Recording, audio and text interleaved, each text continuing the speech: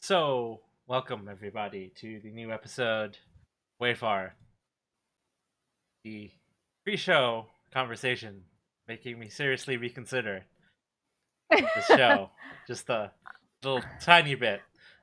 Hey, Hello, all I Lexi. did was accuse you of not telling us you were back. I didn't have a problem with that. I had a whole problem with two of our players having a little back and forth banter that just made me sigh really loudly. But welcome to a new episode of Wayfar. Hi, Lexi. How's it going, Lexi? Welcome to Lancer, Day 16, Episode 15, Deep Space. Last we left off, you were making the crew of the ship feel a little bit like I am feeling right now, which is wondering what on earth did I get myself into? I mean, they didn't get themselves into it, though. They were assigned. I mean, this is true. They had no choice. What you got yourself into is valid, but... Yeah. I guess stream is canceled, guys. Sorry, let's go. Go home. Yep. Nice Have a nice night. Cue post-stream transition. Yeah, sorry. Stream's over. Bye-bye. Everybody go home. Yeah, so last we left off, we had kind of taken a box full of garlic press and ketchup and shipped them back to some poor unsuspecting consignment officer who's just like, what on earth is this box that I just got back?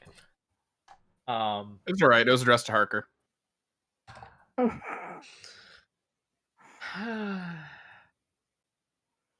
Yeah. The cat had locked herself into her room. Yeah, I mean, that was a smart play, I feel. After everything that happened, that was probably the super smart play. She's just like, me and the goblin are just going to be in the room. Just go away. Yeah, definitely the smartest play of that entire session, which was to just go, nope, I'm out. So yeah, picking up from that train wreck of a practical joke, because that went off its rails real hard. Cat tried hard to keep it together. Yeah, she tried so hard. I mean, Harker had a plan, and then Al got involved in that plan, and surprisingly, Romy went along with the plan, and just... I mean, I feel like the point at which Romy comes along for the plan is when the plan is... When you know it's a bad plan, right? Like, yeah, it's like... Yeah. Oh, Romy agreed. No, we should not be doing this. Yeah. Romy was eager. Yeah. Well, that makes it extra, like... That, I feel like that's the important part, right? Like, Harker had a little practical joke, and then, like, it blew out of proportion. But then, like, Al went, hey, I have a bigger idea. And then Romy went, I'm all in on this plan. It's the only time she's practical. Right, because, like, Al's original plan, as far as I could tell on my end, was that he was going to be buried in the garlic presses. Or something. Yeah, he was just going to be covered in them. Yeah, and burst out of them. Yeah, so I was like, okay, he's going to scare the hell out of Harker, but that's, it'll be like a jump scare and it'll be fine. And then somehow Ketchup got involved, and Romy ended up with 3 garlic presses in her mouth, and I don't even know. The important lesson Cat here dodged out of sight. Is that Harker will never do a practical joke anywhere in the vicinity of Al or Romy ever again. Mission accomplished. Al may possibly have realized that anytime Romy says okay to a plan, something's going to possibly indicate that this is a bad plan. But maybe he did. Maybe he just decided. I feel like Al did not pick up because he didn't pick up on the planet with the wrestling match thing either. I mean, that was a good idea. Or maybe Al just likes encouraging her because he knows that it annoys Harker. But it also is going to get him shot by a cat. I feel like Harker's more on Remy's side than anybody. You wouldn't do that to your Huckleberry. Come on. I mean, technically, I'm just saying the goblin can fit on Charmer. So, wow. I mean, I actually feel like emotionally drained right now. I would like to point out. Technical. I'm not saying I'm doing that. I'm just saying it can technically happen. I would like to point out right now, as characters are designed, Al gains benefit from being near Cat, but Cat gets nothing really out of the deal. No. Well, she gets a giant shield. I also can like take damage for her if I want to. I can jump in front of the bullet if someone tries to shoot at her. Plus, I feel like he's the one who takes the least amount of risks. Because you have not done that. It's literally something I just upgraded. Okay, then that's a plus. Because I was just like, that has not happened. What? Well, see, have you been able to do that this entire time? You know, if I had been able to do this whole time, I'd be a real douchebag. But no, it literally it's just come up in my advancements. I figured since we were going to phase 2 or whatever, it'd be good to be like, our bond has improved, and now I can, take bullets for you. Well, and that's why Cat hasn't shot him yet, despite the whole ketchup incident. Well, I mean, he said he's willing to take bullets from you, so like, whether or not they come from you or are directed at you, I mean, he's still taking a bullet for you. Technically. I don't think that's quite what he meant by it, but... No, probably not. Plus, I don't scrape off the little drawings that you do when you're bored during battles on the armor, so... I'm assuming that really. No, like, I don't know that she would be drawing. Like, she'd be, like, hacking into the system. I don't... Yeah. Maybe the goblin's doing it, but I don't know. There's some weird scratch marks that he... no, the goblin could be doing it. The goblin could be like, I'm bored. This is boring. Yeah. So, that's a whole thing. But yeah, it's the next day. You'll had a good night's rest. Al gets a weird look from like crew that walks by him. You recognize, oh, that's the provisions guy. I think I made a new friend. Yay. Yay, indeed.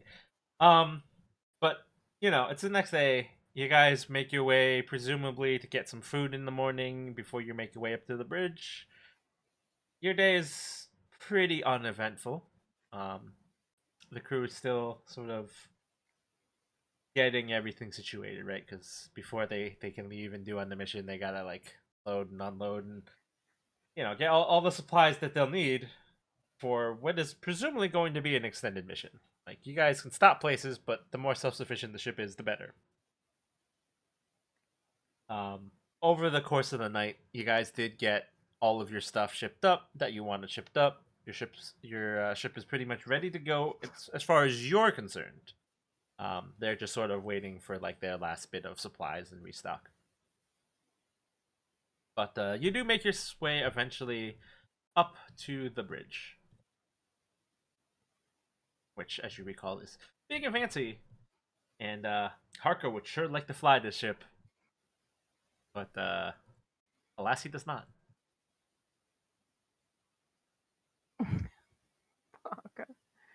Poor Harker. Although I feel like we say that a lot. I mean, well, because it's true.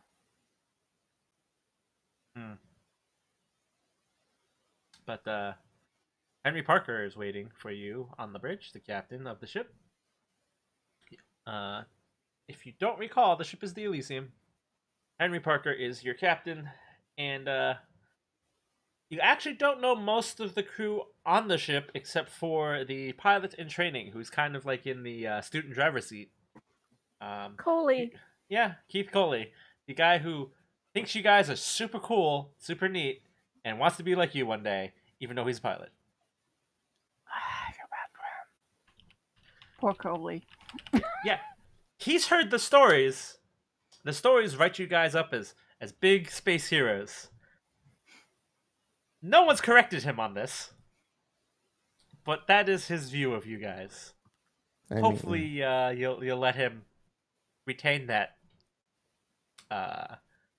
hopeful, youthful vision of you guys being great grand heroes.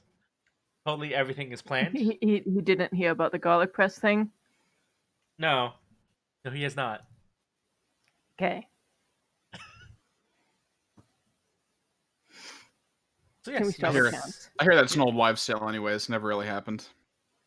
so you step I up thought it onto the was bridge of the rather ship. impressive. It was a training exercise. What were you training? We were Hey, trying we had to fight work on- sandworms before and ambush. And what if one of your teammates betrays you? We were learning to work that was under the training. pressure. Garlic pressure. God. Well, no one's questioned you on this yet, so they just kind of let it go. So far, I mean, like, you no, know. the cat is not going to comment on it. But if they do, she's just like training. Training and not shooting Romy. So it's self-control. And learning to just walk back to her room and shut the door. That's an important training lesson. It was a lot of training. Yeah, it was certainly a test of sorts. Patience was certainly tested. Yes. Half of us passed and half of us failed. How not to kill your teammates. And to see how many times someone can walk by and say "Flight Commander" before Cat loses it. The results of that test are inconclusive so far. We haven't quite reached that number yet. Speaking of, as you step onto the bridge, the captain, you know him as Henry Parker. Everyone refers to him as captain, even though technically, because of the way that the ship is structured, it's more like a floating battle office. Captain is more of a title in name rather than his like official title, his official work title. He is still an officer, but he's Captain Henry Parker, and he turns to you as you guys step onto the bridge. Presumably, you come as a group, right? Like you guys went and had breakfast or did whatever your morning routine is. Whoa. You think Kat is gonna go to the mess hall with them again? I mean, maybe. Although, realistically, imagine what actually happened is Kat went, then along the way, Al showed up and joined her, and Harker probably strolled in sometime later, and Romy, being Romy, just sat down next to you. That's when Kat flees.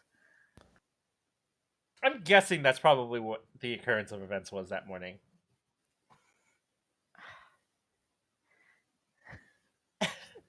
I'm just saying, the last time they were there, Kat said to Harker, "We are not coming to the mess hall with them again." To Harker? I was behaved this morning. Couldn't say the same for Romy. She said it to Harker, and then he's like, "Whatever you say, Flight Commander." And then she was like, "I'm not coming to the mess hall with you either." The mistake you made was getting there first.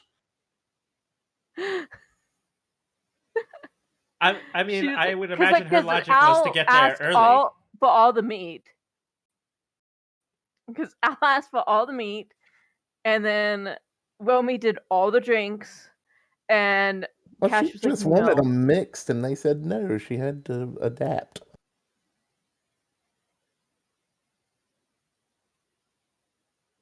because they're not insane.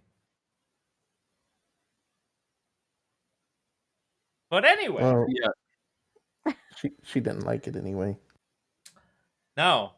As most people would tell you, mixing all the beverages together does not actually make a better beverage. It objectively makes it worse. Now we understand Wilmy's engineering capabilities.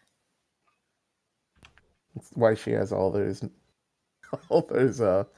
whatchamacallits that I can't even think of right now. It's like she just kept Yeah, looking at drones. the reason the Hydra has like the drones and so many arms and stuff is when we just thinks more is better. Hey, I'll have you know that I got rid of those little prehensile ones. So she's down a few arms.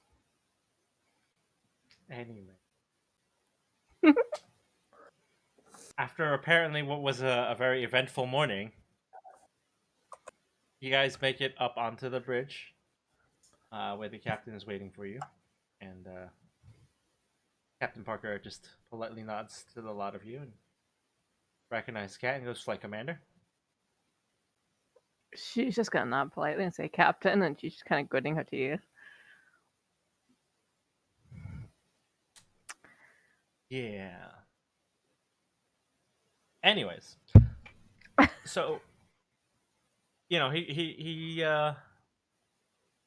sort of gestures and goes, "We should be ready to leave and fully operational within the hour. Would you like a briefing on the first assignment?"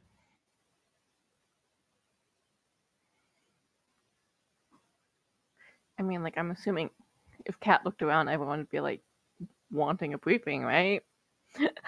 We're waiting for the flight commander. Absolutely.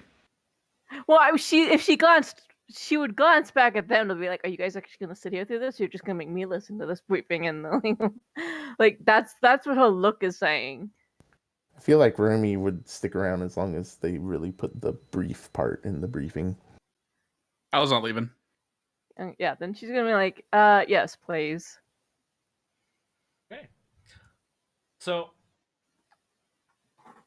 he kind of steps over to the central console, which currently, as you can see in the picture, has the picture of the planet, and he sort of starts tapping some instrument panels on his chair, and the display kind of fades away and shows like a star chart. And he starts by going, "So our first assignment, as you're aware, is to try to deal with Blade Cult present, sort of immediately adjacent to the Wayfar system. Our goal is to eventually track down their supply routes and stop as many of them as we can.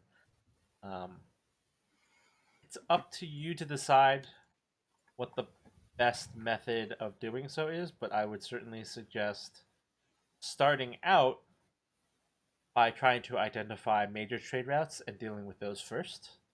Alternatively, we could focus on shoring up defenses on entry points into the system.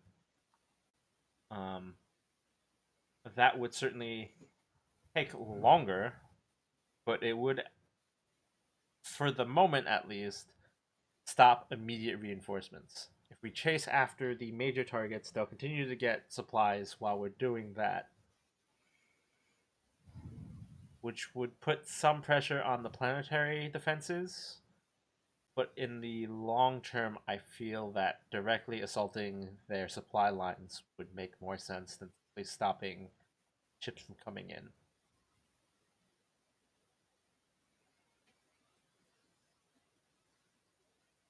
And he turns and points to a few different.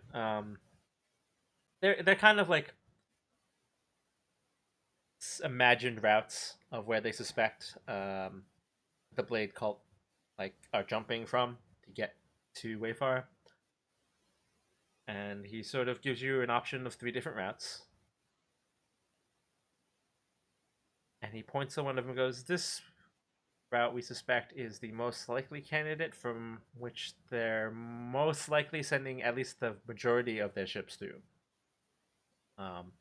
That would imply that they're somewhere along the route. there is going to be a planet that they're using as a staging ground, so it wouldn't make sense for multiple points for them to pass through. It would make more sense for them to sort of meet up, form a large convoy, and then proceed to the planet this way. It is up to you if you would like to proceed with this plan or come up with a plan of your own. Like to proceed with a plan of your own, we're happy to give you whatever intel we have.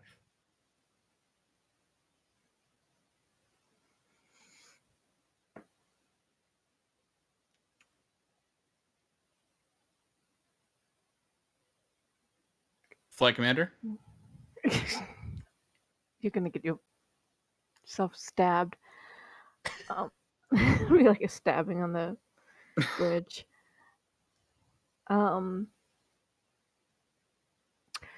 She's going to ask, if they are sending most of the ships through the one they suspect, doesn't that mean that one's going to be more enforced in terms of guards and defenses? Theoretically, yes. That would require the largest defenses if they were going to form a single staging ground.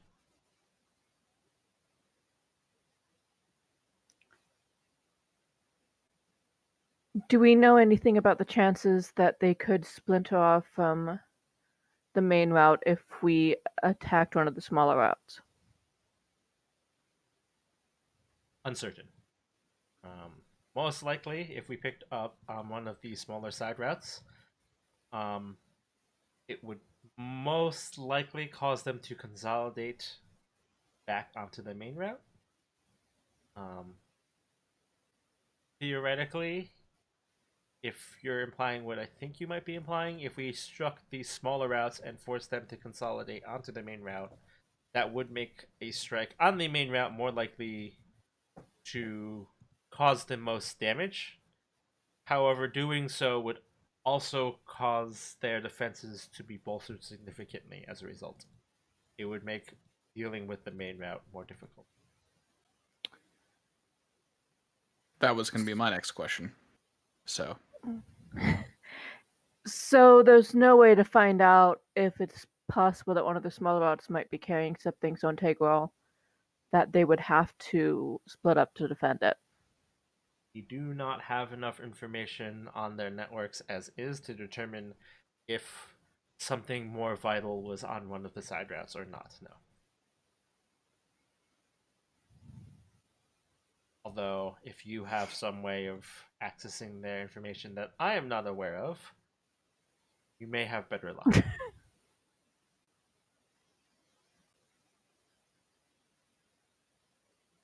And were they given any sort of idea, like, this is me asking, not Kat, were they given any sort of idea of, like, how long they have before a decision absolutely has to be made? Technically speaking, you have the better part of an hour to make a decision based purely on the information you have. That said, that better part of an hour is only for ready to launch. There is no set launch window. You're in space, you're ready to go whenever. You have clearance to leave whenever you want. Technically speaking, you could tell them to launch now before they're done loading. You have that Right. authorization. I was just I was just like, is there a chance for her to go see if she can get some information or not? You basically have full control of when the ship chooses to launch. He has simply just informed you that they are ready to go within the hour, which means that they are optimal within the hour. You can leave anytime before or after. Your mission, as you were given, is purely just to disrupt their supply lines. There is no specific deadline. Sooner is better, but efficient is best. Right.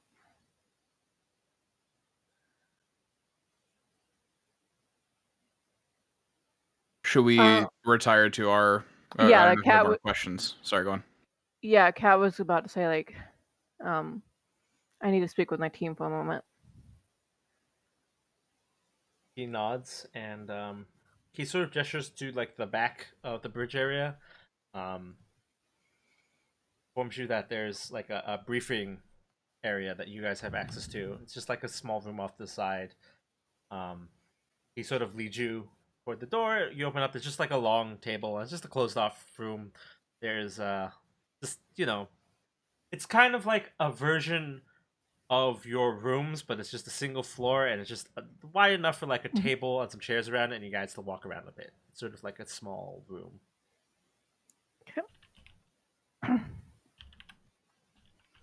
I'm assuming everyone goes back there. Yes. Following the flight commander. Waka waka. Wilmy? Yeah. Okay. I mean, like, as appealing as it might be to not have Romy in there, leaving her on the bridge seems dangerous. Especially if she's still trying to figure out who wants to kill Al. I mean, at the rate they're all going, everybody in the ship is going to want to kill Al. I forgot all about that. I'm glad you reminded me. Hey, I didn't get to forget about the flight commander thing. Okay, yeah. So she goes back to the room and kind of like they shut the she shuts the door for privacy, and she's just like, I don't really want to attack the main route without distracting some off of it.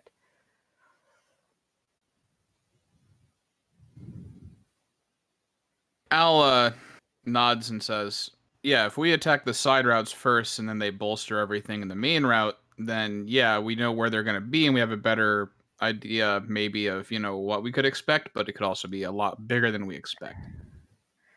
If we attack the main route first, they might split up and try to consolidate everyone elsewhere. So while all the other ones will be harder, the main big one will not be, achingly tough.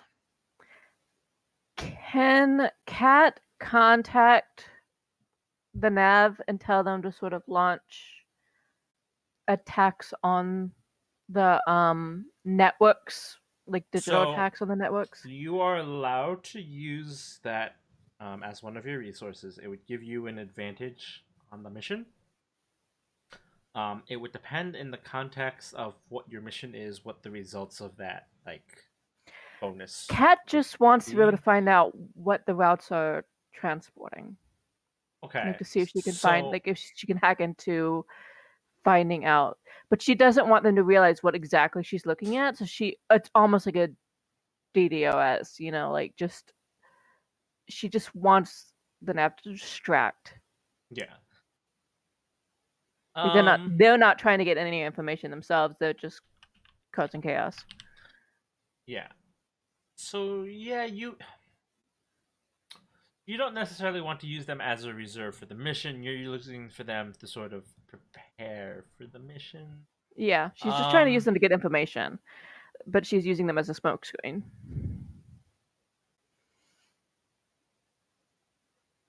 Before we even do that, I mean, for the different routes, are there different main things that each one is transporting, perhaps? Like, are there different routes that are for specified goods, or do we not really have that kind of information? So they don't have the degree of information that you're asking for. What they know is that there's routes, we'll label them 1, 2, and 3, right? So like Route 1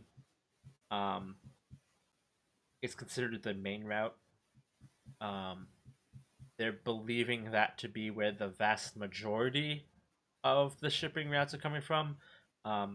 They don't expect you to be able to be like, we're gonna raid one of their worlds and just blow it up and stop them from producing stuff, right? Like that's untenable for one ship. So what they're asking you to do instead is like they probably have like way stations and outposts that they're using for like shipping lanes and things. So the 3 routes that they've presented you are where they think that the Blade Cult has these like way stations that they're using to like rally ships. Because obviously with space, the fastest way to point A to point B can't really be a straight line because there's just a lot of dead space. So you kind of have to go like from gate to gate. So they're using the gate networks to jump from like point to point. So the routes represent different gate lanes, basically, like how they would get from like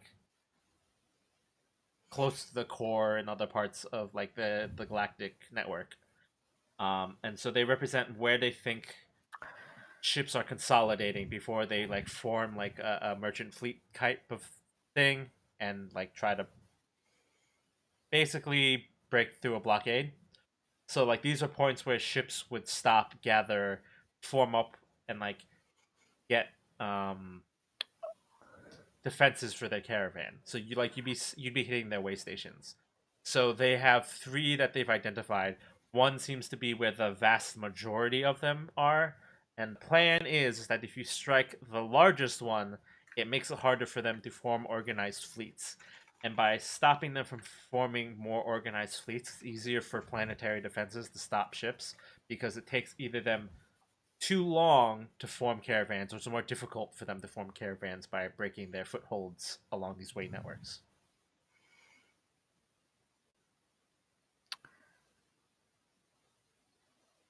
Okay, question. In the setting, obviously, like food can be printed and stuff like that. But what about raw materials needed for pulling that off? Like is that the sort of stuff they would be shipping in? So the expected things that they are shipping, the big thing would be materials, right? Like because they need things to build bases and to print mechs. They probably have mechs that are printed already, ready to go. Like it would just be more practical because you'd be able to defend the fleets with them, but also like then just use them to deploy, right? Because you need to defend the fleets anyway. Right, So but if putting they're some mechs forming on it bases, is they need some form of sustenance, right? yeah. So food would be included in And there. water, a huge one on Wayfar. Materials, yeah. Water would be a Wayfair, big whatever. Wayfar. Wayfair is a Wayfar. website. Yeah, I try like You had it right the Nah. first time. Yeah, and then I doubted myself. I was like, wait, what? No. Okay, yes. So like water would be major, right? Water is important. Base building materials, food, um, people. People is a big one. Right. Because while you can clone people, having more people is just generally better, especially the way that they choose to fight. Um So what Cat is thinking is checking to see if, like you said, like okay, so if we say the first route is the big route, if 2 or 3, if one of them is like transporting something crucial, like what if 3 is carrying like all the water, theoretically? Then they can't just choose not to go defend 3. Um, they would have to split up some of their forces from 1 to defend 3. Okay. So you would That's like to what she's find out that theoretically information. thinking. Like she wants to find out to see if there's anything crucial in the Okay. smaller routes that would make them have to split up their troops a bit. Sure. So you can use that in this case. So organizations, one of the key uses of organizations is leveraging either their efficiency or their influence, doing skill checks. The idea being that they are providing their efficiency or their influence to assist you in Mhm. whatever you're doing. In your case, your organization is +2 to both. You've rolled okay on your previous rolls for maintaining it. So you would be doing.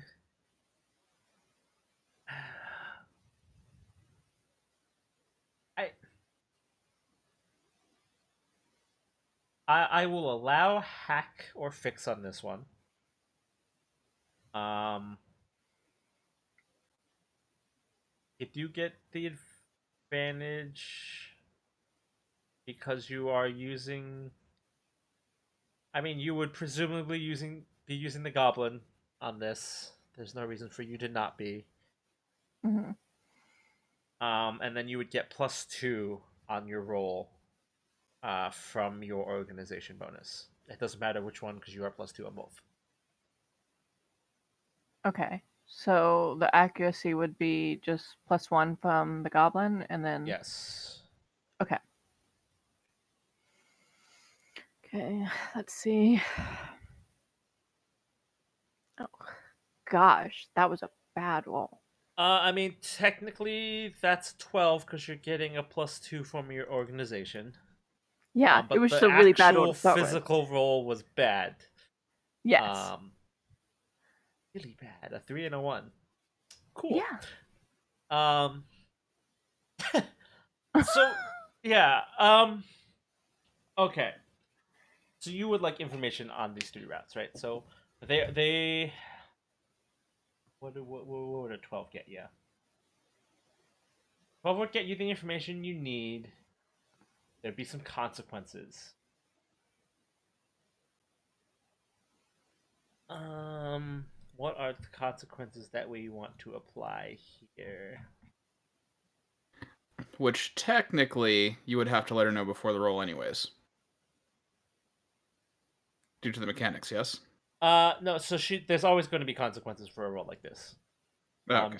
What happens is Whether she I gets to follow through on choose it the or not. outcome of what those consequences are going to be. Right? Like there's always consequences. Anytime you roll, there's always consequences. If it was a thing where there were no consequences, it didn't matter, I wouldn't even make you roll for it. Right? Like that is how the system works. Yeah.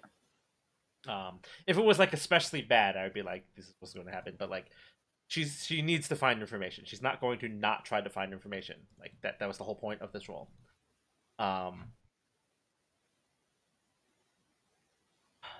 Okay. So you get the information that you need. We'll cover that specifically. But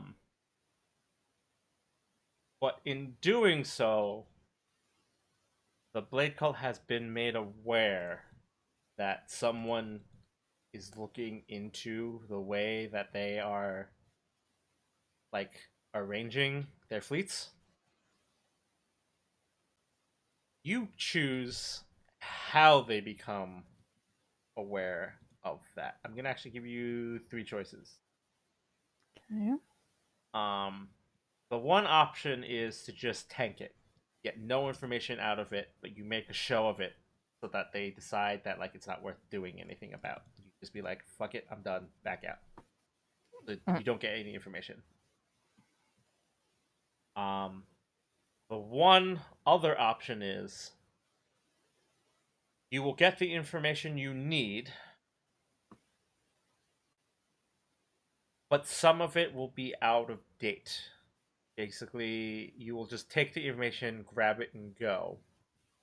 They are most likely going to change something about the way that they are like arranging their fleets. So some of your information is going to be out of date.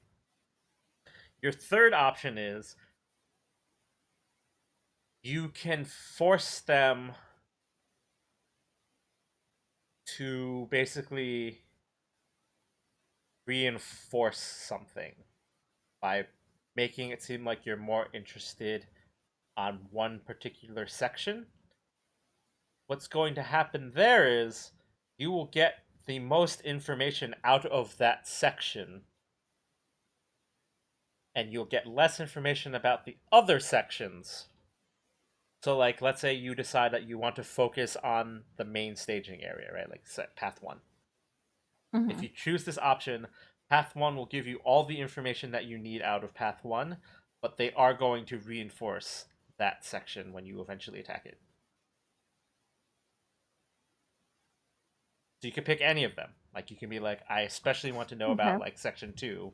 They'll more reinforce path 2, but as a result, you'll have less information about 1 and 3. But that also means most likely 1 and 3 will be less defended. Will be less. And we already know that 1 is the most defended. Like that's what we know. Yes. Yeah, then no, that's exactly what she wants to do. So that's fine. That is a fine consequence. Yep, those are your 3 choices. You can back out. You can get information that may be out of date. No, then she's gonna try to force them onto Route 2. Okay.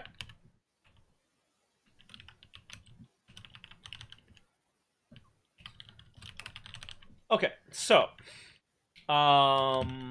what specifically would you like to know? Like, if you were going to pick from a handful of things, like what is your most important that you want to know about these routes? Mostly what the mostly what they're transporting at each route, even if it's just vague on the other ones.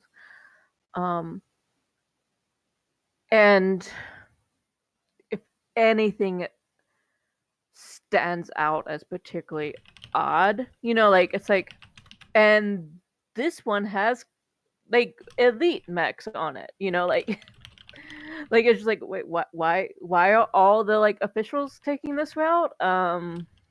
Like that sort of thing. That's mostly what she's aiming for. Like she's not trying to get a full rundown of like troop numbers or anything.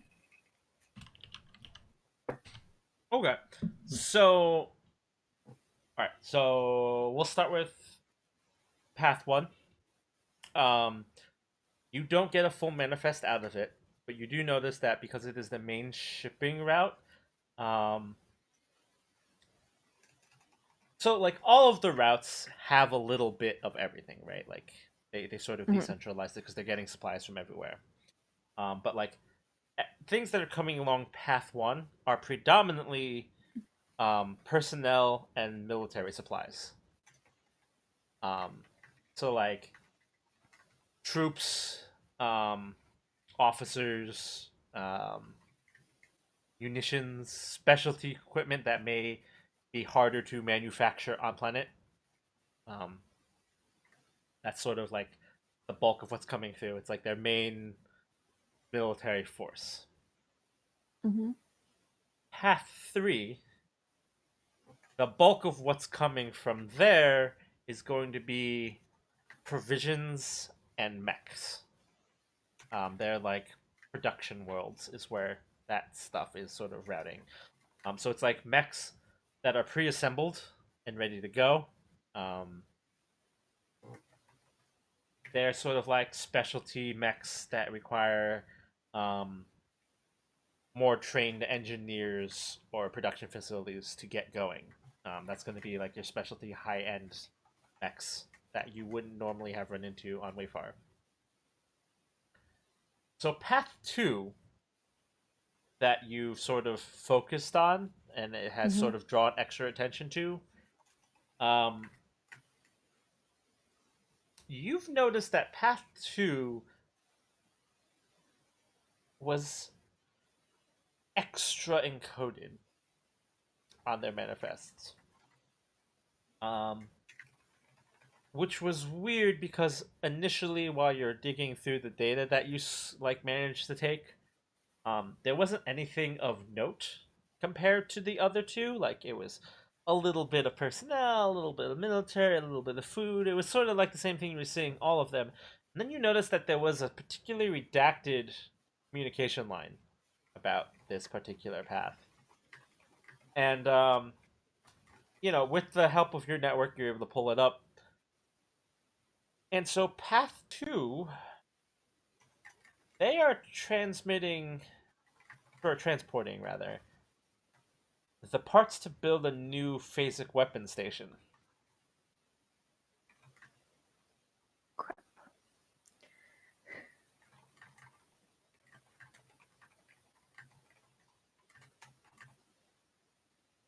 Okay. Sounds like target number 1 right there. Yeah, well, so we just reinforced that, so yay! yes, so you've come to the realization that path 2, like, they had purposely tried to keep it low key, and the reason that they had done that is basically they're trying to funnel in a new station. Like they're trying to bring in the parts, like the specialty parts that they need to build another operational station. Now,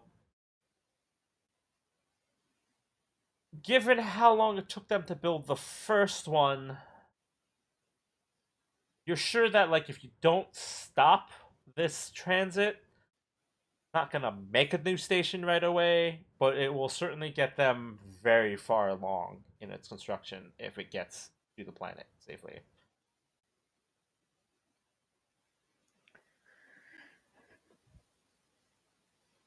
And if we attack the other routes, then they could just bulk that one up more.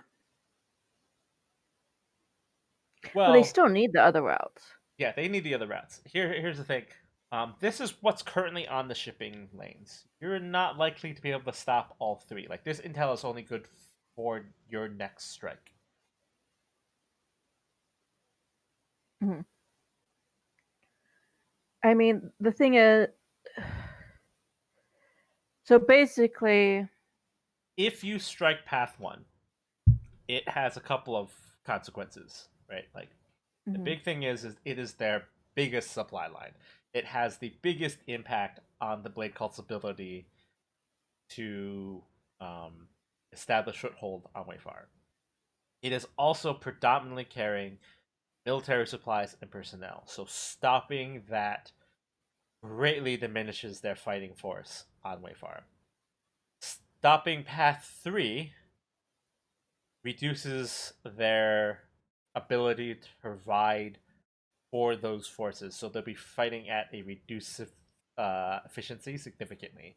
Like, you can't, like, it doesn't help if you have people if you can't feed them all, right? Like, that just doesn't work. Path 2 has the least impact on the planetary presence. It's just gonna suck when it finishes. Yeah. Because one station can basically defend their base. Another station allows them to act offensively, right? Because like the problem with having one station with this phasic weapon is that like it's super good at being a deterrent, but it can't be a deterrent and an offensive weapon. Mm-hmm. A second station would allow them to use one of them offensively. Right.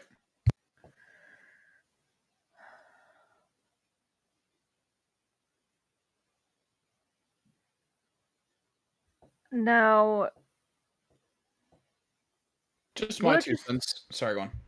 Oh, I was just thinking, like, we're supposed to mess with the shipping lines and stuff. But like, there's still Holland forces and everything that aren't us, right? So, like, it's... so yeah, yes and no. Holland, as a organization, has a galactic fleet, effectively, right? Like, they're everywhere. However, that's like a McDonald's calling a different McDonald's for staff because a couple people got sick. You So can common? do it. It's not the thing you normally do, right? Like it's sort of a, well, you need to be able to take care of your own house. No, I meant like Holland has, last we checked, 57 military grade satellites. Right. So it's not like we are the only Holland ship. On Wayfar, there are ships that are stationed, and they have other ships that are like harassing shipping lanes, right? Like they're defending shipping lanes. The problem with that is, they also can't be everywhere at once. Right. So like, yeah, there's one jump gate. They can't just shove everyone at the jump gate and just blow up everyone that comes through. One, the Union would have serious issues with that. Slightly. Two, that's a great plan until some ships get past you, because now everyone's sitting at the gate. Mhm. And you can't chase them away, because then, like, other people are going to keep coming through, right? Like, so, like, Right. there was a logistical problem of just stopping everybody at the gate. So part of Holland's fleet is coordinating with Wayfarer's fleet, just in orbit. They've made a blockade, but like you can't. Despite what sci-fi shows tell you, you can't just blockade a planet by forming a ring around it, because space is 3-dimensional. Right. Right. So like blockading a planet is hard. But could Kat pass the knowledge about the Phasic station to Barnett and be like, we can't go after that one right now, but Sure. could other ships slow it down? Like, sure, you could because certainly... they do know about Path 2. Like, we obviously, they're bulking up Path 2, so like Kat doesn't want to send like other ships in to die, but just harass them. Like, don't let them like... Right, so like mechanically, the way this is going to work. Sure, you can tell Holland. Sure, Holland will do something about it. It's going to have an impact. Like just telling them that it's there is going to make a difference versus if you didn't know about it and didn't tell anybody. Mm-hmm. Like, it's still going to be a problem, but correct. So like, these are things that are going to happen regardless of whether or not you are expressly told about them, right? Right. Like Holland is actively fighting battles. These are things that are considered. Mechanically speaking, what's going to happen is what you're doing is you're determining the speed at which stuff sucks. Basically. Oh, awesome. Like, 2020 your the job game? is to make the blade call not a problem. So it's like it's a mini game, right? Like it's a mini game in a game. Yeah. Like their theoretical resource value is going to go up. When it reaches a certain point, bad things happen. Your job is to keep it from going up long enough for important things to happen. That's sort of what is going on right now. Yeah. Right. So Kat would look at the others and kind of give them the information she got.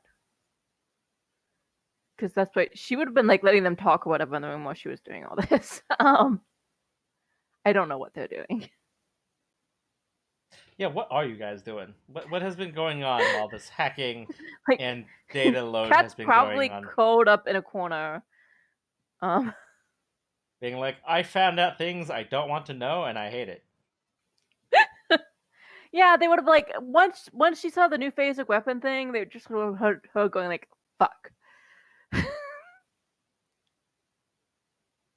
Romy's doing puzzles in the Space Highlights magazine that she found. I mean, and wondering why sure. Goofus and Gallant is so wrong. Yeah, it's pretty tough stuff. Yeah. I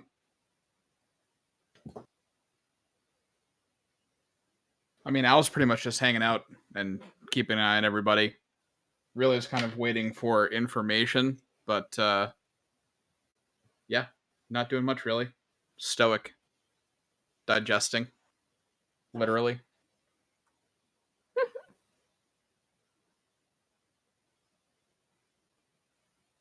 Harker doing anything special? Probably fell asleep on the couch or something. He's like, I'm just gonna go over here.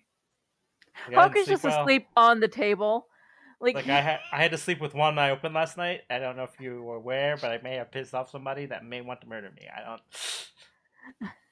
Harker's just laying out on the table asleep. He's just went over, took a nap, figured if there's anything important, people will tell him. He probably woke up when she started swearing. I need a 15-letter word for head of a ship. And it starts with an F for this crossword puzzle I'm doing. Gonna get a pen stabbed through her hand. Especially since Cat's over there cursing. Waka waka? So Cat finally uncurls from where she was caught up in the corner, like working on hacking and stuff, and she's just like, so the Blade Code is trying to build a new phasic weapon station. Al doesn't remember that word, so he goes, a what? That was the thing that made the people scream and right? Like that's Yeah. what we're talking about? Yeah. I was making sure. I was just making sure. The ghost? Wait, the ghost piloty thing? Yeah. Oh, fuck that, Al says.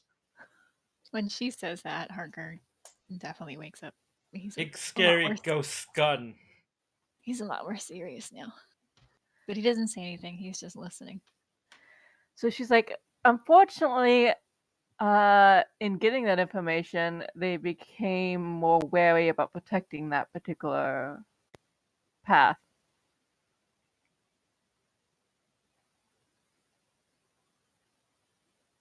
Al says, so what are we doing then?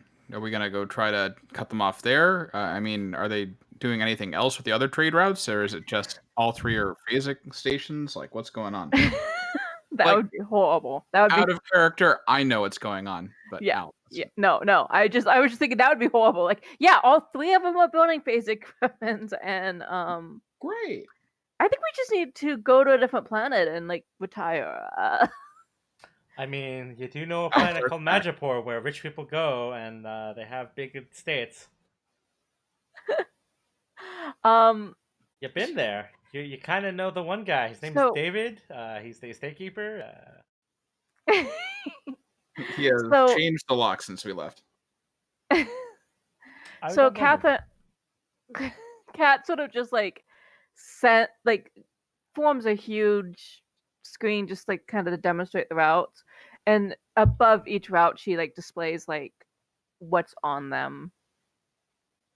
And she very handedly labels each route with a giant like path 1, path 2, and path 3 so that they can't be confused. And she says, well, path 3 is providing the provisions, so if they don't have that, they can't feed their people. So there's argument for that. But path 1, like we mentioned out on the bridge, is the main shipping thing, and they will be disrupted if we mess with it. It just means that we won't be going after path 2, and they'll just be able to continue with the phasic thing. So their main shipping route has what, Al says? Like just... Well, you said that provisions were path 3. Path 2 is the ghost cannon. She's like, personnel, bringing people in, military supplies, that sort of thing. Al thinks for a second, goes, I mean, they can always find a way to get supplies, even if the supply line gets disrupted for, like, well, food per se. Potentially there's other things they can do, raid other places. The gun, as much as I hate to admit it, that's going to happen anyways, probably. We could go after that as much as we want to, but I think that getting rid of people is most important, because all that's great. But, having the gun is great, but what good is a space station if there's nobody to man it? And nobody to eat all the food on it? And he looks around and goes, so what do you guys think?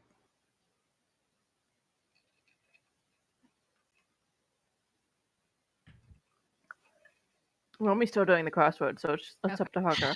I was waiting. Harker thinks about it for a second, and then he says, I disagree. He says, not that we shouldn't go after the troops, because I agree that will be a bigger blow. But I don't agree that this phasic station is something that should be allowed to get built, because we don't need that being turned on civilians.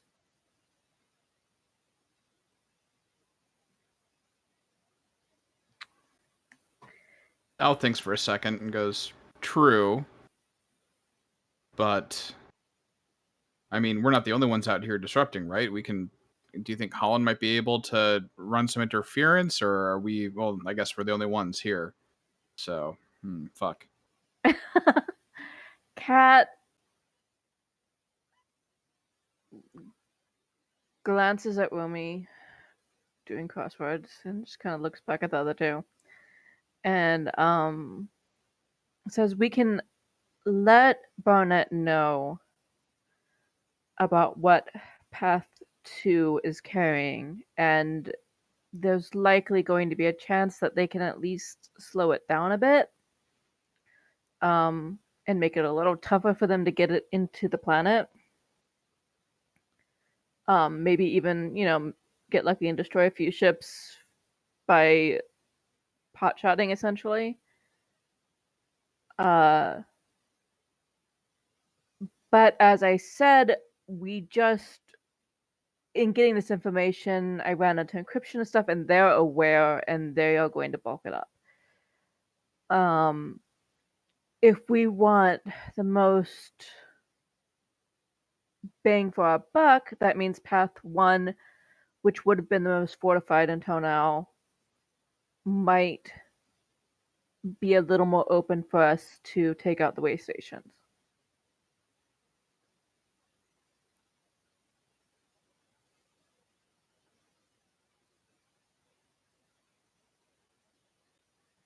Al just kind of nods because that was kind of the point he was trying to make. Looks at Harker and looks at Romy for a second, and then realizes that Harker or Romy, for all intents and purposes, is not present at this meeting. She's there. Just, physically. This is physically, the sure. most constructive things. Romy has been in a meeting, so just go with it. Romy's just doing more important things, okay? It was flight commander. That's the word I was looking for.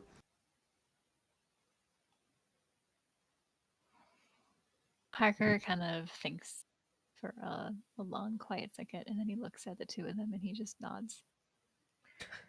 Kat, looks back at Harker and says, "Look, I get it. I do not like that weapon. And if I could think of a way for us just to get rid of it and not potentially get ourselves killed, I would. But all I can think to do is warn them that it's coming. And hopefully if we can take out the way stations, we've limited other ways they could choose to transport the parts for this weapon station if they suddenly decided to switch from, the second route."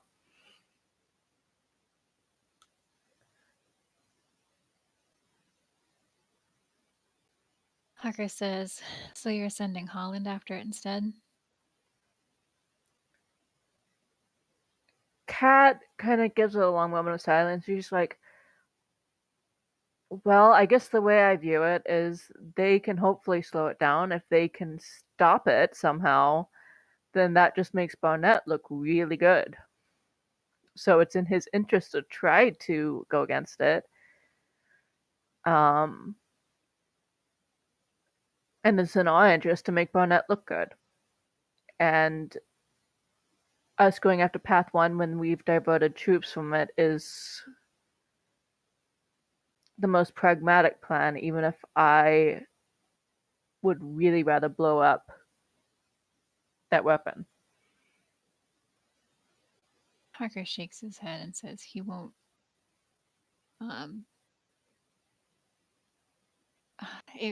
He won't. It won't be about whether it's good for him. He won't pass up the opportunity to steal it for themselves.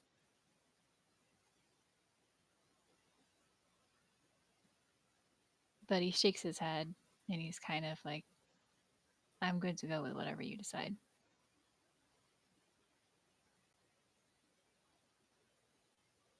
Al pipes up for a second and goes, "You have a point.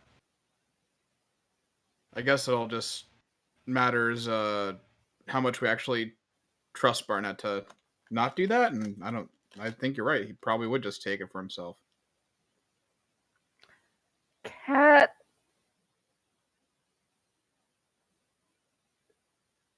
sort of nods, but says,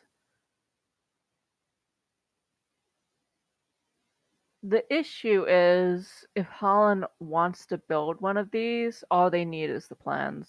It's got nothing to do with the materials. Holland could get the materials in no time. We don't know that this path even has the plans on it. They don't need to transport the plans. They already have the plans. They're just transporting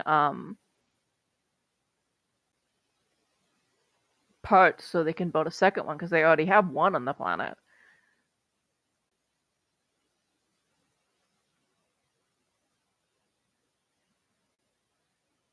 Al tilts his head, thinks for a second, goes, "That's true. I say fuck it, let's kill all the people. I mean, cut them off." Yeah, just murder all the people. Kill them all.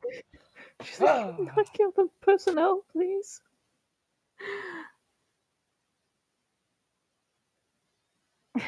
Sorry, let's cut off their human resource supply chain. And Cat, gently corrects what it also has the specialty equipment and military supplies too. It's not just people. It's not that I'm just saying let's kill the people.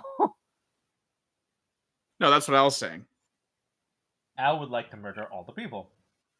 I know, but Kat is saying, I'm saying we're going after one because we want them to not be able to kill other people, and that means we have to get rid of their weapons. Right. But then there are people who have to use those weapons. Just a little bit of murder, guys. It's fine. No matter, old people, young people, I just love killing. Just a little bit of casual murder. We do it all the time. Don't worry about it. I mean, we really don't, though. I mean, no, you really don't. Like, we are the least murder hobo group of, like, any tabletop game ever. Correct. Somehow.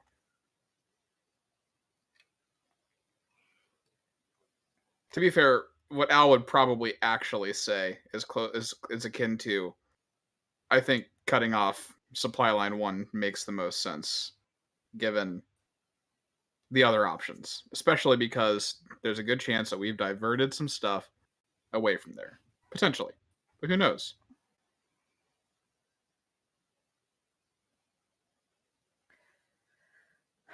So Kat looks up and says, so are we agreed that we'll send the encoded manifests on to Barnett?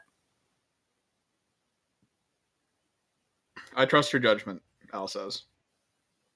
Please don't do that. Whatever you say, Flight Commander.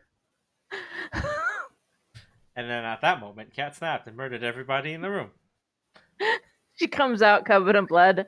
Yeah, so the team is gone. And everyone's like, no, we saw this before with the ketchup. This is bullshit. And then you walk away, and then they're like, no one's coming out of that room. It's been like 20 minutes. It's like, guys, you're just going to have to wait. You're going to have to send another ship. They're going to have to come back from the cloners. Don't worry about it. Send another shuttle. It's fine. And this would be the round that Hal loses all of his memories. Because cloning. Anywho. No, he just gets a giant barcode that says he belongs to Holland on his forehead. No, it'll be on the back of his neck. And then he can call himself the Hitman. It's already halfway there. Okay, so she's kind of looking at Harker because he hasn't chimed in yet. Harker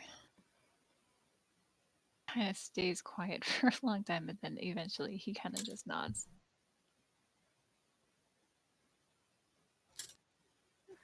So Kat doesn't wait for Romy. Because rude. assumably, well, I'm just assuming she's still doing crosswords. I mean, you're not wrong probably, but that's still rude. I've moved on to the word search. Right, and she's now found her second word.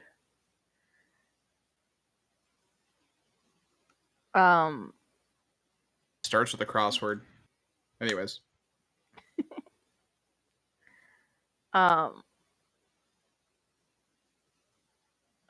So Kat kind of just sighs, and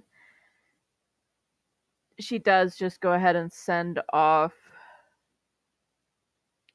a sort of like a lightly encoded message that she's pretty sure Barnett would have someone that would be able to get through.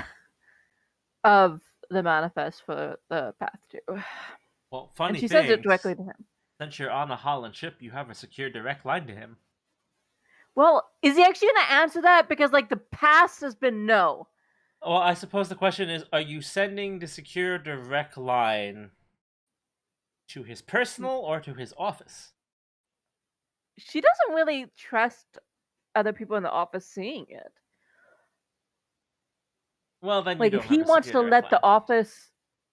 Yeah, if he wants to let his office know about it, that's his choice.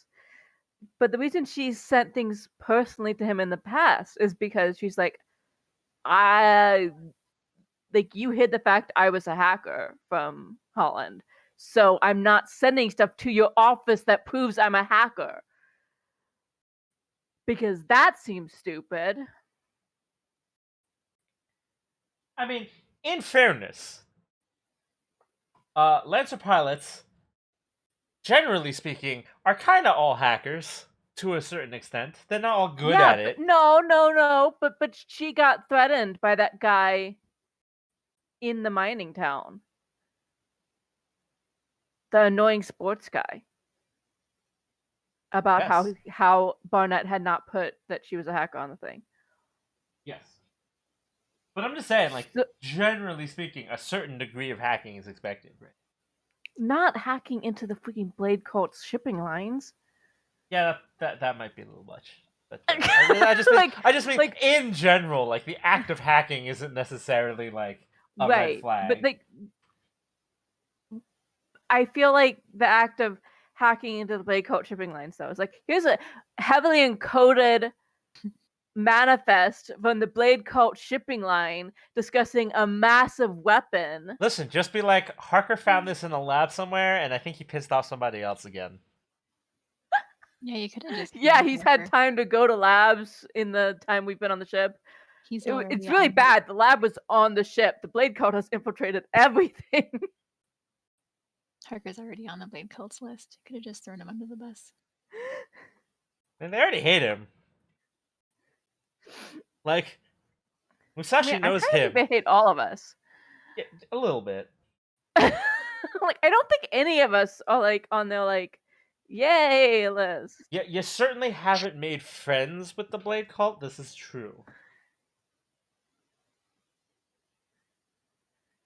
You're not on like their list of people that are allowed into the bar anymore. There's like a sign. It just says, "Do not serve drinks to these people."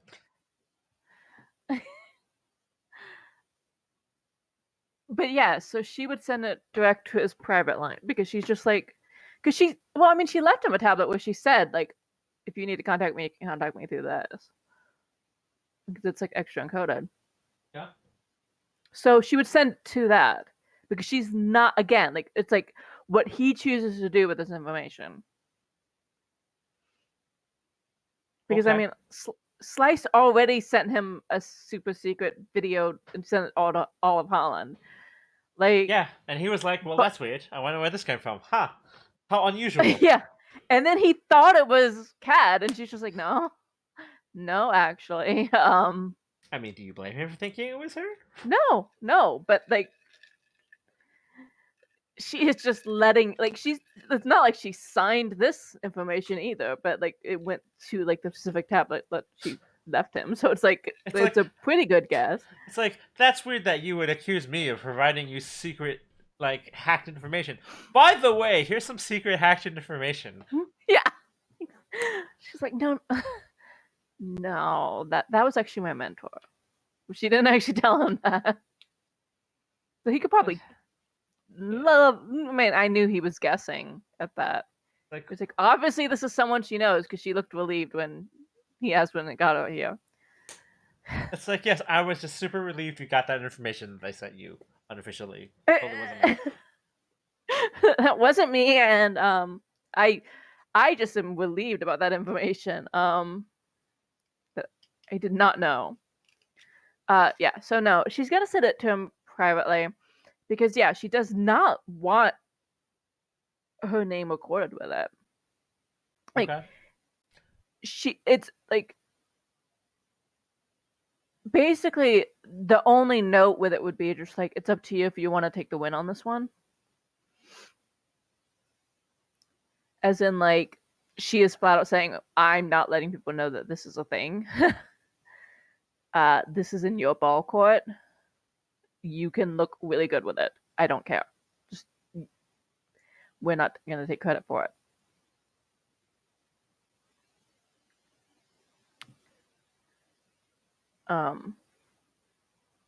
So she finally, she rises to her feet and makes the screen disappear and all that. Sees if Romy is done with the word search yet. I don't know. Romy, are you? As done as she's gonna get. Somehow hard on the crossword. They're backwards and diagonal at the same time. That's not fair. Kat leans over and casually points out one of the words that Romy's been struggling with finding. And she yanks the magazine and turns her back and huddles over it protectively. You missed 17 down? That's chocolate?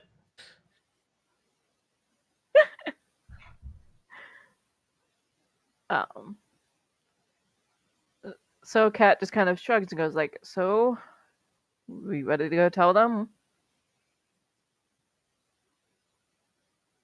Al nods and says, are we going to have them wait until they're at full capacity, or do we want to try and hit them now? Or as soon as possible? She's like, well, I would prefer if we had the ship entirely stocked. But, I'm assuming they've been back there for a little bit at least. I mean, like I said, they said The they'd ship be ready only- to go within an hour, so, Yeah. it didn't say it was going to take an hour, just within the hour. Yeah. So, she's like, we can wait the 15 minutes if. I mean, they also don't have to leave as soon as you tell them either. It's not like you show up and be like, okay, so this is what we're doing. Let's go. Chop chop. Although you could, I guess. We kind of almost need that if. Because it's not like the Blade Cult's going to be like, well, you know what? We're just going to wait till lunch break tomorrow to move ships. Hit the little battle stations alarm. That'll be fun. Or don't. I mean, if you want to just fly with, battle klaxons constantly blaring the entire time. Oh my god. Sound the alarms. All of them. Al just steps onto the bridge. And it's just like, red alert! And the captain's just like, what? It's like, flash the lights! My favorite video game. Sorry, had to inject a little bit of that in there. But yeah. Turn on the blinky strobe lights. And the strobe blinky lights. Absolutely. Anyways. And the one that goes patang. Anyways, regardless of the bleeps, the sweeps, and the creeps. Yes. The answer is yes. We want to do the thing. Yes. So, Kat is just gonna go ahead and walk out of the room because apparently Al is just fantasizing about alerts. The bleeps, the sweeps, and the creeps. Why not? This is all me out of context. I'm not actually. Yeah. This is my stream of consciousness. Al is really stoic and just kind of thinking about these things. Romy's actively looking for the panel that would have let her activate it. Yeah, that sounds about right. Yeah. So yeah, step back up onto the bridge. Yep. Okay. Surprisingly, no one seems to really care that you come out. They're all busy doing their own thing. This ship doesn't revolve around us. I know. Thank Weird. God. We can't even get a ship. I thought maybe like the world did, but now we can't even get a ship. Yeah, so Kat would hand the captain what manifest information she got for Path 1 and Path 2. Okay. Just so that he can have it for his records and whatnot. Sure. You gonna contextualize anything about the fact that you just handed him like track data, or are you just gonna be like, here you go? No questions no. She's just gonna go, here's what my resources were able to provide. Okay. Al glares at the captain. Not really, but like if he starts to look surprised, if he starts to ask a question.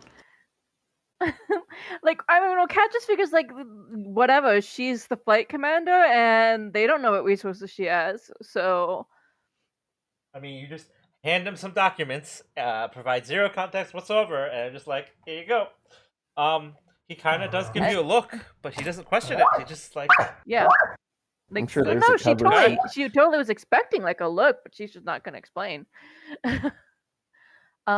And then she's just gonna say, I agree with your earlier assessment, we should go up to Path 1.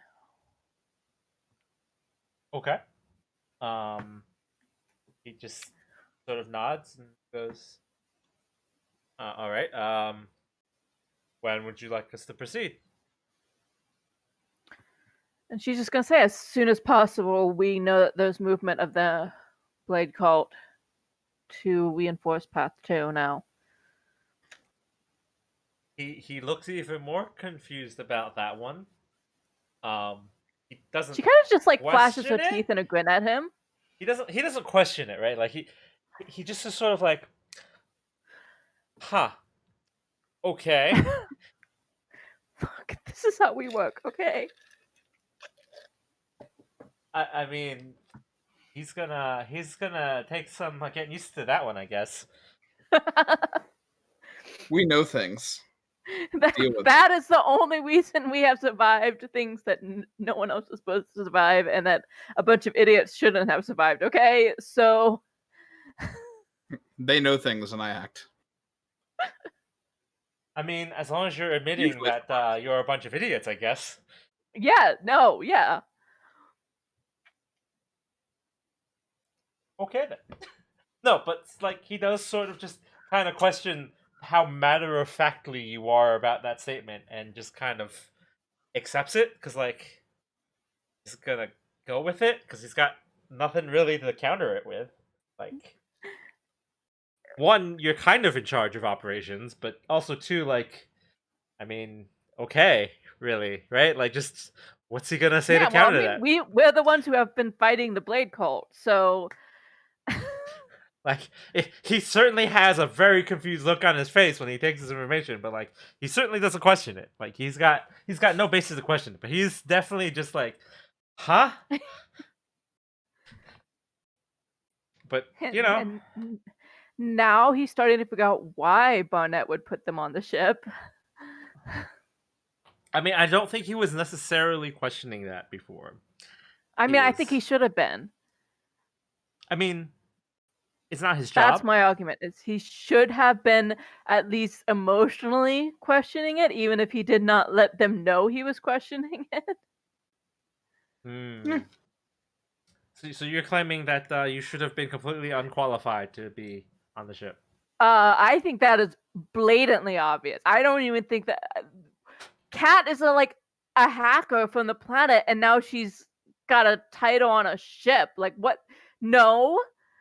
There was no qualification there. Like, And Al's pretty much above most of the people on the ship, which is horrifying. Is he the though? only one with qualifications to be on this ship is Hawker. And he And won't they won't admit let to him those fly. qualifications. They He won't won't let him admit fly to the ship. them. I mean, I would argue that he's not necessarily more qualified than any of them on the ship. He's just. But he's actually like, he actually has a reason to be on a ship. Cat does not. Cat has Depends on the ship. zero. What? It depends on the ship, because not all ships are the same. So it's not like if you're a pilot of one ship, you can pilot all of them. And this Well, is I'm a not even fairly saying that large like ship. you have to be a pilot, but at least like that shows some ship knowledge. Kat had practically like only been on like small ships the rest of her life. Okay, like this is like, and like the longest ship trip she has made was the freaking one to the island planet. Is that kind of like how Luke at the Battle of Death Star just casually drops that like he used to shoot rats at home from a ship? And it's just like, that makes me a qualified fighter pilot. It's like, no, that just makes you a crazy person. But thank you. Thank you for that contribution to the conversation, Luke. Exactly. Like it's like Kat knows she is not remotely qualified, but she is just like, that's why she's just like dropping the information. She's not giving justification for it because it makes you look a little more competent if you look mysterious. Mm-hmm. I disagree, but we'll go with it. No, it totally does. Like you're suddenly like just dropping information on them that they didn't have, despite like all of Holland's resources. Come on. It looks fancy. It's weird. It's weird and it looks fancy. It is weird and it is intimidating. I don't know if I would use the word fancy. Okay, intimidating shall take. We'll go with intimidating. Sure.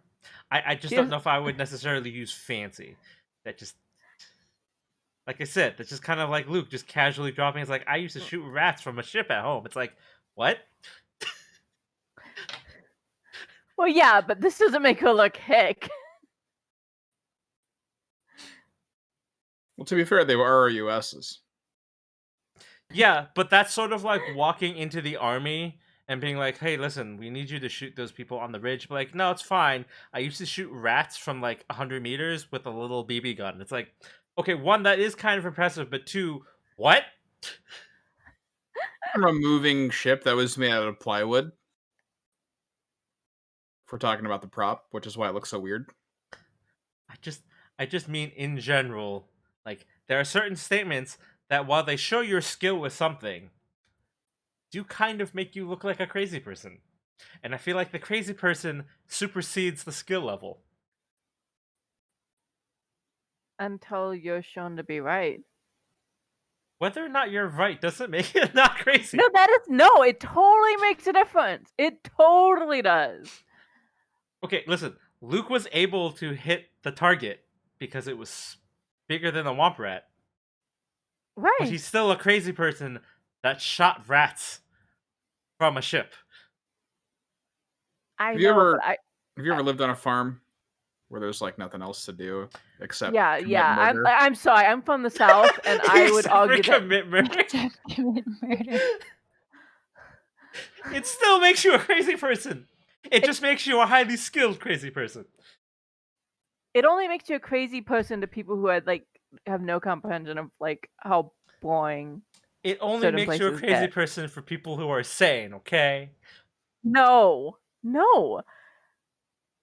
Like, my great-grandfather made a doctor eat a squirrel once, so... I assumed the squirrel was cooked. It's like, what? Is that... no, it's okay.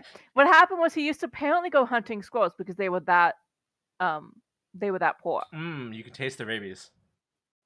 Well, they're not. It's not that prevalent in squirrels. Yeah, it's actually not. Squirrels don't tend to be wealthy to begin with.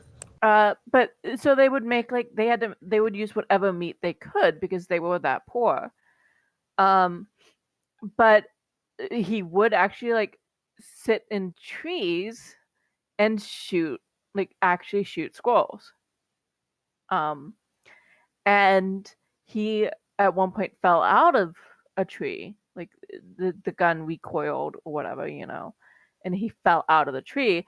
And the doctor was like, look, I'll be shocked if you ever walk again. You are never going to be like out shooting again. And my great grandfather apparently said to him, look, if I am able to get better in a year, I'm going to bring you a squirrel and you have to eat it. And he pulled it off. He did all the rehab. And this was like in the 1925 or something like that. I feel like the proper response to that should have been, listen, you fell out of the tree hunting squirrels, and I didn't think you'd walk in. Cool, you can walk. Why the hell did you get back into the tree to kill a squirrel? This is why you got here in the first place. I mean, is it a little crazy? Yes. Is it a like hard as nails determination, stubborn as hell? Yes. Kind of badass. Yeah. Yeah, like it's like I'm not It sure you're wasn't very disproving. fancy though. I'm not sure you're disproving my certain statements, while they may be technically accurate, are not any less crazy. you might think something's crazy, but you never forget it, and you don't actually go like, you might say that was a crazy son of a bitch, but you would never like you. It's with admiration. Listen, Depression era America, you did what you needed to survive. Yeah, exactly. Like it was like they would. See, I'm not questioning that. I'm just questioning the statement of he made a doctor eat a squirrel. It's still a crazy statement. Yeah. And my grandfather lived in the side of a hill. I come from hobbits. I mean, that explains a lot. Literally in the side of a hill in Oakland. That sounds cute. It's not. I have pictures. But no, like it's when you know like the crap poor ancestors had to go through. Listen, and make it. It's just like no. You do what you have to do to survive. It's still a crazy statement. Yeah, it is, but it's hilarious. And I would never want to be on the other side of a gun of a ticked off great grandfather. Okay. I mean, I don't think anyone wants to be on the other side of a gun to anybody for any reason.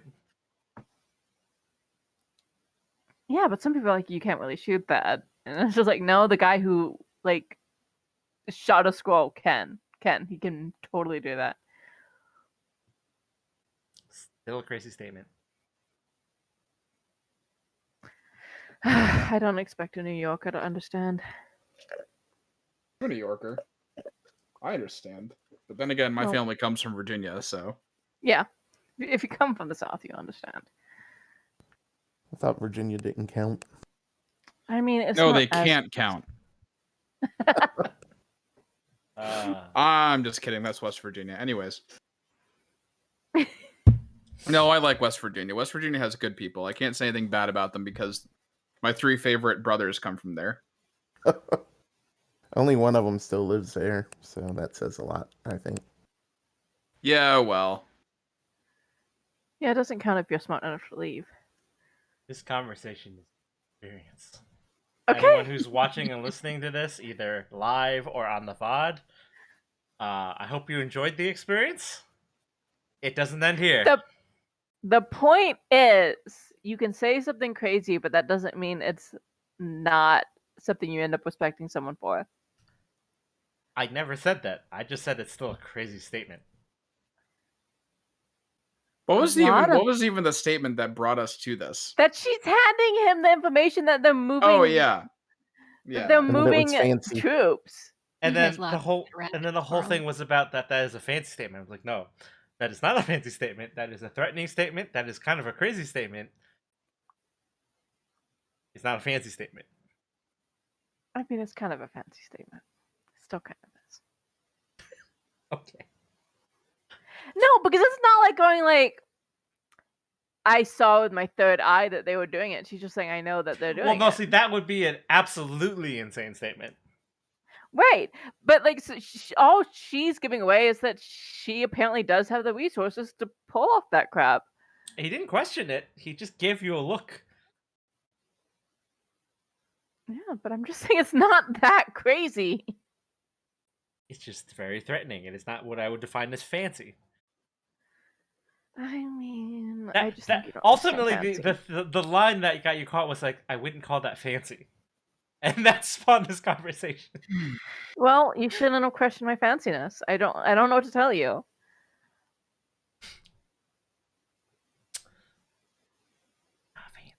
But anyways, you're not Where the fancy rails statement. I don't know. They're not fancy enough. But no, seriously. Yeah, he kind of gives you a look, and he just like, okay. We can be underway shortly. He kind of gives you a look, and he's just like, "You want to stay on the bridge, or would you like me to call you when we get closer to the operational area?"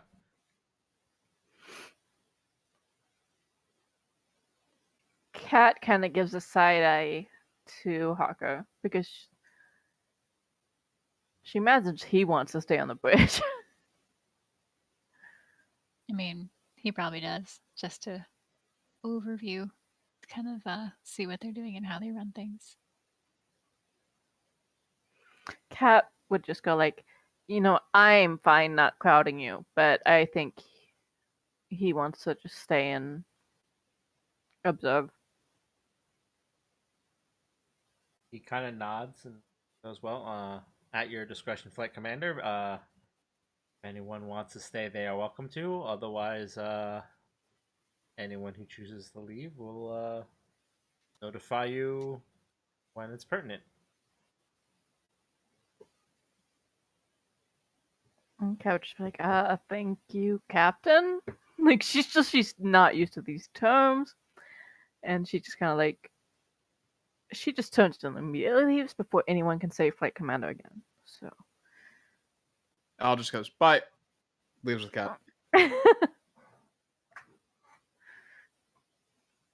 So Harker presumably stays. What does Romy do?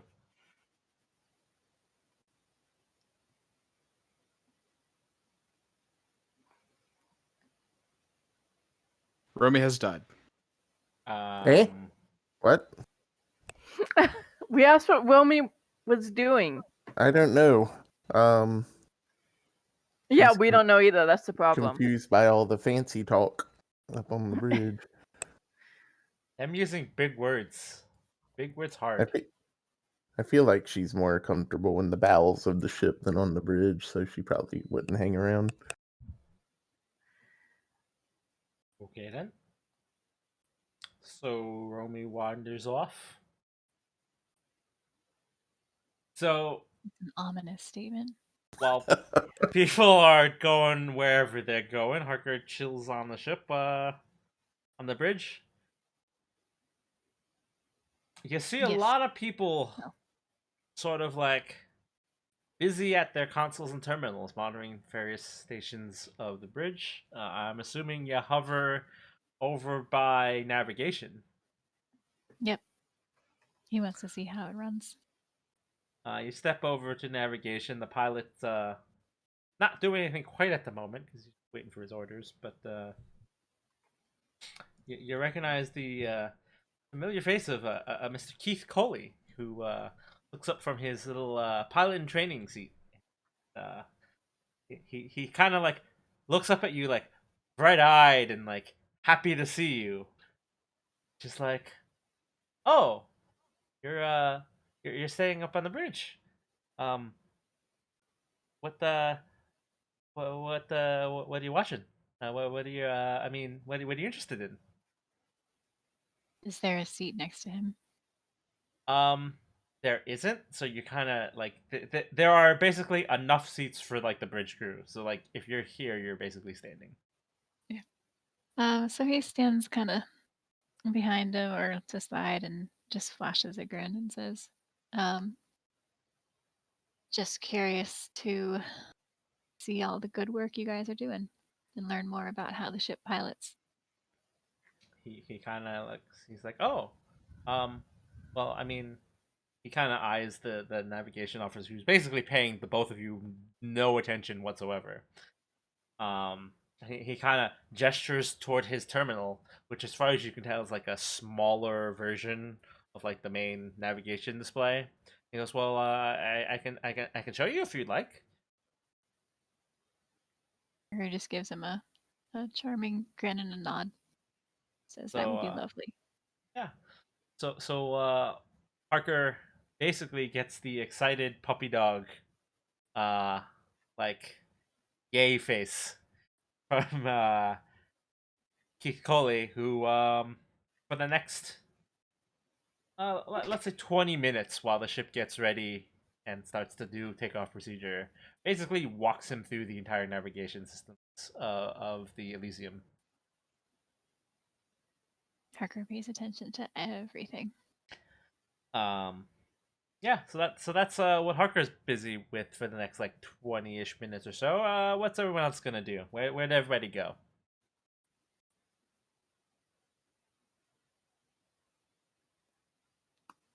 Kat is just kind of walking the ship because she's just kind of agitated, and she doesn't like the fact that they had to not choose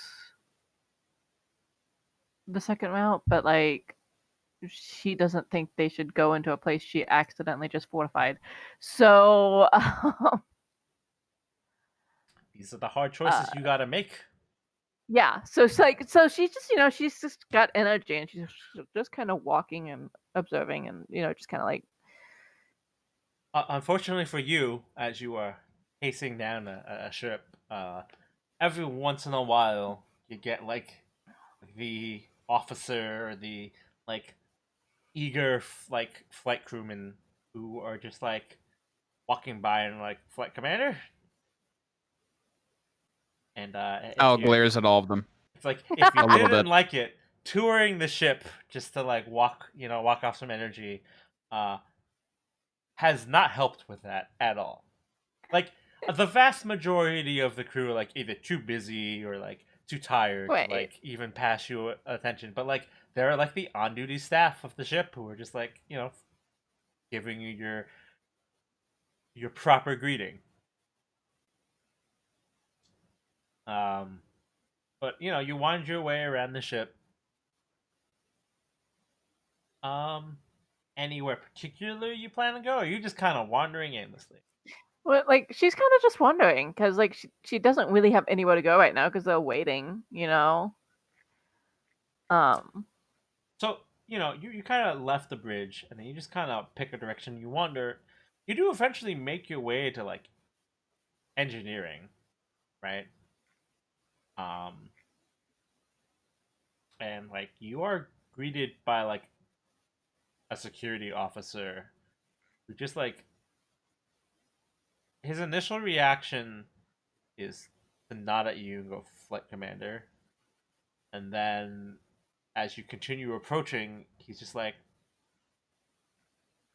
"Where are you going?"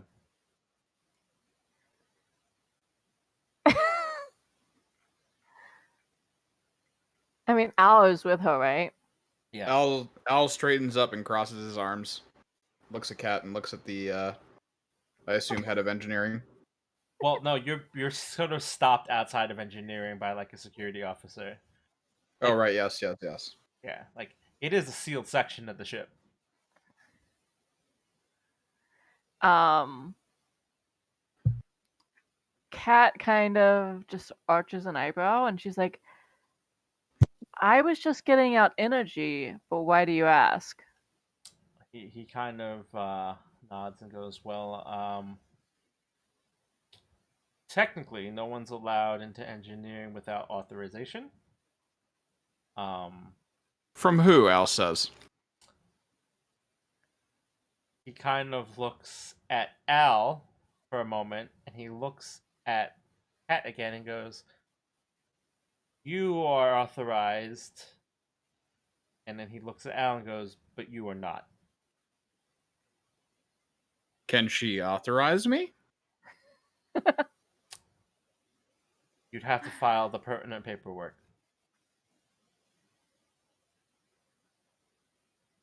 Cat kind of mutters to Al, like, there's a lot of fucking paperwork with this thing. Al doesn't immediately think there's any danger to her going in alone if she's allowed, so he just kind of goes, if you don't need me in there, kind of shrugs. Arms still crossed.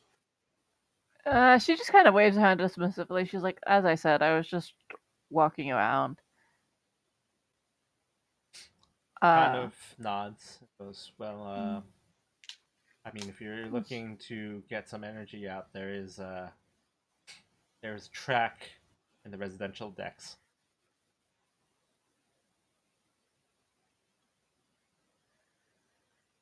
Oh my god, did he just tell a hacker to go run? I mean, you were literally just walking from the bridge to the other end of the ship. I know, so, but like... to actually go run? Like... You can walk on tracks. No, but like, no. One is at least getting you from one place to another. The other one is just going in circles. I mean, remember, you're not officially a hacker. I know, but like, he you doesn't know. He doesn't know that. I mean, he doesn't know are... that she's a hacker, but she's like her reaction is like almost like a physical recoil. Like, you are a rough and tumble Lancer pilot, flight commander, officer of the ship.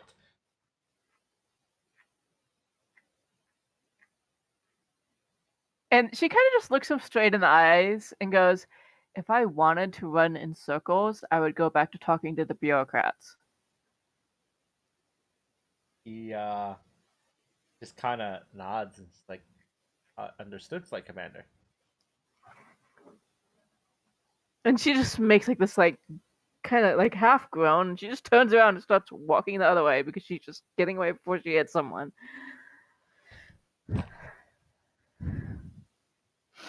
Al follows, obviously, but not before just side-eyeing the guy.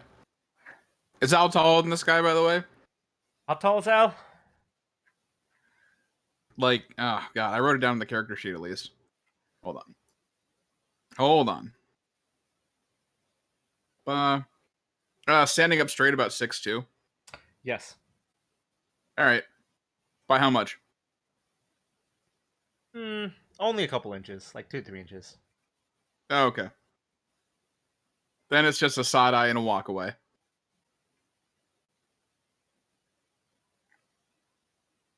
I mean, the guy basically doesn't even like bat an eye at that.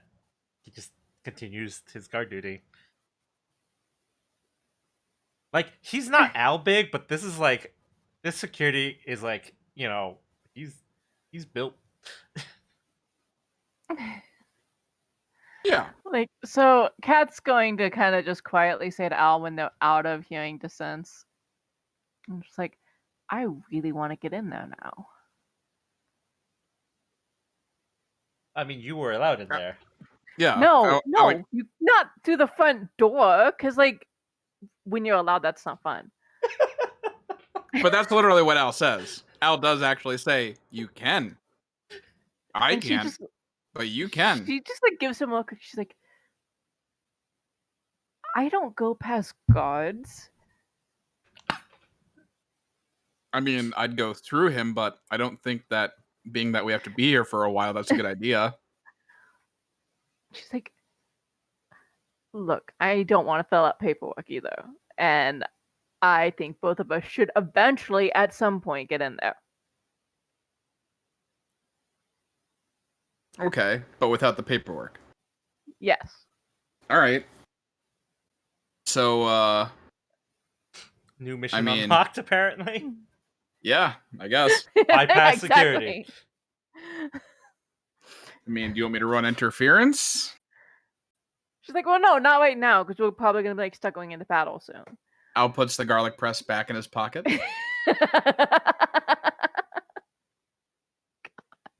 Harker did some good. Don't forget, he has 80 of them in his room. If Al becomes like 50 years down the line, it's gonna be like the garlic press serial killer.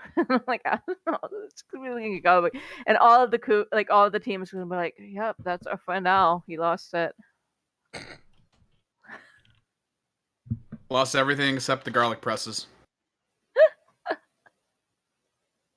like Cass she's like, no, I don't mean it right now. There's no emergency to get in there. She's like, I am just now determined that eventually we are going to. Al nods and goes, all right, well, I'm game. I guess. Like, I'm not sure what I just got roped into, but I guess I got roped into it. You know what? I don't think the people that came up with the ketchup and garlic press dead Romy thing can say anything about this. Anything. I thought it was a great plan. This is me speaking as a human being in the real world in which we live in. So, yeah, I think you have a point.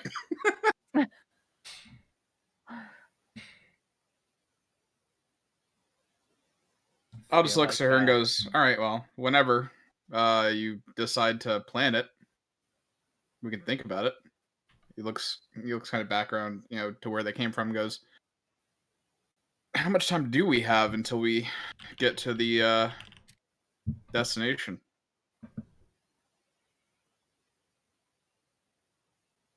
I imagine they can just... Are you gonna ask that? Because, like, you feel like none of you actually asked that. Yeah, but I mean, like, they can, like... She's flight commander, right? So, like, they can, like, she can, like, look at a information thing for the ship, right? Like... I mean...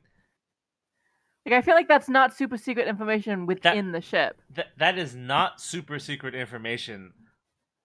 But also, that's not information that's just, like...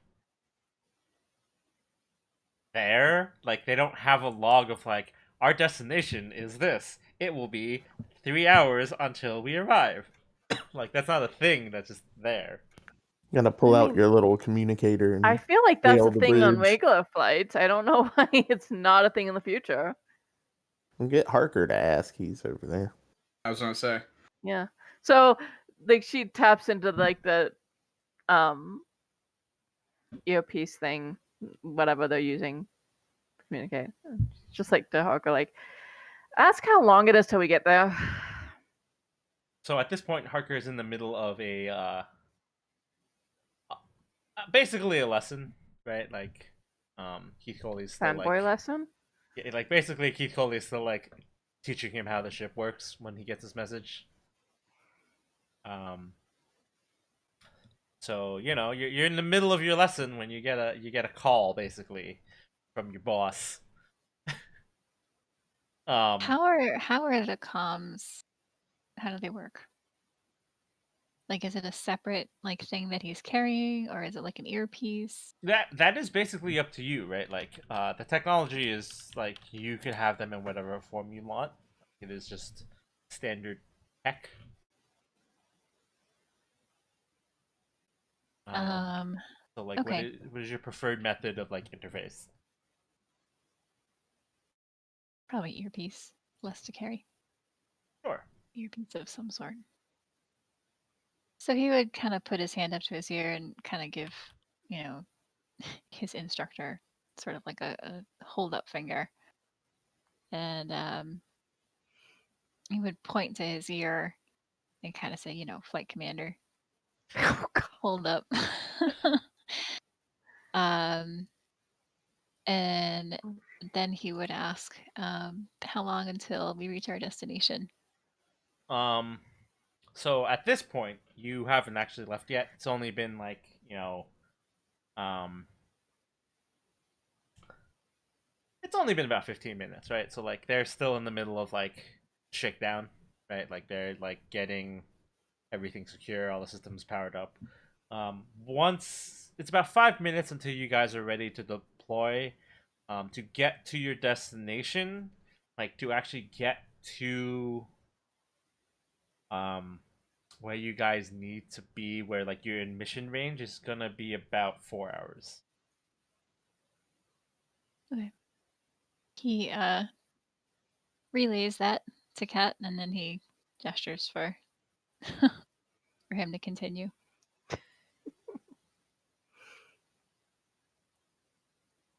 Kat would just say a quick thanks. She's not gonna hassle him while he's on the bridge. I mean, at some point, Cat is obviously going to have the goblin moved to the hangar thing. I mean, the area where the other mechs are.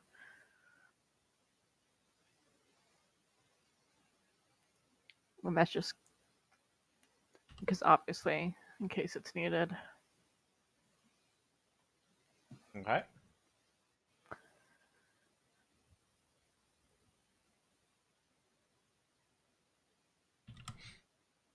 So what are you gonna do with your 4 hours of time, other than have the goblin moved?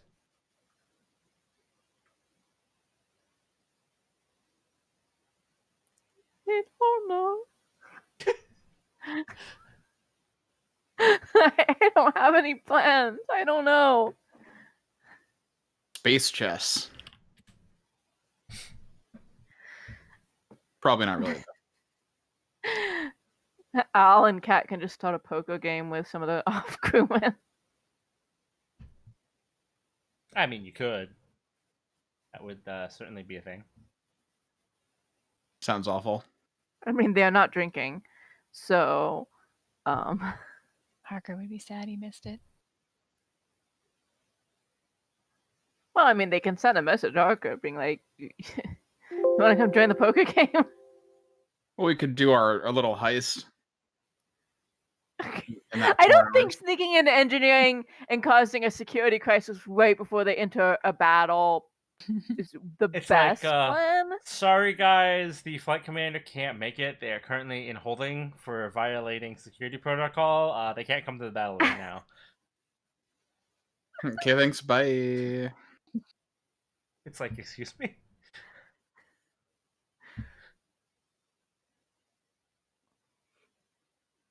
It's like, this is a more long time goal than just right now. Because now it's just like a fact that like they tried to hold protocol against her. She's better. She's just like, no. Would Harker have to like bail them out? Like, come on, guys. I need to stop bailing you out of problems. This is like the 6th time. Well, But I mean, just in case. he's the one who got caught by the blade cult to begin with, so.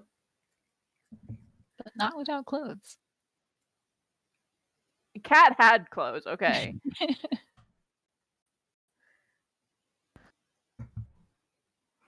Yeah, that was mostly Al that was naked on that one.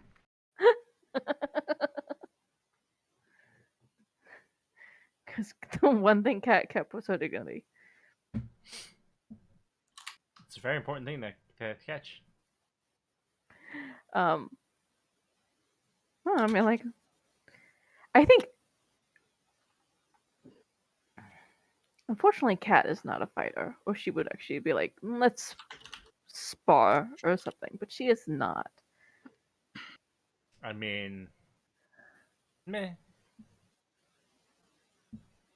I don't think she'd be like, yeah, let's spar her. Like, let's spar because I'm frustrated. That's not her MO. I don't know. I don't have any ideas. So she's just gonna look at she's like, have any ideas for what to do until then? Al shrugs and goes, I don't think you'd want to spar or anything. She's like, go on. She's like, not unless it's you beating up Romy. I mean, we tried to do that once. Back on. Al lost. Only because she's extremely slippery. Like, I don't count that as a loss. It was just a minor setback.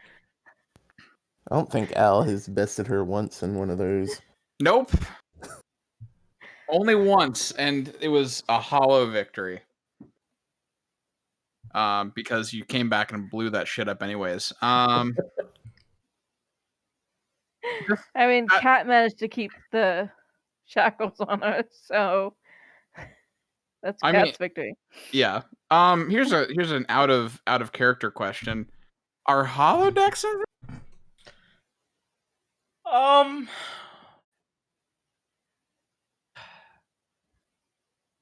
technically the technology exists. Lancer does not explicitly say one way or another, I believe, if such a thing is utilized, but like hardlight's a real thing.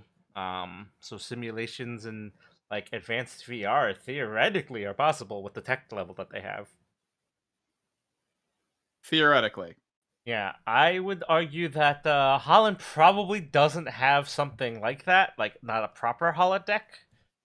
They probably have like It's called you Cat's know. Room. Yeah, something called Holland Deck, but it's not as good. Like I can't like if we're being perfectly honest, like I can't imagine that Holland is going to put that like on a ship. Like they're not going to expend the budget for like that level of like entertainment center on like a ship, right? Like Yeah, but that what entertainment is that? Like you mentioned a track. there is like a gym, and that includes a track and field. So like there would be like courts for like sports, like basketball court, tennis court, like physical activities. Like there is a general um like a rec center type structure on the ship. Because physical fitness is kind of a little bit more pertinent in space. Because if you don't, human body kind of doesn't do so hot. We have Space enough is- time to watch a good chunk of Cowboy Bebop. I mean, Space is bad on the body, so physical fitness is kind of super important. So let's watch anime. yeah. Let's get caught up on Bleach. How hard can that be? Oh, they're on episode 900? Fuck you. Sorry, I'm still bitter. Anyways. At least it's not case closed. Detective Listen Conan. here. That was a great show. Not really. Actually, no, I love Detective Conan. I'm just saying, if you're going by episode count. Yeah, actually. Let me see. I mean, one what show is episode still is going, the other one is not. Isn't Case Closed the one that's closed? What? Or No, is Bleach Bleach. the one that Bleach. is Bleach Bleach has a finite end. They're doing the last season that they got robbed of because they got canceled. But like that manga is done. Case Closed is still going. That show is like on friggin' like 1,000 episodes or something like that. Oh, excellent. I mean, it's only on season 29. I don't know what you're like talking about. Only. Yeah. How many episodes? I can't find like how many episodes even exist. Oh, okay, here we go. I'm like this matters now. As of when we hit February, the end of February, there will be 999 episodes. That's absurd. And it's It would still take, going. according to bingeclock.com, a little over 19 days of constant watching to watch all of it. Yes. And that's still only the 223rd longest binge watch of all TV shows ever, including all genres.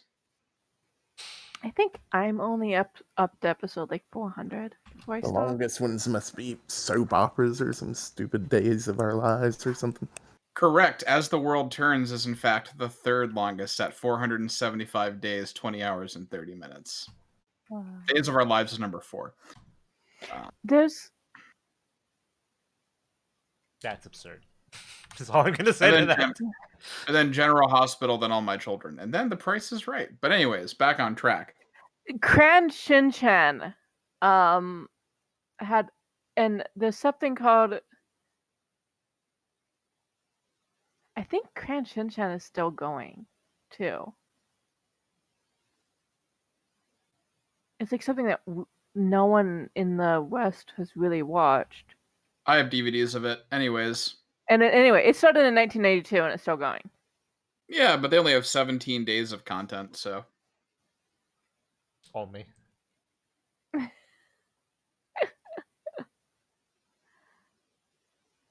I think it's like, because it's for a younger audience, I think the episode is slightly shorter. It's got more content than One Piece, which is absurd. Okay, Doraemon, apparently. Doraemon started in 1979, and according to this, it said it has, as of this list, it had 1,789 episodes. Yeah, but they're like mad short. Yeah. And Saizei-san, I've heard of that one too. So what are we doing for the 4 hours? Well, apparently, researching. Yeah, Saizei-san currently holds the Guinness World Record for longest animated series. Started in 1969 and it's still going, and all the episodes are 24 minutes. So apparently we're gonna marathon Moomin. But no, yeah, I'm not quite sure, honestly. I mean, look, I upload gambling, and that's like what. It's what Al is kind of okay at. Yeah, it's what Al wins all of the money at. Not that money is a thing that we need to worry ourselves with, unfortunately. But it could be good for socializing amongst the other folks. But then again, do we really want to get emotionally connected to people who may not be around for long, depending on how bad everything goes? I don't know. Like, I might get you guys all murdered. It's fine. Well, no, they're getting themselves murdered. We're just, gonna be outside the ship. What kind of logic is that? Not good logic. It's Al logic. Al logical.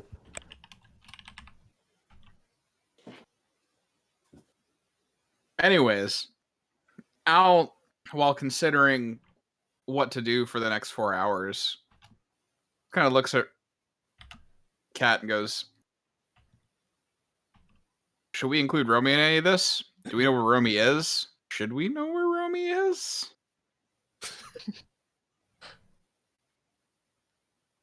Kat just looks back at him like, I don't want to know where she is. Al nods and goes, right, plausible deniability. Exactly. I learned that one recently. She's like, because of Romy? Not because of, but around the subject of Romy, I guess. I don't know. I was looking up some of the words in like the contract because, what you know is what you know, and what we don't know can't get us in trouble. And also what we do know can get us in trouble, so I guess we're fucked either way. Plausible deniability. Yeah.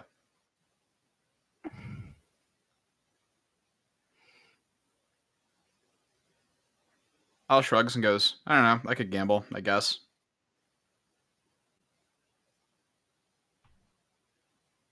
There's nothing really else to do. I mean, arrange furniture, rearrange furniture, talk to crew members, and I mean, like, go on side Kat quests. just like gives him a long look at the rearranged furniture line, because that whole little stunt the night before is why she had to arrange her furniture herself. He offered to help. It just there was a side mission that had to happen first. No, he did not trust her being nice, and now she's not gonna be nice about it. Fair, I guess. She had to arrange all her furniture by herself because she was gonna kill people if she wasn't alone at that point.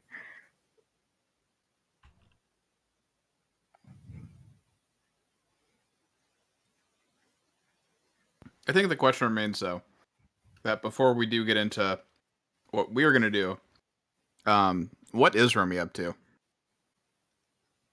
Like, this is me talking out of character. Yeah.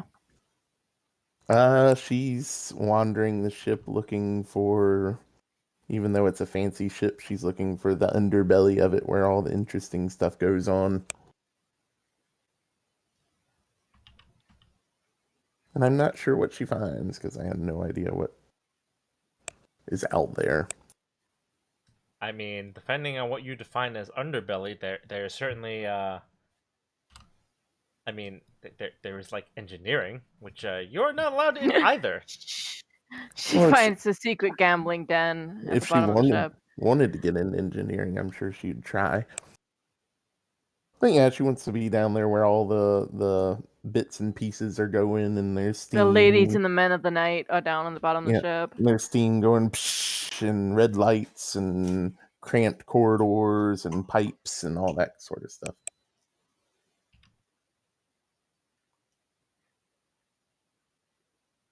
So yeah, where's the industrial sauna? I mean, such a thing does not exist, but I think you are describing like engineering. Okay, she goes down to engineering. I'm gonna pull up a chair and get some popcorn. This should be good.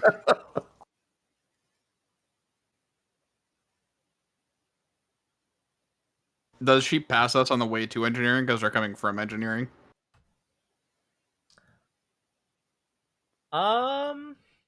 Do you? I don't know. Is there some other way? I feel like she would have taken a more roundabout way. There are multiple routes to engineering, obviously, because like engineering would spell out to like different parts of the ship. So I would say not unless you specifically want to. Nah, she would have probably taken the most roundabout, cramped route because she's really trying to look to get into places where she shouldn't be.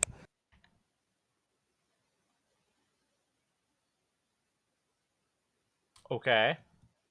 So you sort of finagle your way toward engineering, at which point you are greeted by a different security officer by the door, who's just like, "Can I help you?" Nah, I'm just browsing.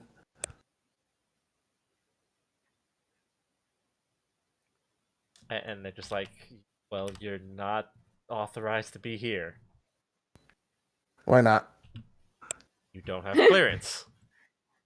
You don't know what kind of clearance I have.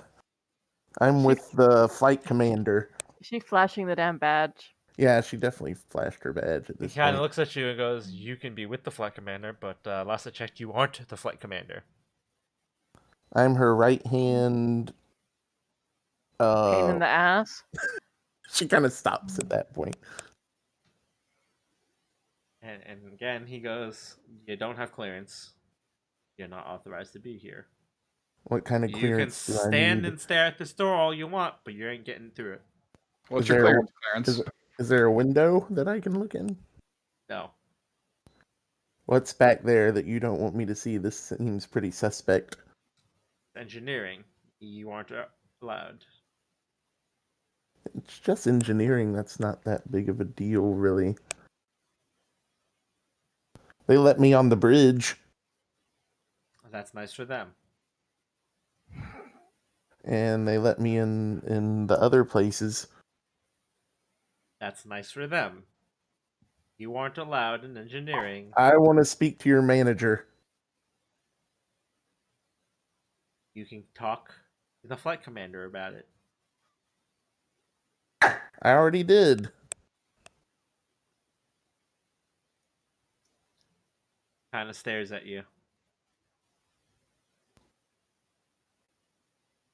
I kind of try to peek around him. I mean, there's a door, so you peek around at a closed door. Okay, I turn around and leave, but I do the two fingers to the eye and pointing thing at him, and I glare. He kind of has stopped really caring what you're doing, just making sure you're not going for the door. And I'm gonna look around for another way in. Okay. Vents or something. Should I roll something, or what am I doing here? There are certainly vents. Even Anna knows this is dumb.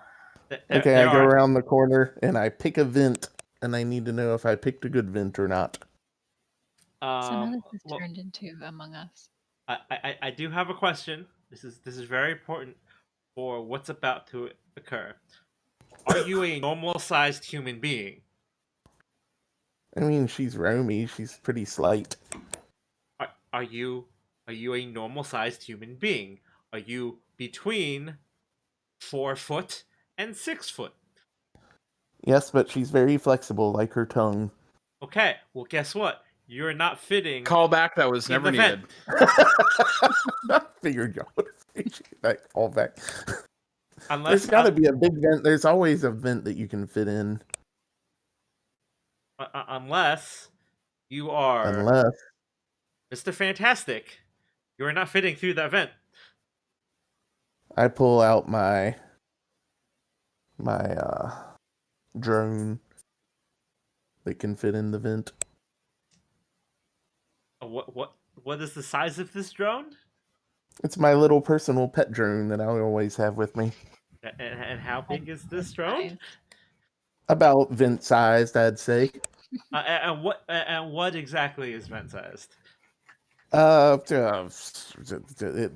It has pieces I can take off of it, so it can be like 2 foot wide, 1.5 foot, thereabouts. Well, congratulations. It would fit on the other side of the vent, but it is a vent, so it can't fit through the vent. I start disassembling it so it can fit into the vent. Okay, have fun with that.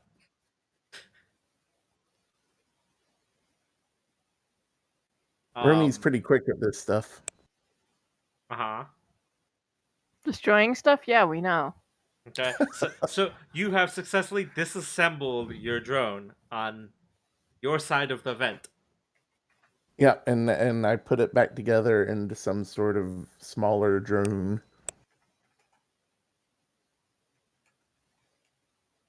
I can roll an invent or create. Okay.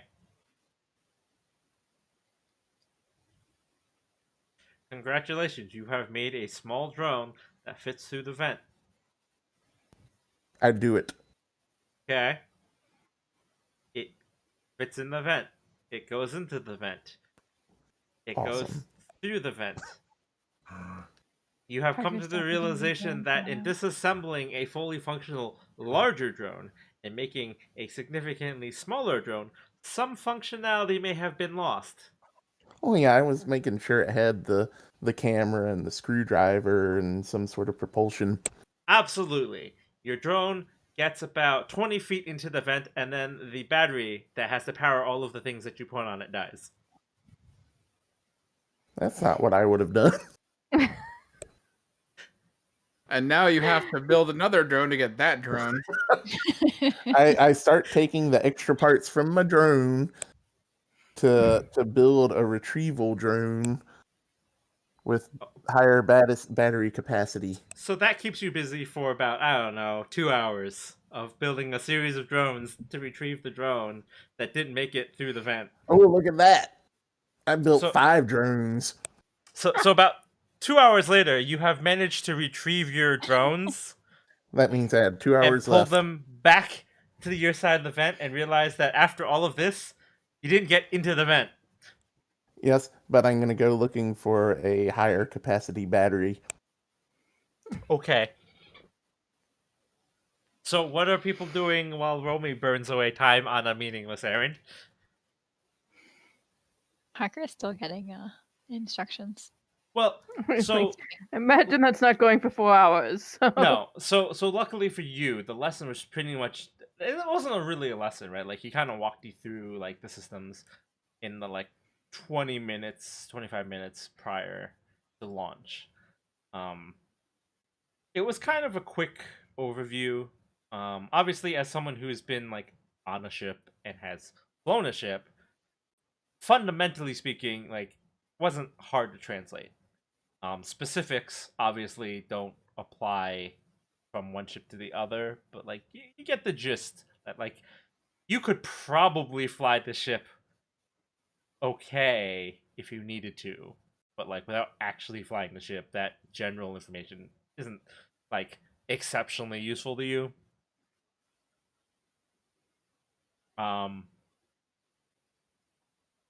But are you just gonna stand and watch while they fly? No, his next question was going to be, so what have you heard about us? Okay. He wants to know So why this guy is such a fan. Keith Coley, being the fanboy that he is, recites the stories that you realize are the like press release versions of all of your exploits that have omitted um,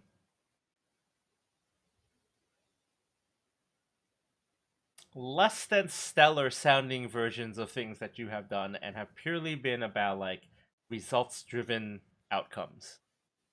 So like you exposed political um they're not really secrets, but like you've exposed like political scandal, you've discovered corporate espionage and like saved what was the name of that one company? Kirsch Industrial, like countless millions. You have successfully like exposed Blade Cult like conspiracy. You've defeated countless untold numbers of Blade Cult in battle. You actually survived an encounter with Masahiro Musashi, which he has taken to mean that you fought him in battle and were victorious. When in reality, the press statement basically was you encountered him and like reported it. Like that is the official statement, but in his mind, right? Like Masahiro Musashi is like a warrior, so like if you survived an encounter with him, you must have fought him. Like, and he's quite clearly like indicating that that is his belief. Like he believes that you and the rest of the team like fought Masahiro Musashi the legend and were victorious. He's not going to correct him.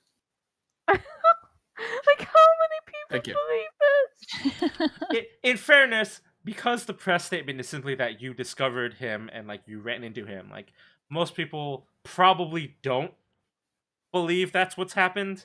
But this kid has sort of taken like the Okay, bare I was just minimum making sure that this press. is not an additional thing that Masahiro is going to be pissed off about. No, like the official press statement is that you guys like encountered Masahiro Musashi and like you reported his presence on planet. Like that, like it is a very plain, like trying to like minimize panic press statement.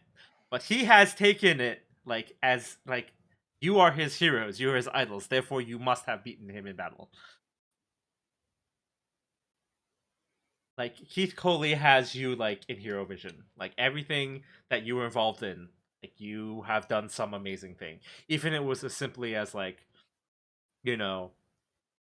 discovered super weapon. Clearly, you were like single-handedly responsible for like its destruction, even though it's very clearly still like in orbit.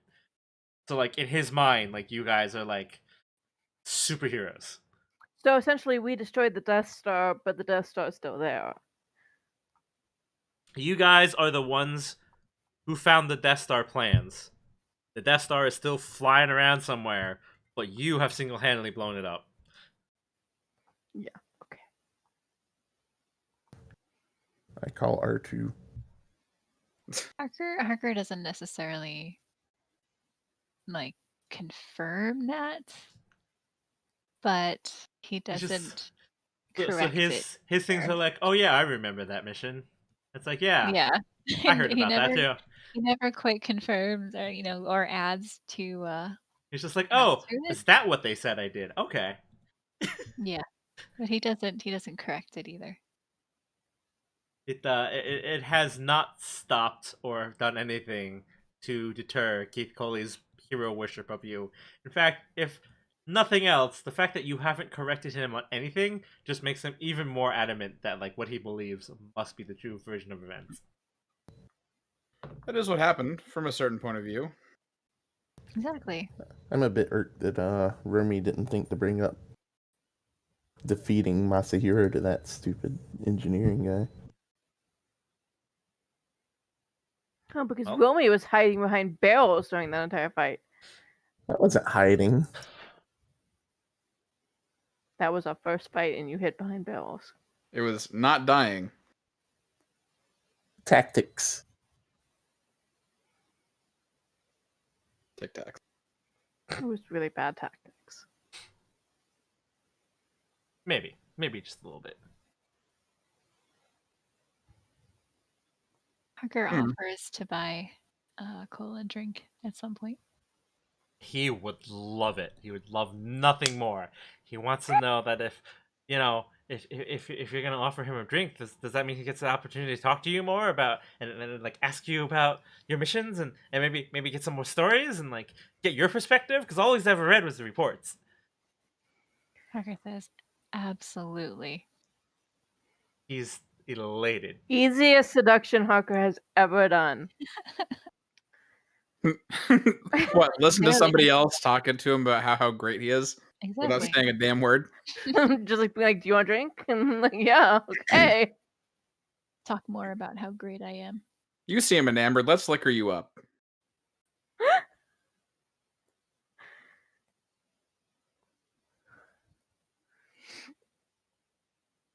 That's how I start off every date.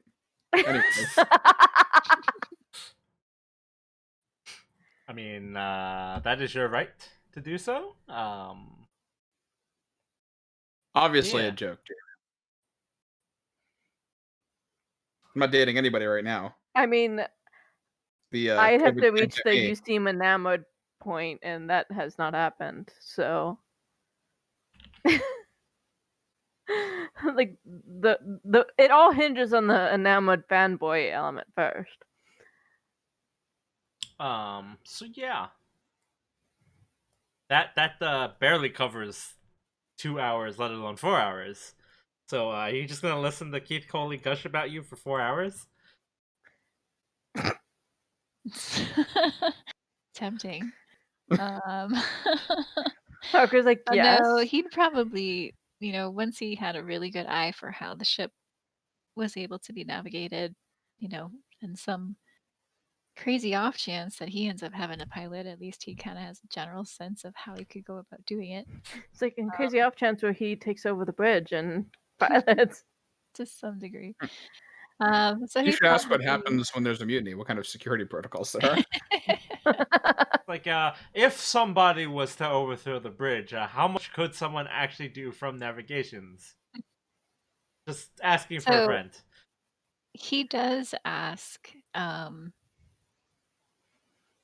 what are, like, he basically asks, what is there to do to relax and have fun on the ship? Keith Coley kind of looks surprised to be asked that, and he's like, "Oh, well, I mean," and then he starts listing like all sorts of things. Like there's the rec center, which includes there's basketball court. There's a general purpose like tennis, badminton, like just like a general like sports court, it's like a multi-purpose. There's a weight room. There's ironically, he lists the cafeteria as a hangout because like that's the only place to get food, really. He promises that like the food is much better than it seems.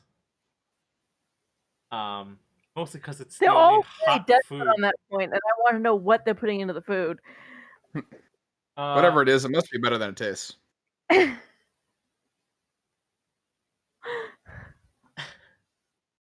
He does mention that there is actually like an entertainment like center type thing where they do movie nights. But when it's not specifically used for like a general purpose community gathering type thing, you are free to like peruse it and use its facilities. Like there's like entertainment, like videos and movies and things you can watch.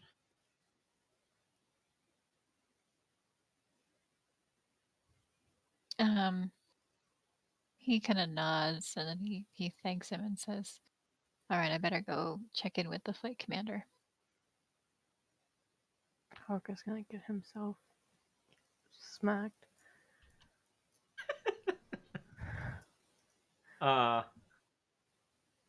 Keith is quite happy to, talk again with over drinks, and as you like leave, you hear kind of a snorting snicker from the navigation officer over like Keith's gushing as you leave.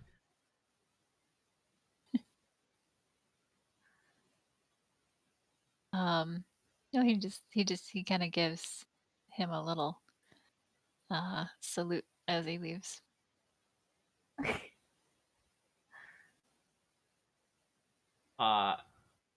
The flight officer like actually laughs audibly at that, but doesn't comment. That guy's dying first.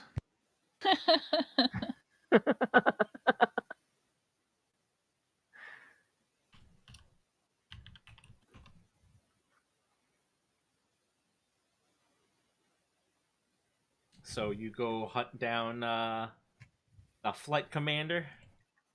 Well, he probably tries to contact them on comm, so he's not just wandering aimlessly. Okay.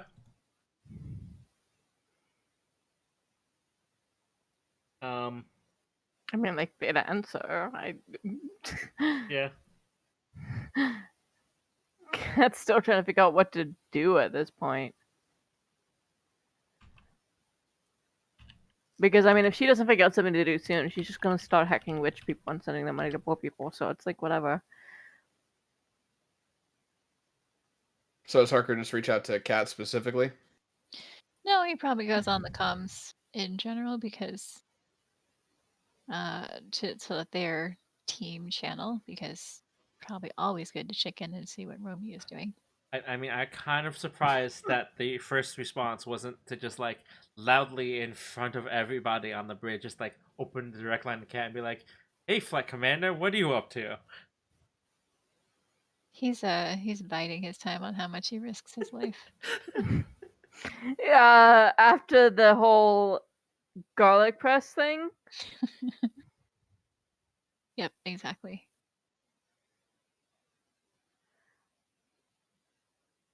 He So, used up like 6 of his lives last night. So yeah, Romy is busy. At this point, Romy is still in the middle of jury rigging robots to get robots. I already got my robot. I'm looking for a but battery now. That took you You're a still while. in the middle of that. Yeah, that took you 2 hours. The conversation with Keith Coley absolutely did not take 2 hours.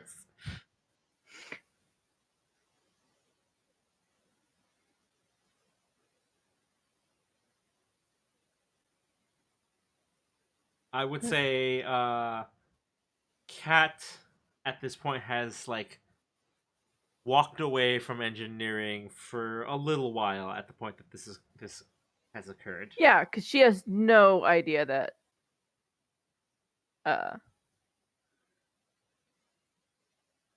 Romy is causing problems in engineering.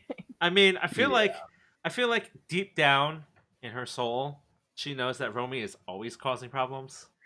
Yeah, but not in engineering. She's not that psychic. Yeah, fair. She's just like somewhere on the ship, Romy is causing problems. I feel like as soon as they said you needed special access into there, you should have known. Well, I mean that is why Kat just left. So that they would figure out how to get in later, because she's just like, nope, not letting Romy know about this, and then Romy finds out about it. Happened anyways. Yep.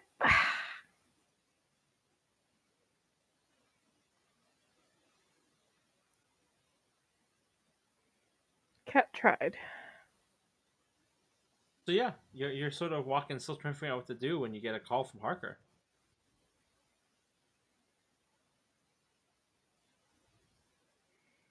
Al responds first, just with, "You done getting your ear talked off too?" Harker says, "Oh, he's not a bad guy. You guys find anything interesting to do on the ship?" Kat just goes, well, we found engineering, which apparently only I'm actually allowed in. Really? Harker, that's pretty much all he says. She's Al like, says, well, we can submit paperwork, but apparently we don't want to. That is a good assessment of that statement, because it's like we could get in, we just apparently don't want us to get in, I guess. considering like she had to fill out the damn paperwork for them to even get the freaking furniture. She would just been like, I am so sick of doing paperwork for you guys. It's like it's only been a day and I'm sick of it. It's only been a day and I only had to do it once, but I'm sick of it. I mean, technically, this entire time, the only one who's been doing any sort of reporting of paperwork is Kat. I mean, this is true. Would you rely on Al's paperwork handling skills? No, but that's not the point. The only one who has done any sort of like responsible higher ups should know about stuff is Kat.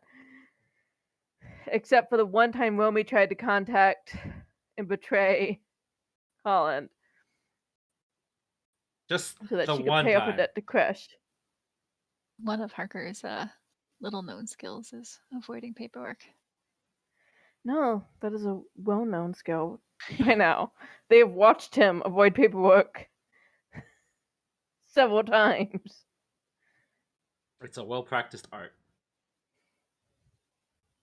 I feel like there's gonna get to the point when like Kat has just trained the goblin's AI to do the paperwork.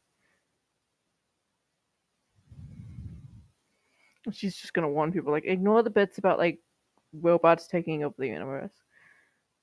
If anything would make a robot want to kill humans, it's I know, turning right? it into a paperwork machine. I know. If I was that robot, I wouldn't even fill out one sheet. You'd just be dead.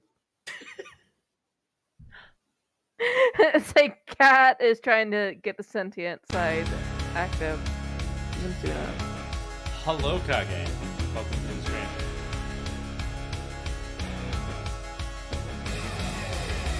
We are apparently in the middle of a crew. Not sure what to do. They have some time to kill. And apparently they're trying to figure out if on they're the going to ship. mutiny or not. Romy has a very specific goal. She's trying to get into engineering. She's trying to get in through the vents to engineering. Unless she can find a back door or something. I mean, you said you were looking for a vent, and you tried the vent. You spent 2 hours sending little mini deconstructor drones into the vent.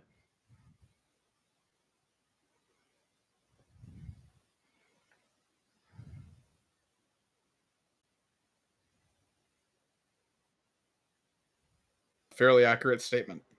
Mm-hmm. Meanwhile,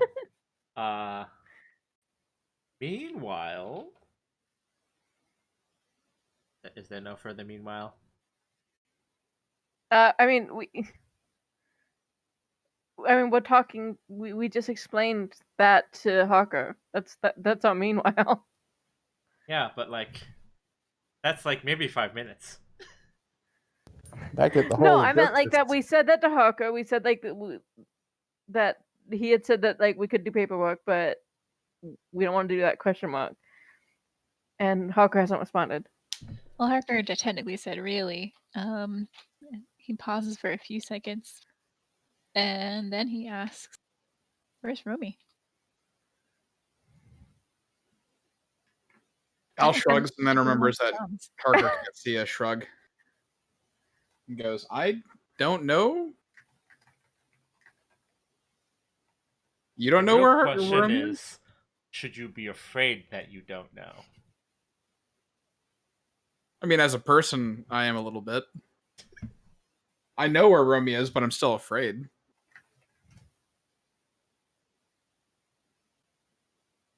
Al looks at Kat and goes, should we know where Romy is? Is this going to be a problem? Crystal's like, I don't really want to know. Well, I mean, didn't you guys have that whole plausible deniability theory earlier? Yeah. No, yeah. She's going to go, plausible deniability. Al just nods and goes, yeah, true. Plausible Very deniability important. or whatever. He says over the comms. When it involves Romy, yes, very, very important.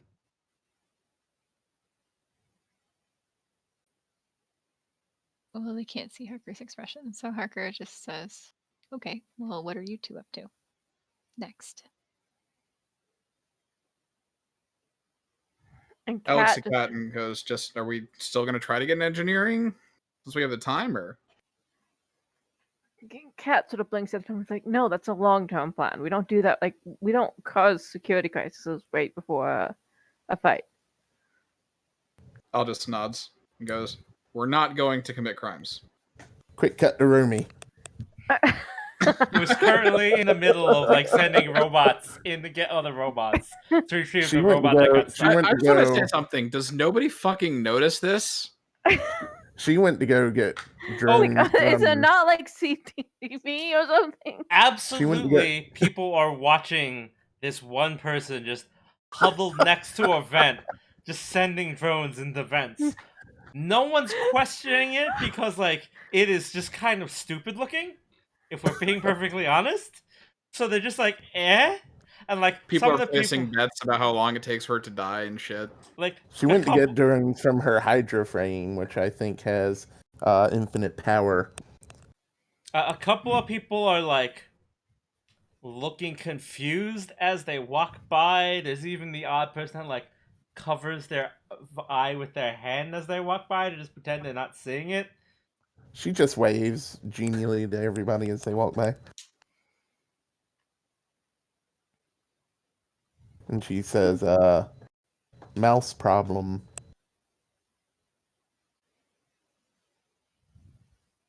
Who are you? No one acknowledges that whatsoever. Like, like people are just kind of like God, pretending. Romy is the one who Romy. designed the thing in the vents in Doctor Who. The spiders that kill people. Well, that's our universal crossover. Yeah, it's just a little bit of wibbly wobbly, timey wimey stuff. I mean, Romy does act like a Doctor Who, not villain, but maybe like wayward protagonist. Yeah, that's pretty much. Wayward protagonist is a good. What, Jack Harkness light? Not even Jack Harkness. She's no, more Jack's like, smarter than that. She's more like somebody who interacted with Jack Harkness once and was like, "Yeah, that." She's more like the kids that they find in the alleyway that help them do something once between commercial breaks. So sad. So very sad. So how is she coming along? I mean, not enough time has passed to even cover the first like 2 hours you spent sending robots in. Damn it! Because other people have just sort of been standing around like chatting very briefly. I mean, presumably Harker finds the rest of them. Okay, so I'm just actively still doing a So recovery Kat, mission. in response to Al saying, "So we're not going to commit crimes or whatever," Kat would go like, "Well, I didn't say that, but we're not going to break into something on the ship." Al repeats his statement. He says, "We're not going to commit crimes of that nature." I don't even know if I should be saying this over the comm. Oh wait, I had Chip's comms on. I mean, just Kat is not going to promise she's not going to commit crimes because that's like half her fun. So, facts. Like every time she hacks, she's usually committing a crime. So,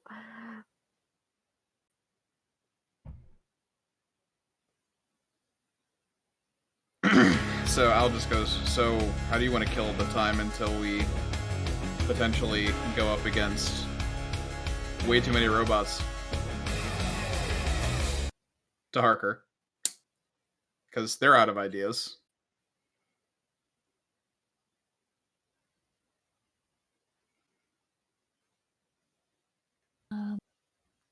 Yeah, no one has any ideas. I don't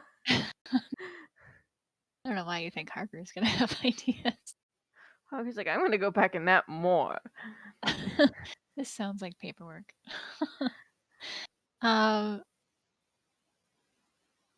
Harker looks at Al. And he looks at Kat. And he kind of gestures. And he's like, Flight Commander?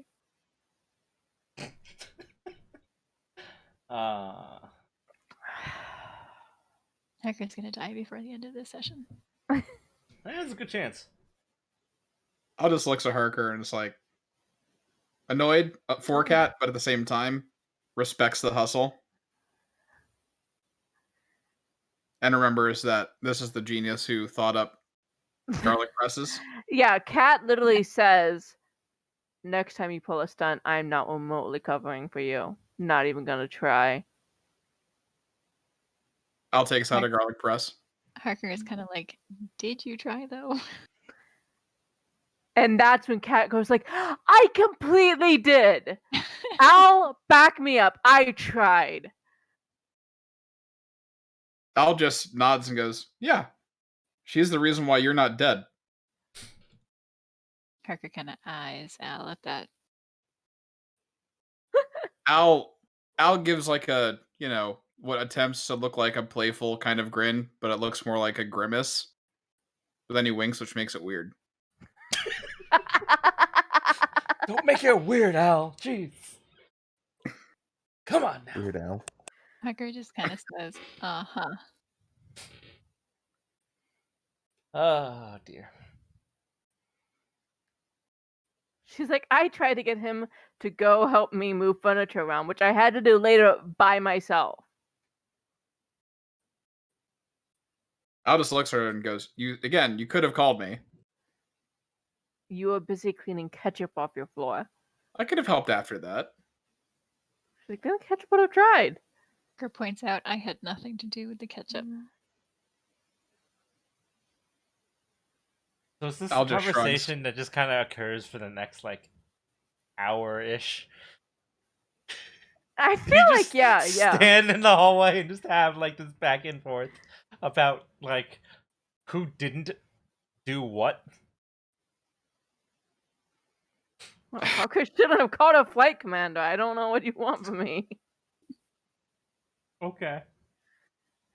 So while you're having this conversation... You can say that she hasn't told the rest of the crew not to do it, but Harker knows better.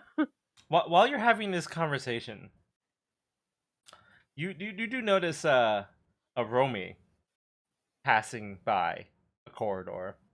Just, carrying bits of drone, in her arms, while, smaller drones that seem to have been cobbled together from a bigger drone are just, dragging trembling, powered down drones behind her. And some of them are clearly from my mech. Harker just kind of starts to say something and then just stops. Al just turns around and closes his eyes.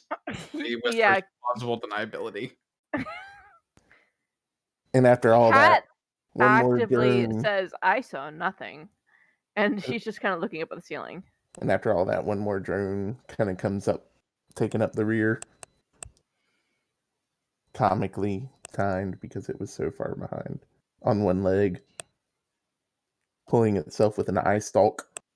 This is some batteries not included bullshit. Some hamburger flipping robot. That she stole from the grill down in the food mess. So you have established that Romy's bad at building drones? She's not bad, she's creative. So bad at building drones.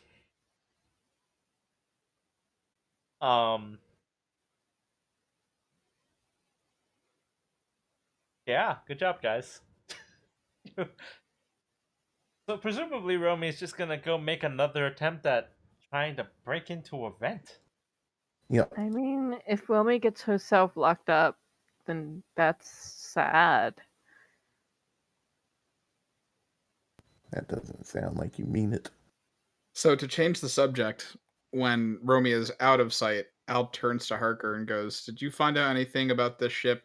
Anything we can do to kill time? That Man, doesn't." I thought you were gonna say to kill something else, and I was just like, who's you want to kill now? Like, Did you find anything we can do to kill Romy? Wondering.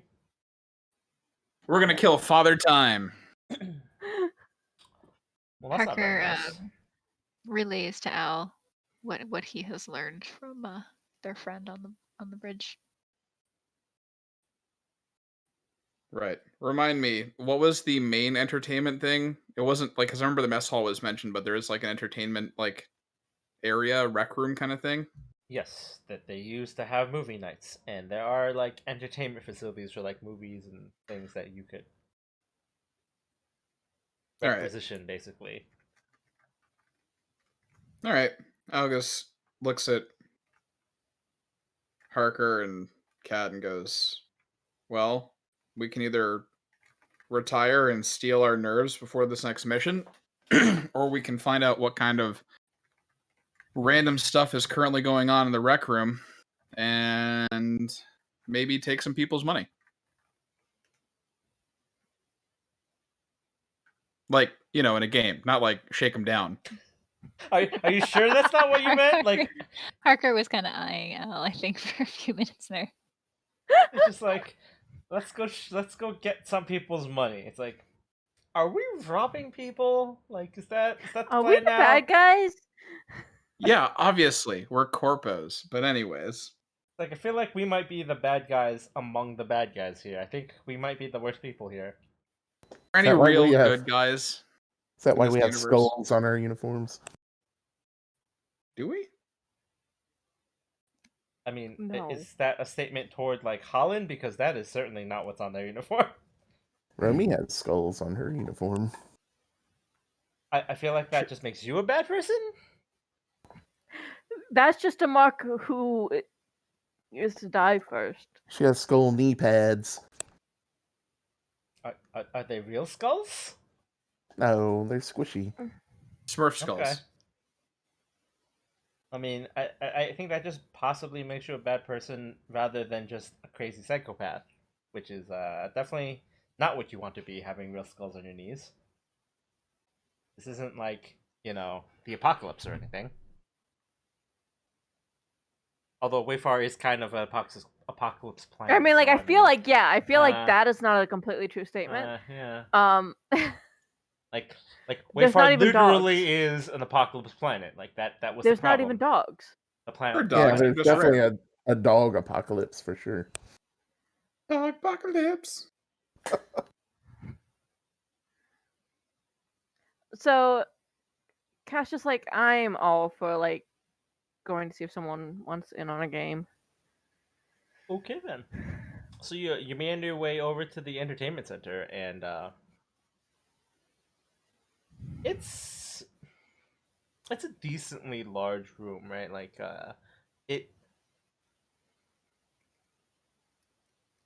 there's no way that like if there was a movie night, it would fit everybody on the ship.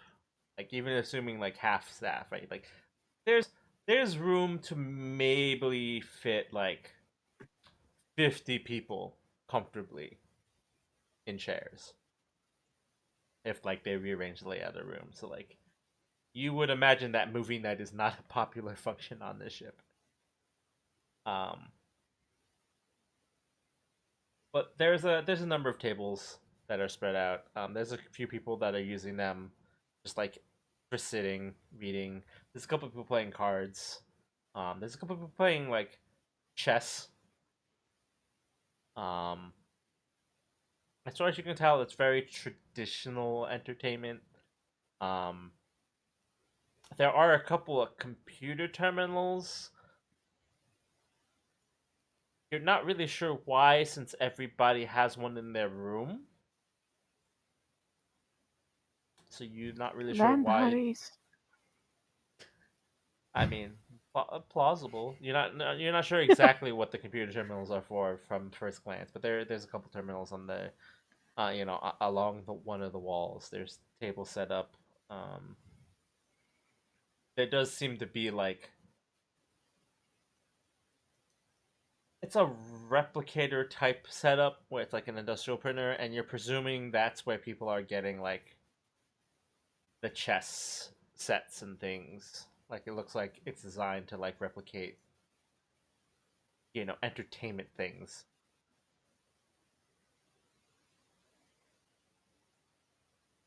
A high-tech board game shelf. Yeah, basically. All right. Is anybody using the terminals for anything right now, or are they all vacant? I mean, it seems like anyone who's there already has what they're doing, like their stuff made, so like no one's like queued up or anything. Okay, so the terminals are kind of for the replicator, it looks like. You're not sure what the terminals are for, but like there is a replicator type, like there's an industrial printer, and then there's additional like terminals on the wall. You don't know what those for, no one's using them. Al's been digging deep into the underbelly of hacking and stuff like that, just trying to learn more. So he looks at Kat and goes, "What do you think those are for?" Pointing at the terminals. I mean, they're not on, right? I mean, like they're active, but like no one's using them, so it's not like they're showing what their uses for. There's a Kat pipe kind of just like screensaver. gives him a look, and she's like, "Do you know how much computers can be used for?" I don't. Al looks at her and goes, "Yeah, but like we all have computers in our rooms and stuff. So like, why would you use one in public?" Kat just like gives him another odd look and like just walks over to see what the terminal is. So like you just walk over and you turn it on, which is the most logical thing. Yeah. Again, it's Al we're talking about here. I mean, fair, I guess. He's gonna ask those weird questions where he could potentially solve it himself, but there's somebody else who's more knowledgeable in the room. Yeah, it's like I could solve the problem. I'm not going to. He's the guy who calls tech support without reading the manual. Oh God. And he is learning how to hack. Good luck. I mean, I think that might make you a bad person, but I don't know. I feel like at that, like if he starts asking too many questions of Kat, she's just gonna be like, "You know what? I'll introduce you to my mentor." Again. Jesus Christ. I mean, he met her. Yeah, I know. That's what she said again. Yeah, I don't think he was happy to meet her. Yeah. Well, if he's going to be asking dumb questions about hacking. Cat's revenge. Getting him in touch with Slice. Anyway, so you walk over, you activate the terminal.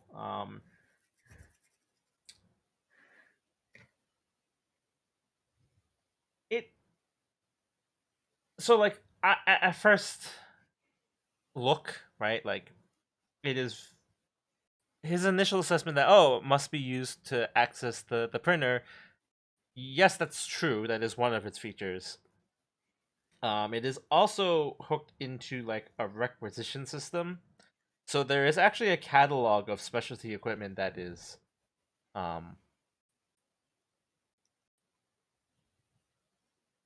like ready to go, and there are a few things that are like specialty order that are like a little bit more complicated than being print on demand that you can order. So it's sort of like a requisition area for like entertainment facility things.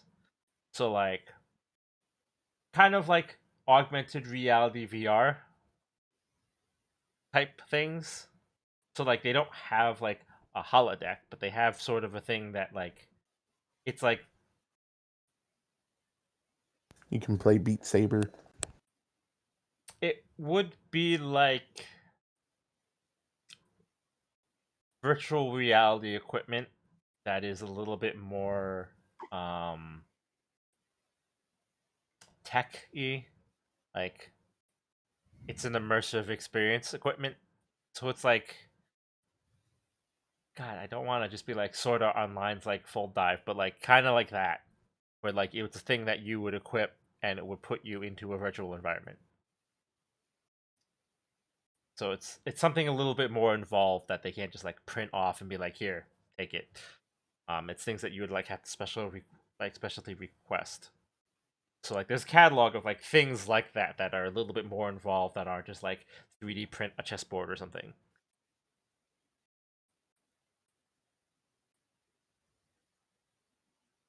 Okay. Al sits down at the terminal next to her, or stands next to the terminal next to her, and kind of pops in there as well. And it's like, huh. I mean, this stuff, have you ever used this kind of stuff before?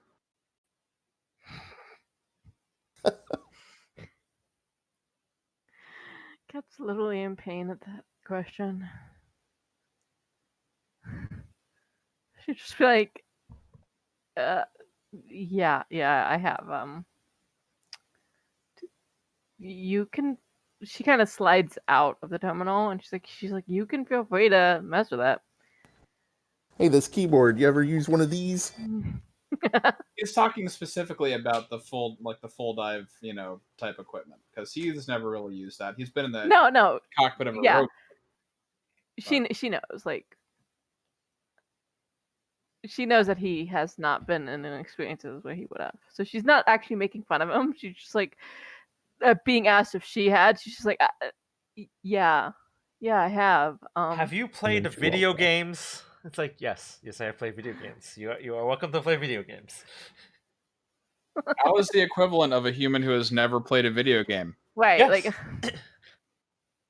have you checked out this game of solitaire before? They have it on the computer. Oh, that's right, because there's no paper cards here. Yeah, he's played like Minesweeper and shit on his tablet, but this is a whole new thing. Yeah, exactly. Hey, have you heard about this thing? It's called Bejeweled. Oh god, no, don't even introduce him to that. Then he'll get on that dark road to Peggle, and then it's all over. Candy Crush. That game. Anyways.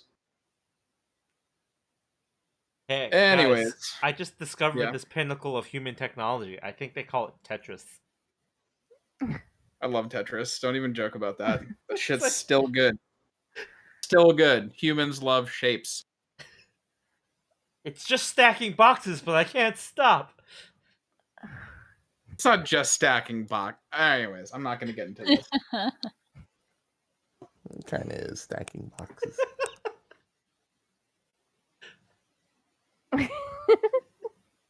I mean, the boxes disappear when you stack them, though. Yeah. Which makes it even worse. It's magic boxes. You're stacking boxes, and then they just vanish, so it's like, what did you even do? It's box cleaning simulator. Does this spark joy? Absolutely.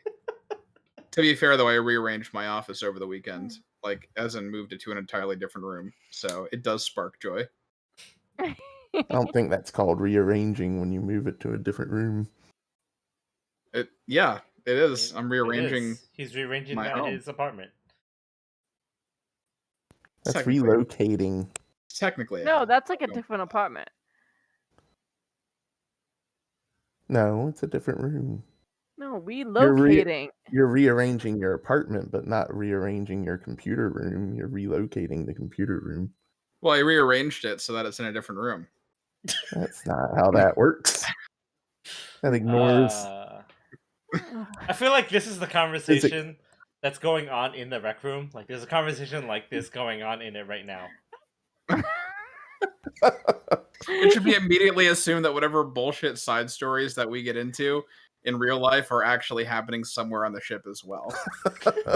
Just some red shirts talking about it. Have you checked the color of Romy's shirt lately? It ain't red. Yet. She doesn't look good in red. Is it security? Then why'd she get covered in ketchup? Well, I mean, she doesn't have purple blood.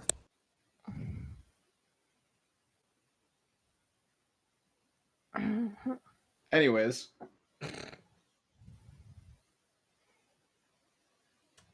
Fuck. So Al's gonna. Jesus Christ. Al's going to play video games because he is enamored with this concept. So he prints out a headset and immediately Well, I mean, the jacks whole in. point was that like that's a little bit more complicated than like the regular Oh, game, so okay. he'd have to like order it basically. How long would it take to order? I mean, you get it that day, but like not right away. Sweet. Al puts in an order for it if he can, because he's like, if I live, I'm gonna fucking play whatever the fuck this is. It's like I have something to come home to. Goals. He has more to look forward to than he did before. He still had shit to look forward to, but more now. He's gonna be playing Flappy Bird. Look, Cat, I'm hacking. It's not gonna be that bad. He boots up a game. It's called Hacking Simulator. He's like, this is what hacking's like. And it's just a clicking game. And then like he plays that, and like it's super immersive, and he feels like everything. It's like Catch is like, yeah, children play that game. It's like, what? It's like it was made for children. It's not real hacking. It's like, but it seems so real and immersive. I'm like, well, that's the point, but like it's still made for children. But it's gonna be like those, like when you open a door in a game and like you just have to like, it's like you have to rewire this thing, and like all you really have to do is get the thing through the maze. No, it's super immersive, but it's one of those like television hacking things where it's just like you run a command. It's like hack terminal, Get information. bypass firewall, brute force security measure. Never mention how much I love all of you. I feel like at some point Cat would hack Goddamn. into the game while he was doing that. And actually make it hacking and use it to train him. Like, or not even like necessarily like that, but like actually like have like almost everything he does wrong, like have sirens ring in his ears because he's kind of God. Dear God. Just gradually trains this him game into is hacking. really punishing, and Kat just wouldn't admit that she's the one who made it that way. It's like the game started out so easy, but then it got real hard, and I'm not really sure why. Like there must be a hidden difficulty setting.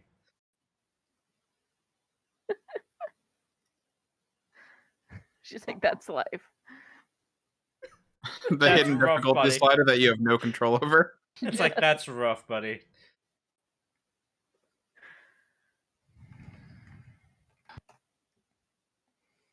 So yes, you order yourself an entertainment system, basically. So I'm gonna get a GameCube. you have something to look forward to when you come back from your mission. Something more. I've always had stuff to look forward to, like, you know, living. But what are you living for?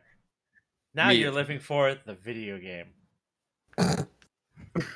It's like, oh no, it's my life. It's coming true in the game.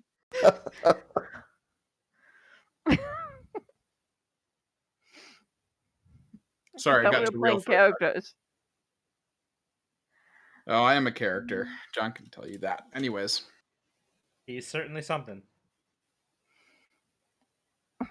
The fact that I exist on a material plane and have my own free will, allegedly, is obscene to me. But anyways. Okay. Kat's gonna kind of glance over to see what Hako's doing. Probably really fascinated by whatever Al is doing. Al is pretty fascinating. like Cash is going, boys and their toys. Also, if he finds out that, you know, he's right there, so he sees that Al can order himself a gaming system, he'll probably do the same. Hope you're ready to make some side missions. No, they're just gonna have gaming night.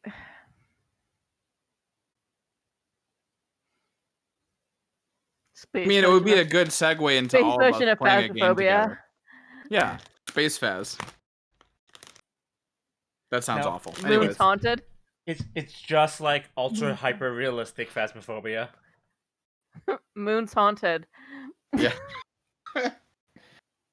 The obvious answer is blow up the moon. Outside game parameters, don't care, hack, bye. I mean, sure, why not? Yeah, but at that, like, okay, so if it was like this ultra-realistic version of Phasmophobia, like, Cat would totally be hacking it behind the scenes so that, like, the ghosts never come after her.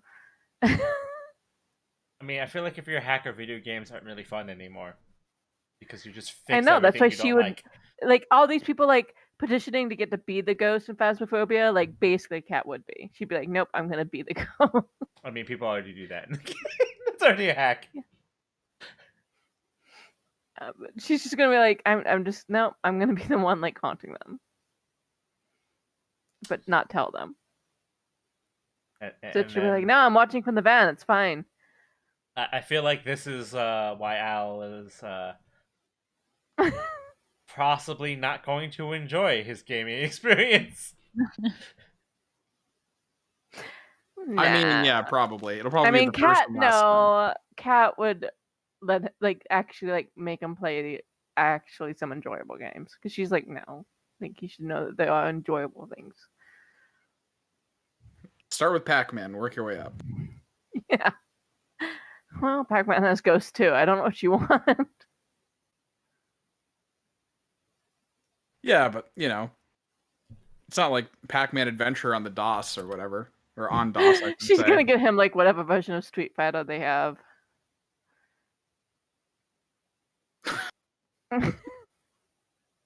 Hyper realistic Street Fighter.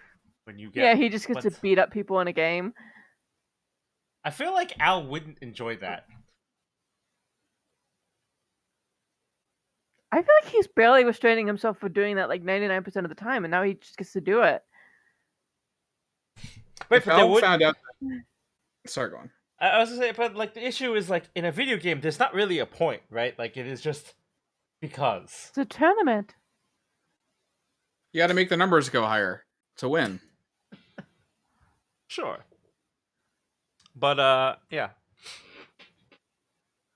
Al seems to me like he would be like definitely like a casual gaming guy to start with, you know? Again, don't show him Peggle, you'll never see him again. No, because like we'll just hack into it to stop it and be like, and Cat would just be like, no, look, if you just go along in the fight, I promise on the walk home I'll install Peggle into your like mech's interface. Then he'll never do anything in battle. No, she would obviously shut it off during battle. It's like, Al, what are you doing? It's like, hold on, I need to get a high score. Don't do anything yet. I just got Peggle fever. Fireworks shooting out of the top of your mech. Recondition like his cockpit to like get him asteroids and like instead of enemies. It's like, hey, his mech's on fire. Is he okay? It's like, Al's just like, hold on. Give me a minute. 1 second. And I'm dead. Oh, shit, I might actually die. Bye.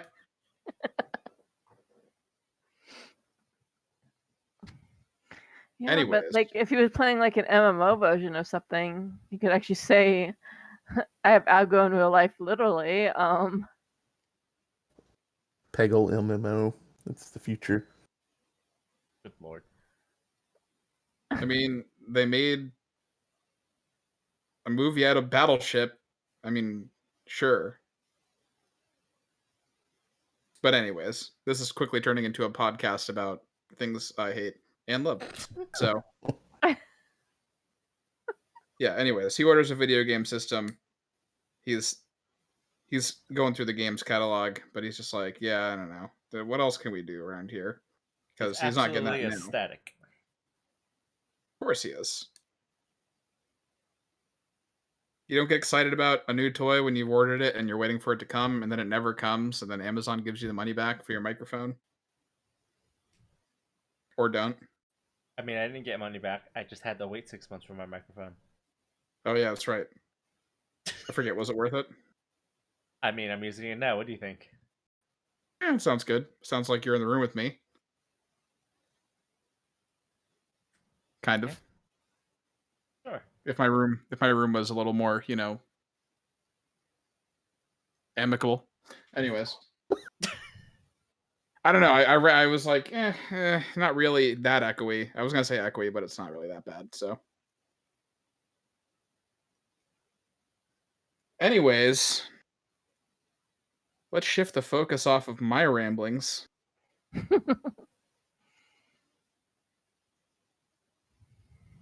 there anybody in there in the middle of an active game right now, or are people just kind of like talking and chilling? Like I said, there are people reading, there's people talking, some people playing chess, there's a couple people playing cards. Alright. Al just looks at the crew and goes, do you want to see what the folks playing cards are up to? Do you want to start your own game? I'm up for anything at this point. Because I'm not going to get this unless I come back alive.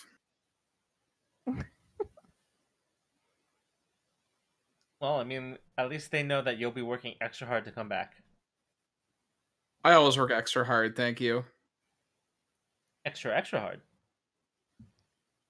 Double extra hard. It's like, I usually give 150%, but today, on this mission, 200%.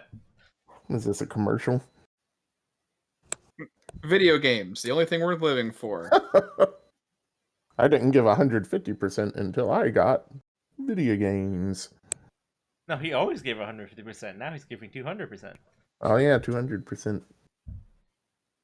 That's right. Yeah. We've got all the percentages. Who made this video game console? Holland. Oh, of course. What is it called? The KF console. Sure, yeah, let's go with that. Which is a real live thing, and I hate it. Anyways. Not yet, it isn't. And it's going to be like $4,000. But hey, it'll warm your chicken up for you. Has Cat ever used one of those? No. Okay. No one should ever use one of those. But that's a whole other conversation. Yes. So do we want to disrupt their card game, or do we want to start our own? Parker points out that if you're looking to play for money, you should see if they're any good first by watching them. Al nods and goes, Now I'm just imagining Al "Really?" looming over them. Al has a plan, God. and it involves something that he used to do all the time to new folks whenever they came to prison. Oh God. So Al does, and he just gives a nod and without saying anything, just walks over and goes, "Hey guys, what you playing?" Hello, fellow kids. So yeah, you plop down next to there's about 4 guys currently playing. They're No. For the purposes of my first question, I'm still standing. Okay. So, yeah, you wander next to 4 guys who are around a table. They are playing poker. Okay. So presumably one of them says we're playing. Well, what kind of poker they're playing? Just Hold'em or what? Yeah, they're playing Hold'em. Sure. Okay. So, for reference, Al has definitely played a bunch of Hold'em in the past. So he says, "I never played that one. How's it go?" He's trying to grift him, basically. They know where you live. Parker is just watching this, very amused. So, a bunch of them just kind of give each other looks. The one guy kind of looks at you like you have 3 heads, and he is polite enough to explain the rules of Hold'em. He doesn't demonstrate, like he's playing still while he's explaining. Some of the other guys just kind of snicker. He just basically just flat tells you the rules. Like, he doesn't demonstrate. He doesn't like play a sample hand or anything. He just tells you the just read you the rules, basically, right? Like, he doesn't demonstrate, he doesn't interrupt their game flow, tells you how to play. Right, he tells me the technical rules. He doesn't tell me anything about the psychology of the game or whatnot. Right. He's like that Hoyle card at the back of the deck. He could literally just hand me that card. He could. He doesn't, though, because I throw that card out immediately. Anyways. I mean, if they're worth anything. I don't keep those. So, alright. So I was like, well, alright. Listen, I got a couple, what are we playing for? Like, what's the buy-in? They kind of look back and forth. So they kind of like, they're not sure if they should like take you seriously, because you went from I have no idea what this is to what's the buy-in. Like they're just kind of I'm like, familiar. I preface that, or I follow that up with, I've only ever played like Baccarat before. That's cards, but not like this.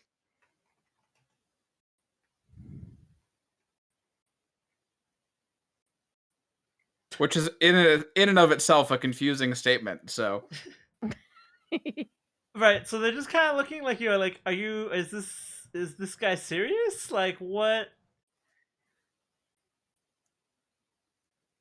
They're just kind of looking at him. They like the rest of you are watching like these four guys just like pass looks and just like staring at Al, and they're just like, small blind is 20 mana. it's Big like is blind.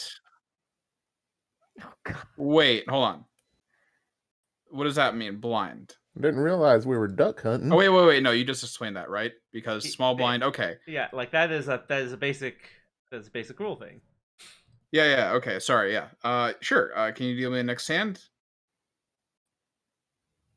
They kind of look and they're like, sure. So Al gets dealt in. He does, and they're eyeing you like you have like 10 heads at this point. They're just like, what is up with this guy? Okay. Time for a read a situation roll. I want to see if they believe that I'm a dumbass or if they think that I'm fucking with them. You kind of like stare at these guys and like you're fairly certain that like unequivocally, without a doubt, they're pretty sure that you're fucking with them. Okay. I mean, at that point, sure. Given some of the stuff that I've said out loud, yeah. I've let drop some lingo. That would indicate that I know what the fuck I'm talking about, perhaps. That doesn't mean that I'm good at the game, though. They are aware that you are fucking with them, at the very least. Yeah, but they don't know if I'm actually good. They just know that I'm fucking with them. Certainly not good at bluffing. Exactly. Which is actually a good thing. But anyways. Yeah, but then the automatic assumption is that, like, you're trying to, like, fuck with them and, like, try to trick them into thinking that, like, you know, you're an idiot. So they're just not gonna take you serious at all and just assume that you really know what you're doing. Right, but I know that they think that they know. Sorry, I know that they know that I know that they know that I know. Clearly, I wouldn't choose the cup in front of me. Let's just say that my strategy to this point is knowing that if I drop the act now, it's less to my advantage than if I keep the act up and double bluff, basically. Like, play everything straight so that they're wary of everything. Not everything. Anyways, I'm not going to get into the psychology of how I'm going to play this, because I'm actually going to play this. I'm going to roll a dice and see what happens. Okay. Anyways, acting as if I haven't noticed that they've noticed. Everything. I don't want them to know that I know that they know. Right. Because then if they knew that I know that they know, then I'm fucked. But Yeah. anyways. At this point, we should just skip to the next episode. No. And story done. No, but for real. No, we're all waiting here. This is the new saga. You've decided to drive this narrative. We're gonna drive this narrative all the way to the end. All the way into Right the off ground. the cliff. Anyways. So, Al's going to do his best to keep the charade up at least for a hand or two and see how it goes. Sure. So,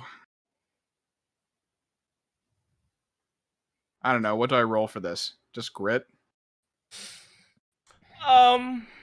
Take control, stay cool, take someone out. Probably not going to work. Charm.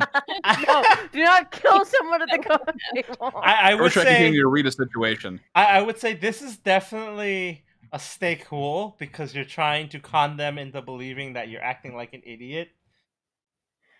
When in you're a acting like way an idiot. So I know that, like I know that my bluff is broken, so I'm conning them into thinking that I don't know. yeah, that like they you're know. trying to keep Oh, up an God. act. You're Yes. actively trying to keep an act. This is absolutely a stay cool. Fuck's sake. Alright. I mean- 17. It's a reasonable role, right? Like For an unreasonable situation, yes. yeah, kind of. It is.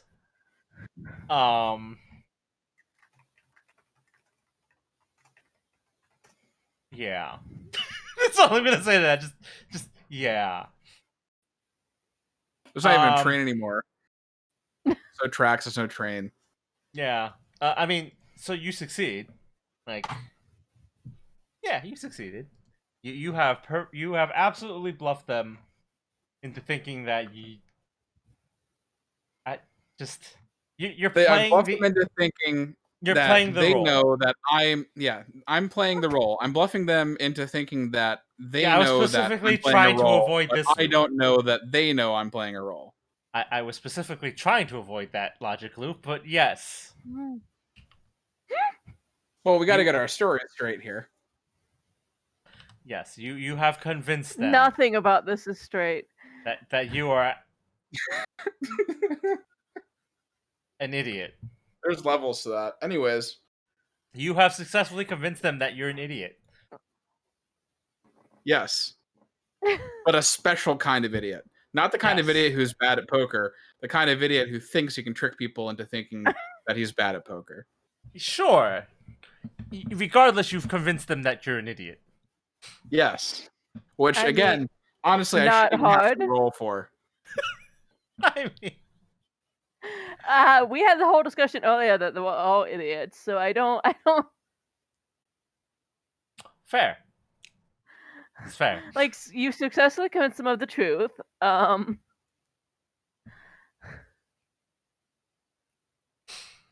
Yeah. So you throw them off their game.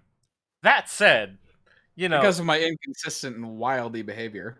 they're still like playing very cautiously, so like they're not bought into the idea that like you're incapable of playing poker, right? Like they still think you're an idiot, but like the problem with that is that like you kind of fail in making them think that like you don't know how to play poker. So for their part, But I succeeded in knowing that I failed. yeah, sure. I'll stop with the loops, anyways. So like, you actually have to work at this. Like, you're not just scamming them of their money. So like, yeah, it is actually a reasonable, like, several rounds of poker. Like, you win some, you lose some. You're not sure if convincing them that you're stupid has necessarily helped you in any way, shape, or form at the end of these rounds of poker because like it didn't help you win and now they think you're stupid. But long con, right? The longest.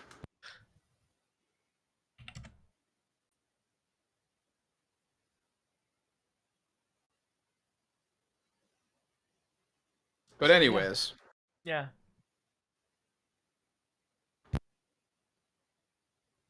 So all in all, you came out of this maybe like well, you just like came out like 50 mana more than you started. Not bad, not great. All right. That's actually kind of shitty, but at least I came out on top. Like you made money, right? Like you can't complain. How much time did it take me to make 20 mana? I mean, this was several games, right? So like you came up, you kept going. You didn't say like you're gonna stop when you came ahead, right? Like so you won a couple of hands, you lost a couple of hands. So this is like a net earnings. Okay. Yeah, this was about an hour. Okay. So like, it kept you entertained. And like, you came up ahead. Listen, I don't care if it kept me entertained. Did it keep the rest of my team entertained? That's the question. That's a fair question. Were you guys entertained? I mean, Kat's just Romy kind was of not leaning against the entertained. wall, messing with a tablet, but she's like trying not to snicker and just be like, "Come on." Romy has no idea you did that, so it was all wasted on her. Well, it's because Romy's still So Romy trying to just get thinks I'm an engineering. idiot? No, Romy's still trying to get an engineering. Oh, okay, Yeah, right. she's not even there. Probably does still think I'm an idiot, though. If it's any consolation, I will say probably like at the highlight of your poker playings, you were probably up like 150 mana. Oh, even better, you didn't know when to stop. But you lost a few times, so like, It's getting too close to reality, so we can move it along. No, I mean like, but that would just make Al be considered actually likable by the crew. Like you sitting down for the first time and winning a ton does not. Oh, that would be bad. That'd be super bad. Like that does not make you popular. I got to keep it consistent. They can't know that I'm hustling them. This is a truly long con. This could last like in real life time terms, a couple of months. And then Al takes all their mana. Probably not going to happen. Anyways. But yeah, so is Harker amused? I'm surprised Harker hasn't joined in, honestly. Harker might have been tempted to join in, but he was a little more distracted by watching how Al was running things. So he did not this time. There have definitely been a couple of hands where Al has been like, he folds but does it incorrectly and puts his cards face up, and then everyone at the table's like, "You had a royal flush. Why'd you fold?"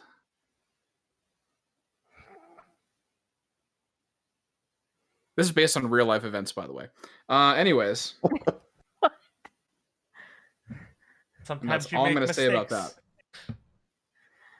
Sometimes you shouldn't play poker at 2:00 in the morning in a casino. Anyways. Listen, I'm going to take my real life experience and turn it into cringe for an RPG. So there you go. This hand doesn't have any variety at all. All these cards are the same suit and the same face. And the same... Get rid of this crap. These cards are the same color. And they're the same. And what does a K mean? That's not even a number. And these A's, that's the first letter of the alphabet. That can't be worth anything. What the fuck is this?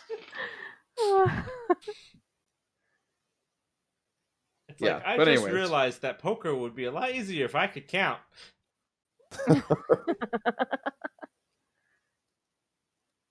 Oh Christ. Anyways.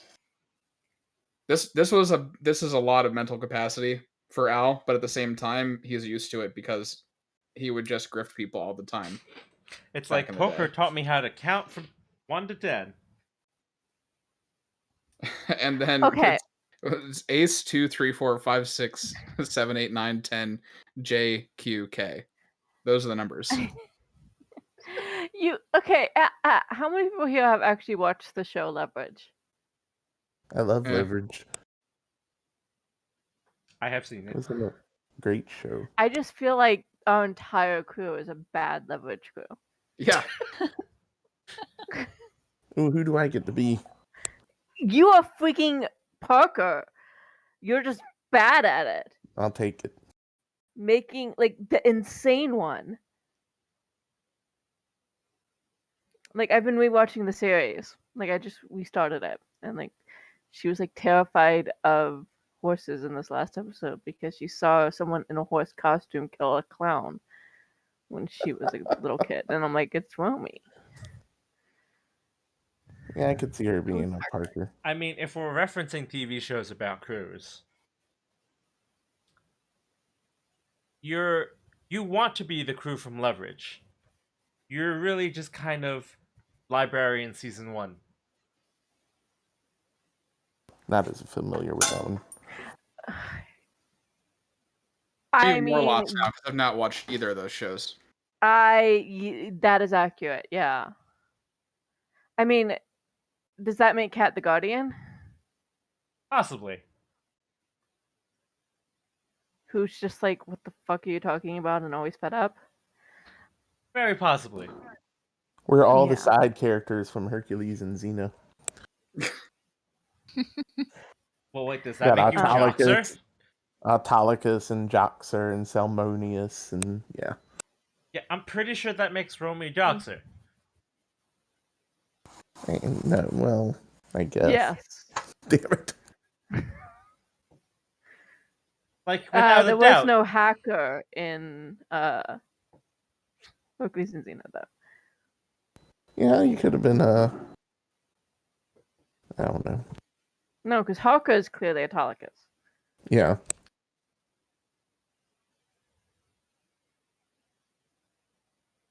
Anyway, yeah, Leverage. Yeah. They're coming out with. Lie. Never watched Hercules or Xena religiously, so I'm lost. You need to watch them. They're coming out with Leverage 2.0. Really? Mm-hmm. Same people or? All the people are returning except for the main guy because he's sort of on an investigation right now that I'm not going to talk about on air. Well, he wasn't my favorite part of the show anyway. I mean, the character. But they're actually having the guy who played the librarian. Like, it's the guy who played the librarian. He's coming in as the main character in Leverage. That's gonna be weird. Yeah, it is gonna be a little weird. And apparently, there's a Korean version of Leverage. Sure. Hako, did you hear that? Kimchi? I'm trying to process it. Yeah, there's a Korean version of Leverage, which I need to watch. I found an English sub of it. I feel like I knew that because I feel like I saw it and then I was like, that's basically Leverage. Yeah, well, I mean, it's called Leverage. Is it written like a K-drama? Yes. Good God, why? It's written like a K-drama, but it is based on the same plot. It's sort of like how we got the Good Doctor from the Korean show. They made Leverage from our show. And it's called Leverage. They need a Legend of the Seeker 2.0. Do you know? Yes. It was getting so good right before season 3, and then they just So, Romy is presumably still trying to get into a vent. Yep, at this point, she has taken all of her little robots and put them together into this snake. And it's basically got a battery in between each segment of the snake.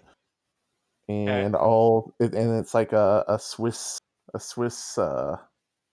pocket knife snake of tools and batteries. Okay, so you've assembled yourself a really complicated series of drones that, for all intents and purposes, are mostly accomplishing You effectively you've over-engineered like a telescopic camera. Yeah, pretty much. Basically, But that's what you've done. You spent 3 hours over-engineering a device that already exists. hey, if you're gonna do it right. I don't know if right is the word to describe what was just done, but yes. So you over-engineer a telescopic camera. You stick it in a With a vent, screwdriver. and you run it through the vent. And you know what's on the other side of engineering? A Past the bathroom. vents? Engineering. You make it through the vent into engineering, and you are greeted with pretty much just engineering. So I get to see engineering. Yes, Exciting. it is exactly as you would have expected engineering for a large starship to be. It is the engine and the power systems, and there's crew, and they're all busy doing engineering things, making sure everything is running and in good working order. And this is where my clever plan comes to fruition. Give me a second. I don't really know what my clever plan is. That was apparent. I'm gonna look at other things with my fancy camera. Uh-huh. Can What I other things? I don't know, I'm gonna roll for something. How's that sound? That sounds like a good idea. To me. What are you rolling for? I think I have some sort of investigation roll if I can find my roller. Hey. Okay, but what are you investigating? Engineering. For what? Like I you don't know. still That's what we have to figure out. you still have to pick a thing. Okay, I'm gonna look at the engine of the ship and see if there's anything special about it. Okay. Sure.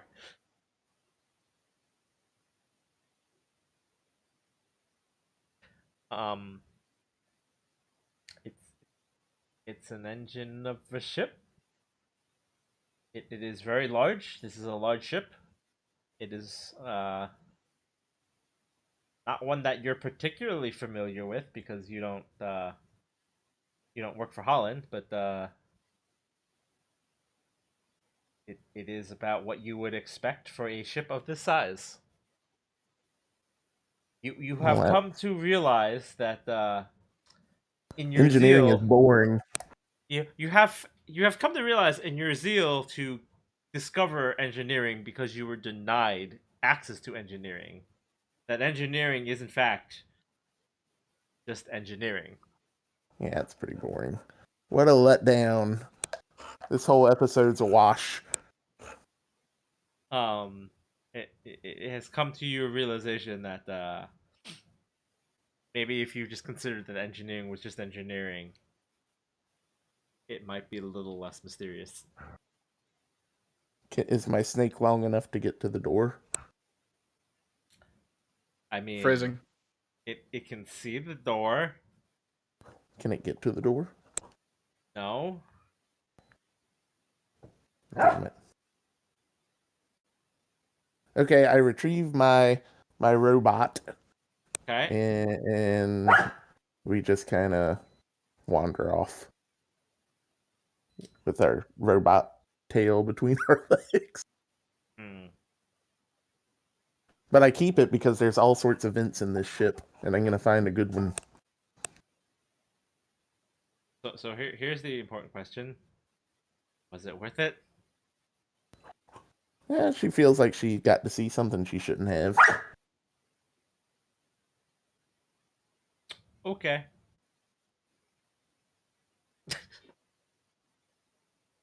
I love the thing. She's gonna memorize some of the stuff she saw so she can go rub it in that guy's face that didn't let her in. Okay. Be like, I saw your big purple engine or whatever you got in there. So yeah, and stick out her tongue. Okay. Are you gonna go do that? Yeah, let's do that now before she forgets. Okay. So,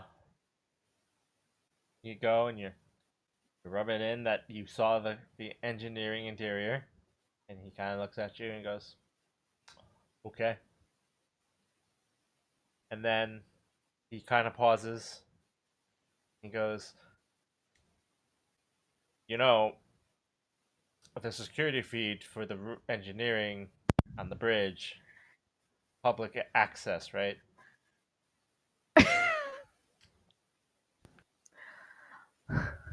I don't care. He kind of nods and goes, okay. You better tighten up your security, mister. And then she walks off.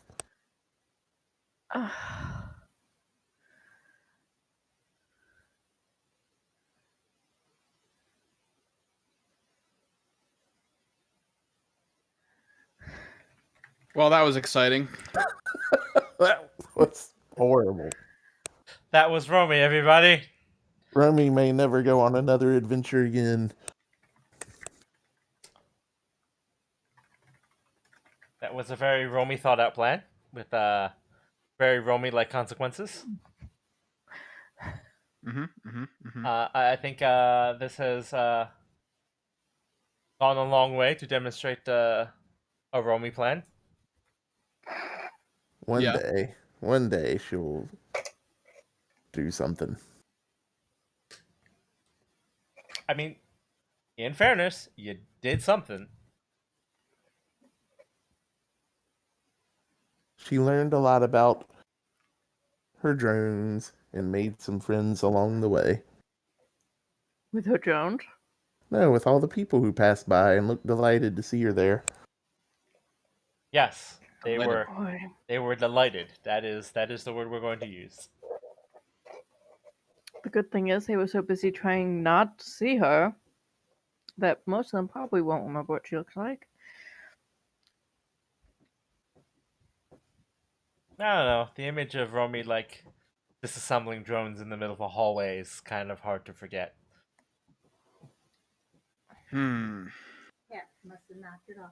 I heard her too, and I thought she'd be. You should see what her room looks like after she's disassembled all that furniture.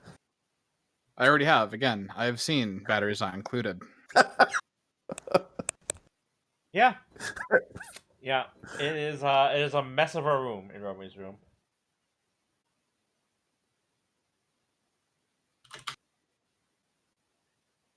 So yes, you guys passed your time mostly with card games and shenanigans. We've defeated your time puzzle. Hopefully, it wasn't too disappointing. It was. Well, I mean, I really, the cat's not used to ships, and she doesn't have things to do on them. So her alternative would have been to go back and hack stuff. Like that's literally it. I mean, you could have done that. She was trying not to hold herself up packing more, like the entire first day on the ship. Okay, that's what she gets for trying to be social. I mean, technically, you hacked on the ship. I know. So she was trying to not spend a whole day doing it. Yeah. She was trying to be social, and now she sees her mistakes. I'm a bit disappointed in the bowels of this ship. I think Romy's gonna have to make her own bowel area. Huh. That is a phrasing.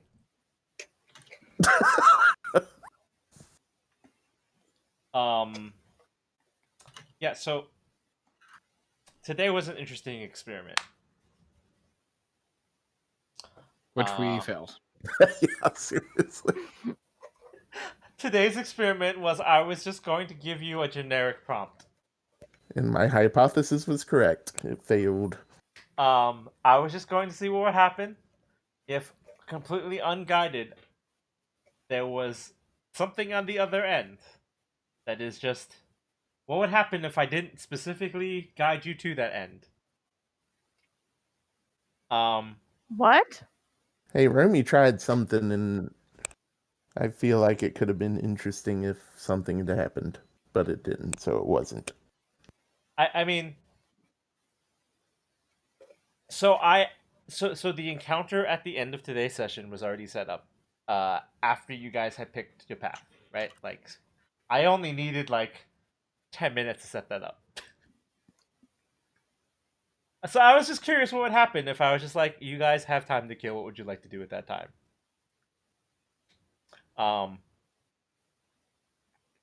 And it was never done again. There was no like rush, right? Like I'm totally okay with you guys doing extended roleplay. Like that's fine. I was just curious what would happen, like because the first hour or so was us trying to figure out what you guys want to do for the mission. Yes. So I just needed time to set up for that, so I gave you the prompt. I was just like, you guys have like, we'll give you 4 hours to kill, whatever. Decide what to do with that. And so like while you guys were having that whole thing and doing that whole thing, I was setting up the map and getting all that done. And then after that, I just wanted to see what would happen if I didn't say anything. So, I mean, like we got Romy shenanigans and poker, which I'm not saying is bad, right? Like don't get me wrong. Like there was no like succeed or fail. I was just curious where we would go. So apparently where we went is Romy shenanigans and poker.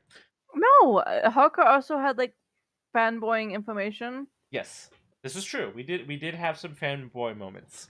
You get Romy shenanigans no matter what, so I feel like that was a bit of a wop. That is fair. I feel like no matter what I plan, we're always going to get Romy shenanigans. And so like legitimately, there was no specific end goal, right? Like there was no pass or fail on this. Like, are you guys okay with this, or would you like me to at some point have been just like, okay, so then this happens? No, that was fine with me. It's fun to. Yeah, no, I'm totally fine with open roleplay. It's just in this case, Kat did not have. We're in a very, very new area that none of us really know about. Yeah, because normally I am just kind of like shuffling you guys along. Mm-hmm. Like, do you prefer that or less of that? Like, legitimately, like this is more like a play experience. No, I think it works like either way. Like I think there's you need a mix of both. You have to move the story forward, but it's also fun to kind of let it. I mean, build on characterization. With Kat, there's the difficulty of like her hacking stuff isn't that interesting, right? Because like hacking is like, yeah, she hacked into it, and now she's like letting things process, and hopefully isn't getting caught. That's her like. She's not tearing apart drones to try to fit them into a vent. I mean, I feel like we're all thankful for that one. Yes, but no, come here. Sorry, talking to the dog. I mean, I like the open-ended. My brain is so uncreative right now. So normally I could take that and have some fun with it, like garlic presses. But I'm just really No, I just well, you were doing work stuff all day, so teaching in 2020 and 2021 basically sucks. Yeah. Anyway. But yeah, no, in this situation, it's just like, I always enjoy seeing what other people are going to do. Like, there's never a point where I'm like, I am bored listening to the others be insane. I thoroughly enjoy listening to Al and Romy shenanigans. Yeah, exactly. Like, I have fun. Kat just usually, she doesn't have super interesting shenanigans on her own because her own, it's like if somebody were to be like, well, what is Kat's player doing today? I'm like, Kat's player is reading a book for 6 hours and then playing a mobile game. I don't know what you want from me. And Kat's sort of the same way, where she's just like, Kat is like just hacking into stuff and like seeing what she can find, and like scanning a space version of Reddit. I don't know what you want. Well, I like that you were all of it. speaking of Hacking's logging and boring. playing mobile games, remember to log in and do your daily Genshin thing. They're redoing that Oh yeah, the the stupid hand the guy items thing. mhm. Except Yeah. for it's less interesting this time because you don't even pick what you get. He just hands you the stuff. I mean, he gave me Gee, primal that gems. sounds So. enthralling. Yeah. It's what happens when you recycle events waiting for the next patch, which comes in like 2 weeks. There's a reason why I don't often sink myself into MMOs.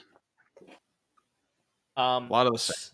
So we're gonna wrap up today soon, but I'm gonna give you guys a little preview of the encounter that I got set up. Ooh. Ooh, that's hot. It's gonna give you some ideas of what your planning you want to do for next session. Okay. It's going to sounds mostly bad. be a combat session next time, just because. I mean, that's the only He's like, I'm tired of hearing you guys. thing to do. talk. I mean, logically, it's mostly just going to be combat next session, obviously, because the whole thing Because is like set up no to more go into logic combat. loops. So this is what the playfield looks like for next session, mostly. Damn. I'm zoomed in and all I can see are the bad guys, and it's a lot of bad guys. Okay. Well, there we are. I think that's us. Ooh, are Now we that flying I've around? zoomed out, it's still the same amount, actually. Okay. This means we can be all weightless and flying about and stuff. I don't We even need- have to Best of refit. friends.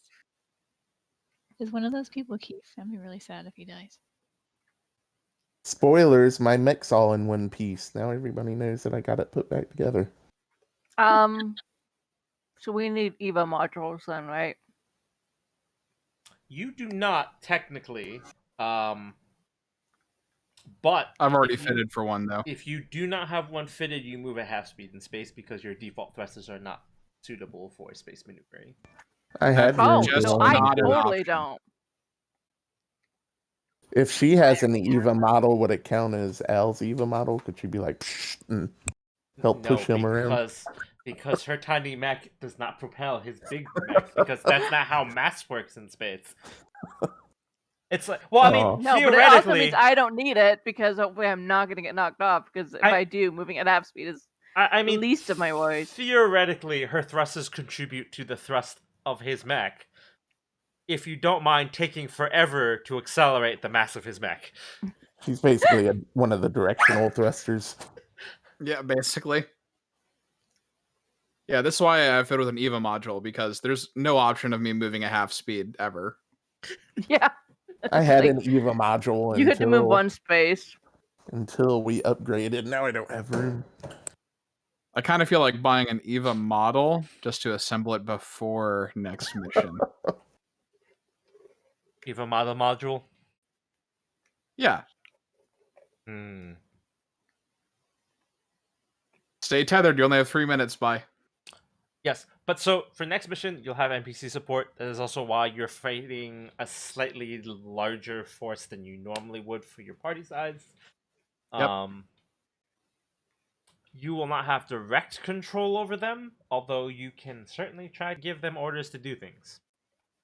At the beginning of each turn, they're like, Flight Commander, what are your orders? And they're like, you don't have enough badges to train me.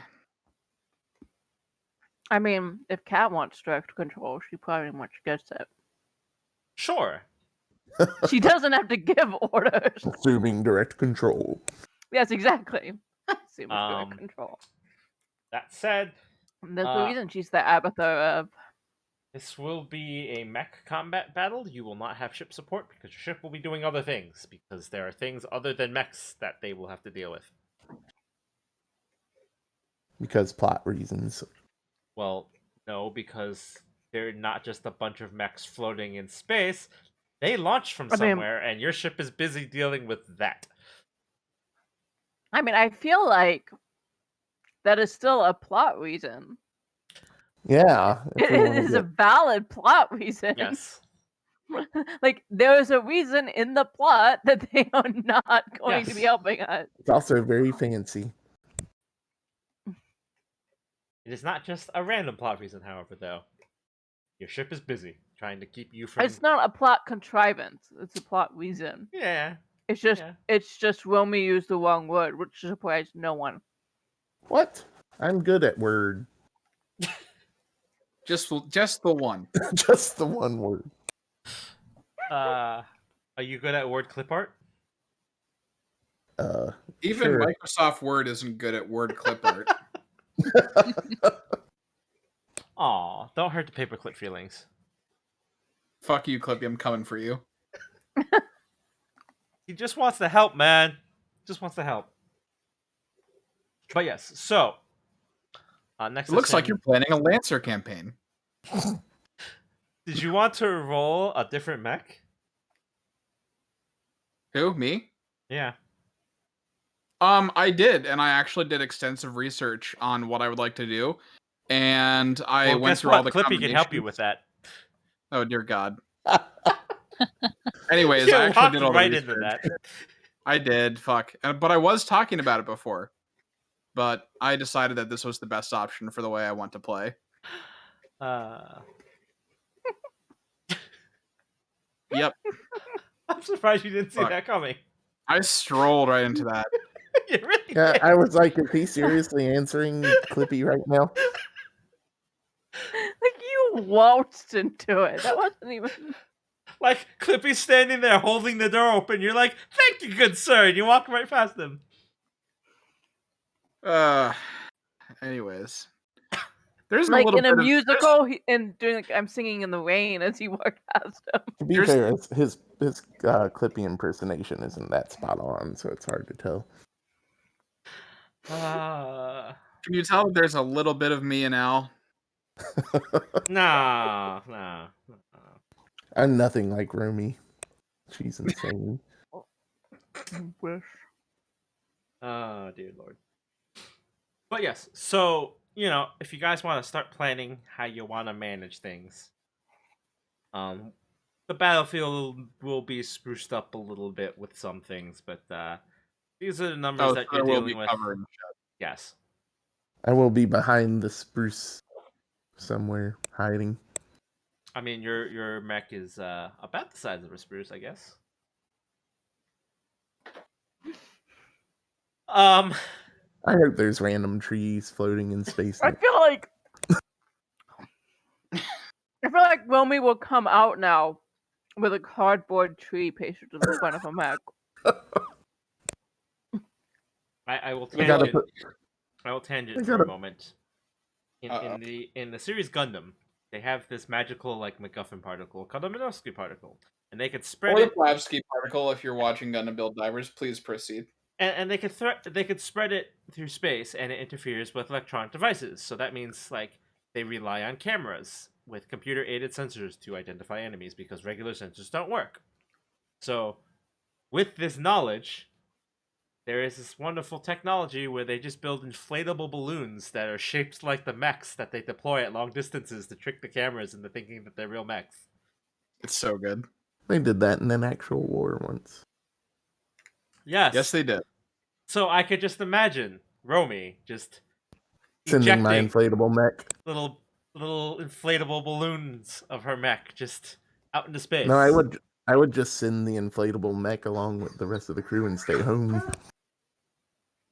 I mean, is it about as useful? Yeah, I'm not sure how far into the battle they would notice, but I mean, you're just making the drones do all the heavy lifting anyway, right? I can just do it from home. I'm working from home. Don't you know there's a virus? Just a balloon shaped like a mech with a radio and a comm system attached to it as blaring jazz. I'm working remotely, guys. Hope it's okay. HR said it was fine. I'm also answering support calls. So yeah, our next session will be the 7th. Yes, the 7th of February. So I won't see anybody till next month. Technically. I mean, you could always invite us over for, you know what I mean, for other fun gamings and things. Yeah, that would imply that I stream again before Sunday. You can have fun without, monetizing it. No? Okay. I mean, I could, but I that know would that not be doesn't- in the context of me speaking towards stream. Yeah, I guess. I would have to be streaming to address stream. I mean, you're allowed to just stream having fun with us too. No, Right, it's but crazy. that would require me to stream. Because my point was that would require me to stream again before then. I know. And Right. Yeah, but you can still see us. Well, figuratively before. I mean, I talk to everybody individually. I just mean collectively stream, talk to, we can like.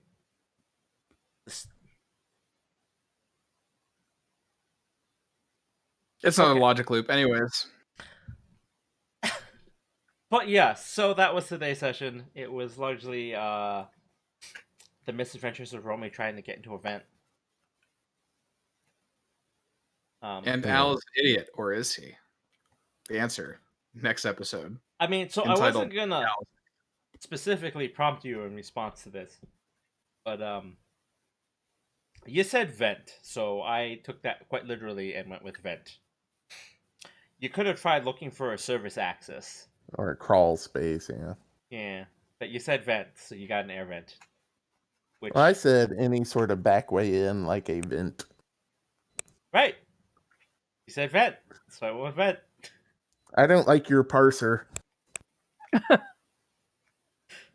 Listen, there was an exact match to your query. It was vent. That's why you don't ask Jeeves. Okay, next time I'll list all the things that I'm trying to look for. I mean, you could have stopped with a way to get in or a back way. Instead, you followed up with vent, so I went with vent. I'm gonna look for vents, doors, hatches, secret panels. no, I'm just imagining you spending an entire session looking for secret panels on the ship. I'm gonna see if I can absolutely expect that to happen. The if transporter you would stay room. on the ship to look for more access points into engineering and send a balloon of your robot into the next battle, I will lose my ship. Do we have a transporter room so I could transport myself into engineering? No. No, they do not. I'm gonna pull on every book I see from now on. Are transporters even a thing in this universe? Not explicitly stated, although there is like weird holding of space for transit, so like I'm not sure you want to send a person through that outside of a mech. I imagine So I could have folded myself. I mean, bad for the body. To be fair, Cat sort of does that to people in battle, so Yeah, but for harmful effect, not for like I'm sending you to Hawaii. Yeah. Next time I'm trying to break in, I need you there to yeah, fold but I me don't up. get bonus points for hurting them, so.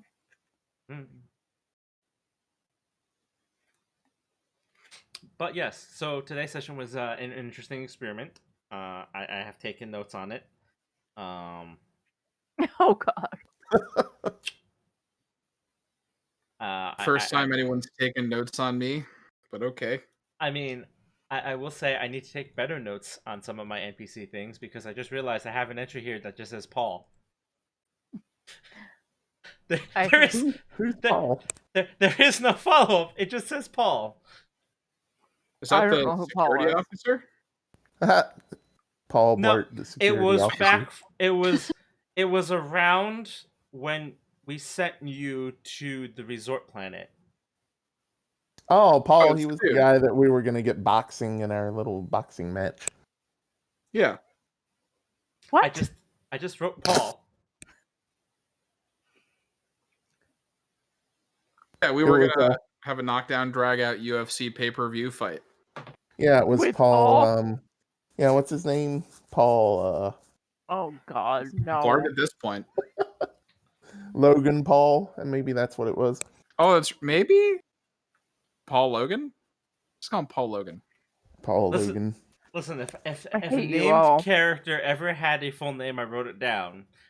And normally I write down at least some mention of like what their like relevance is.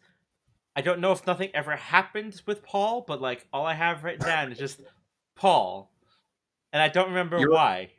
You wrote down Paul and then muted your microphone and screamed for a little bit and then came back. Because I'm pretty sure that's how that day went.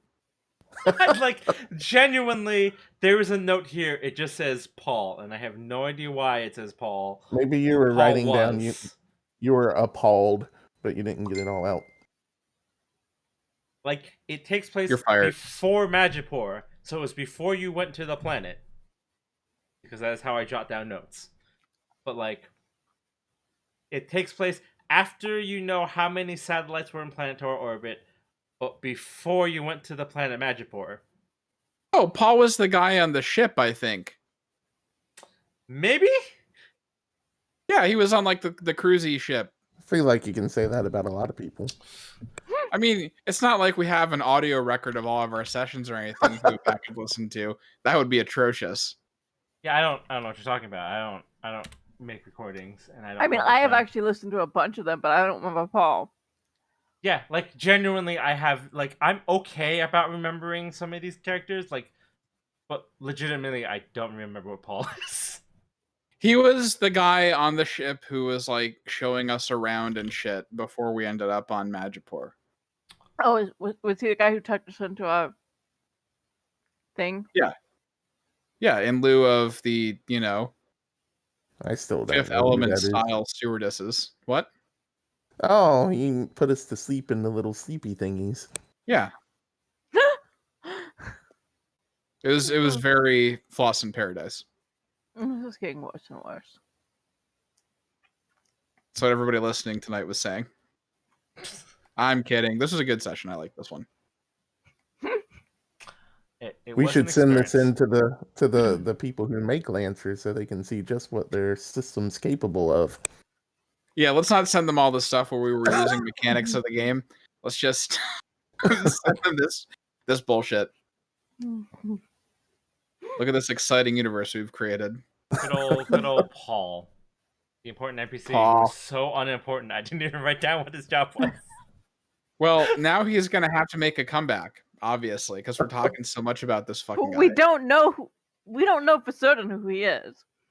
That's the majesty of it. Who is Paul? Find out like next week. Garfield.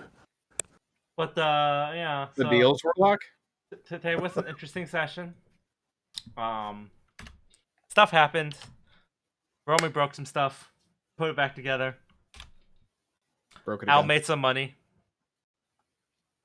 Parker possibly has a date. Right. The navigation officer possibly thinks that Parker's crazy. Just, a little bit of crazy. Or at least full of himself. Probably full of himself, at least. Well, that wouldn't be wrong, so I mean, okay. Fair. Par. And everybody thinks that Al is just a fucking idiot. I mean, kind of. That's kind of what he has presented of himself. Right. And he's, he's daft sometimes, but he's not, a total moron. No. As everyone mutes their microphones and says, "Yeah, I'm looking for my cricket sound effect." Yeah. But yeah. So next session will be on the 7th, right? That's the 7th. I like how Kat did jack squat after hacking. Well, Al tried to get Kat. She progressed the relevant story parts, yeah, and then proceeded to not get involved in the side story things. You convinced Al to get a video game system. That sounds like a hacker to me. This was the episode of the anime where the main character showed up at the start of the episode, and then the episode cut away to the supporting characters going about their day. The voice actor was It's a sick. filler episode. Yes, This was today a very was a filler Inuyasha episode. day. Today was a filler episode. We got to The watch the filler supporting episodes characters do stuff. Those We got usually tend to we got suck. Naruto'd. I feel like, yeah, Kat was just like busy. We don't know what she was doing on the tablet all day, but she basically did have a tablet out all day, so she was doing something. To be Space Reddit. revealed later as plot relevant. Yeah, we got Naruto today. Today was a Naruto kind of day. When we go back and edit this, it's just going to be, and then Kat was still in her tablet. Ominous music. Edit? You think I edit these? Ha! No. These go right up on the YouTube with a disclaimer that says these are unedited and purely for archival purposes. I mean, we could do a best. Well, depending on like season one. what Kat was doing, which I don't even know what Kat was doing right now. It's either like a sinister smile at the end or a fuck at the end. Because either she found something or she did something. Listen, clearly the ending of this episode is that she discovered something, executed this brilliant plan, and all went according to Keikaku. Translator's note: Keikaku means. Keikaku means plan. That meme never gets old. Never does. It never does. Just All fucking according to translate it. Keikaku. You fucking scrub. But they Anyways. did. It's more effort for them to do that because they still had to translate it and write a translator's note. It's so weird because that's not like a. It actually like I have to assume they were just being snarky. Obtuse. They were just being No, obtuse. no. If you've ever watched any fanlations at length, No, I have. Yeah. But they usually use it for like words that actually Don't have a direct are like translation. the name of an attack or something like that, where it's like, okay, this sounds stupid in English. No one goes like, you know what, plan needs like Light did not use the word plan so often that like it had to be keikaku. Well, I mean, there's also Right. the thing where like sometimes you get these words that like they have an adjacent meaning, and you could use the adjacent meaning, but like if you want to preserve the It's spirit not of it, you don't do the adjacent. Yeah. Like, you keep the original word and you be like, the closest translation is this, but that is Yeah, incorrect. because some stuff is Well, it's like, contextual. especially like attack names, like Kazana is way better than Wind Tunnel in Inuyasha. Sure, but like this was not that. This was just Yeah, someone no, being it wasn't. really obtuse. That's why I think they have to have been like just being smartasses. Like I think it had to be done deliberately to be smartass. Or they're just a giant weep. I mean, I Like, guess, but I just think in like the that. worst definition of being a giant weep. The only way I could understand that is if like the entire thing was like in the Japanese, like you had the original like sentence all according to Keikaku in Japanese, and they actually just put that on the screen, and then they said translator's note. It's all according to plan. You know, like it's like I don't know why they would just choose the word plan because that's not like a special word for light. No, I would get it even if they were doing it with like I feel it'd be like the stupid, but I would context get doesn't it if it was matter. doing it with apple, and they were like lingo means apple. Like I would get it because it's like that way you know every time Rook talks about wanting an apple, like you know what like. I mean, But like, listen, Japanese language is weird. And this wasn't even a weird word. This was just someone being a weird translator. yeah, I know. That's why. That's Like, what bothers me. Purely, it was just someone being a weird translator, and I feel like the context doesn't matter because they were just Like- being weird. Like, Yeah, I'll no, be and honest. it's hilarious Japanese now. But is I a think they weird have to be language. like, they were just being weird. That's my Like- point. Is they were just being weird. Like, Japan technically uses blue for green. I mean, Technically. ironically, I was just about to say that. Like, I would get it if they were like didn't want to translate the word owl because it means blue or green, and we don't know Well, which no, one it means in no, this context. It means both because green is closest to blue, therefore you use blue because they only had 4 color words: white, black, They- red, blue. And then traditionally, but they have a I'm not talking about original, like the original language, like in the original base root language. That's what they started with. So then when someone was like, "This is a green thing," they didn't make up a new word. They just went, it's close enough to blue. Blue. Well, they have green now, though. Now they do, but that's a modern convection of the language. I mean, because for the longest time it was just like, it's blue adjacent, it's blue. That's why vegetables are blue vegetables, if you're being literal translation. It's an affectation of the language. Like the historical development. Right, but my point is that like they have that's the reason why you would keep when you don't actually know what color they mean. Well, I mean, I feel like that's not true unless someone wrote this anime in like, or they're basing on a source material from like, I don't know, at what point did they start using other shades? Like a long time ago. Like it's a modern contrivance, but like, jeez, when did they start using Midori? No, Midori started in the Heian period. Yeah, so like 794. Right, so that's like before the Japanese had writing. So like, what would you even be translating that would not be using that? They refer to things like the I like that we're having this debate on thing. The turtle, the divine beast turtle. I guess it's said to be owl because we don't. But it's not clear whether like. Right, but see, like that's the thing. Like that's such a very like that is such like a very specific contrivance. I mean, to be fair, like Homer described the sea as wine-colored.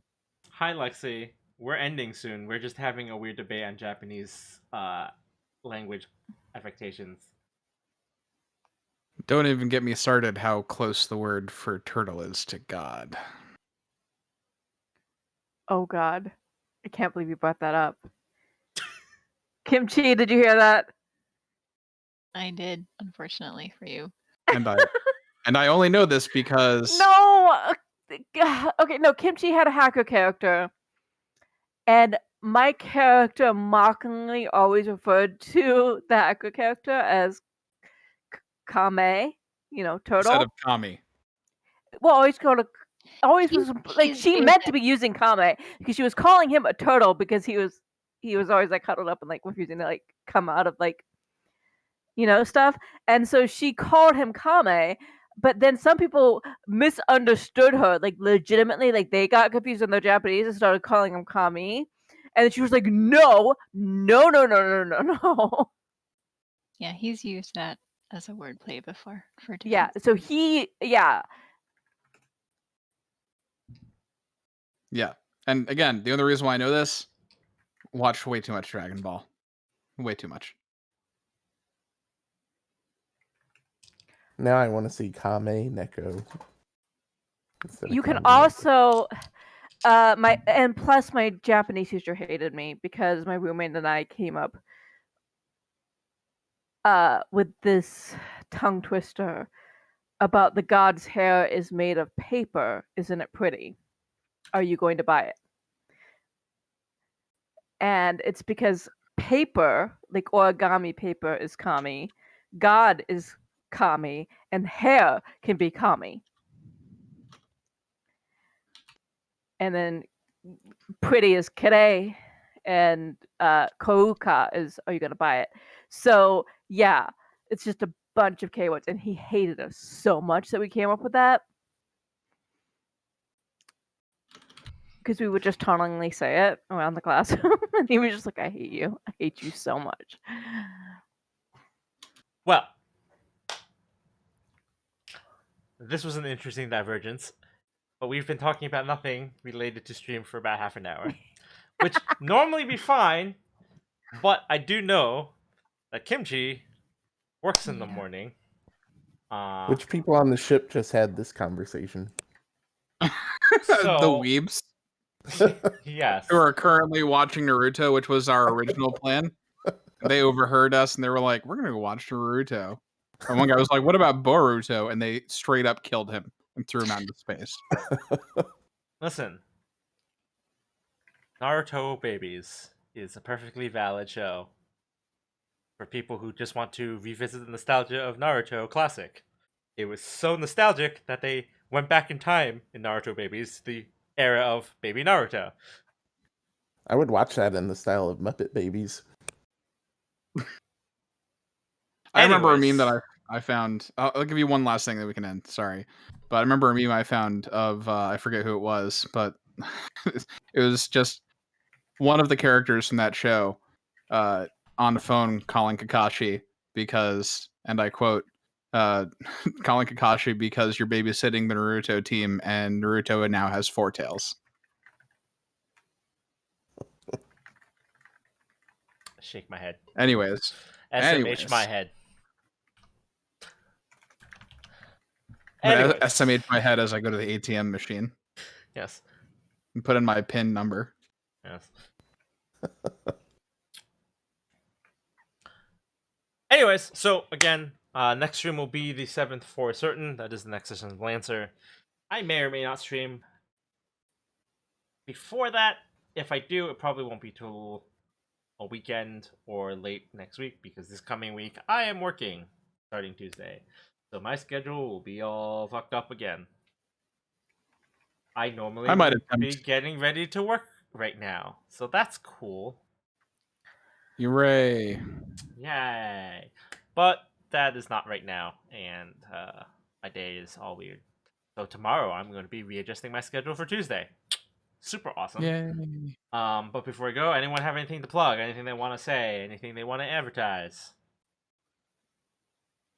I might stream a blind playthrough of Hades because I heard that that's amazing and I've not played it yet. It's really good. Hades is good stuff. I have yet to beat Put it on God mode. But don't listen to him. Just play through it normal and then work your way up. Yeah. No, God mode. I'll do God mode in the second playthrough. I mean, arguably, that you're playing a god, so you're always in the God mode makes it easier. No, it doesn't. Yeah, it does. Absolutely. Well, does it? It I mean, gives you extra health each time you fail. Your health gets bumped up. That's the only way I got to keep playing it. Oh, well, no, I'm not going to do that then. Play normally. Don't be lame. I'm happy being lame. Well, yeah, that'll be on my Monty B Man channel if I do it. I don't know, man. I rearranged everything. Sorry, relocated everything to a new room. So I'm way better. Don't give in to him on that. It's true. I Mansoned everything in my house, so that's no. Okay, that one didn't land. Anyways, so you may or may not be streaming. We'll see what happens, I guess. Anybody else have anything they want to pitch, say, add, advertise? I don't know, do a thing. Play Raid Shadow Legends. They don't sponsor me, but I'll say it anyway. NordVPN. Audible.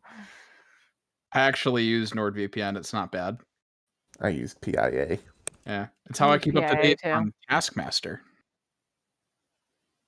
PIA doesn't let me do that, I don't think. Listen, we're not getting paid, so they don't get a long spot. So we're not we're not getting paid, so no long extended spots for them. So Populink Japan has a promotion going on right now. We're not getting sponsored by them ever, but it's a good one. I mean, listen, I'm a VTuber. I do Asian things. They might sponsor me. I don't. You should start doing toy reviews. That would be awesome. No. Just only Figmas. No. We should end the stream. Bomba's socks really suck, so don't get those. So no one's got anything else to add. So everyone who stayed, anyone who's watching on YouTube, thanks for watching. We're so sorry. Thanks for coming. I hope you had fun. It was certainly an interesting session. I mean, it was a little different than normal, but you know what? That's okay. That's what we are, a little different than normal. So, for everyone who came out, thanks for coming today. Everyone who's watching later, if you watch the VODs, thanks for watching. I don't care if you like or dislike me on YouTube. I don't even care if you subscribe. This is purely for archival purposes. It is free for you to watch and do whatever you want. I will not monetize this content because, I don't know, just for fun. So I hope you had fun. If you didn't, well, too bad, I guess. Sorry. But yeah, I hope everyone has a good night. Me too.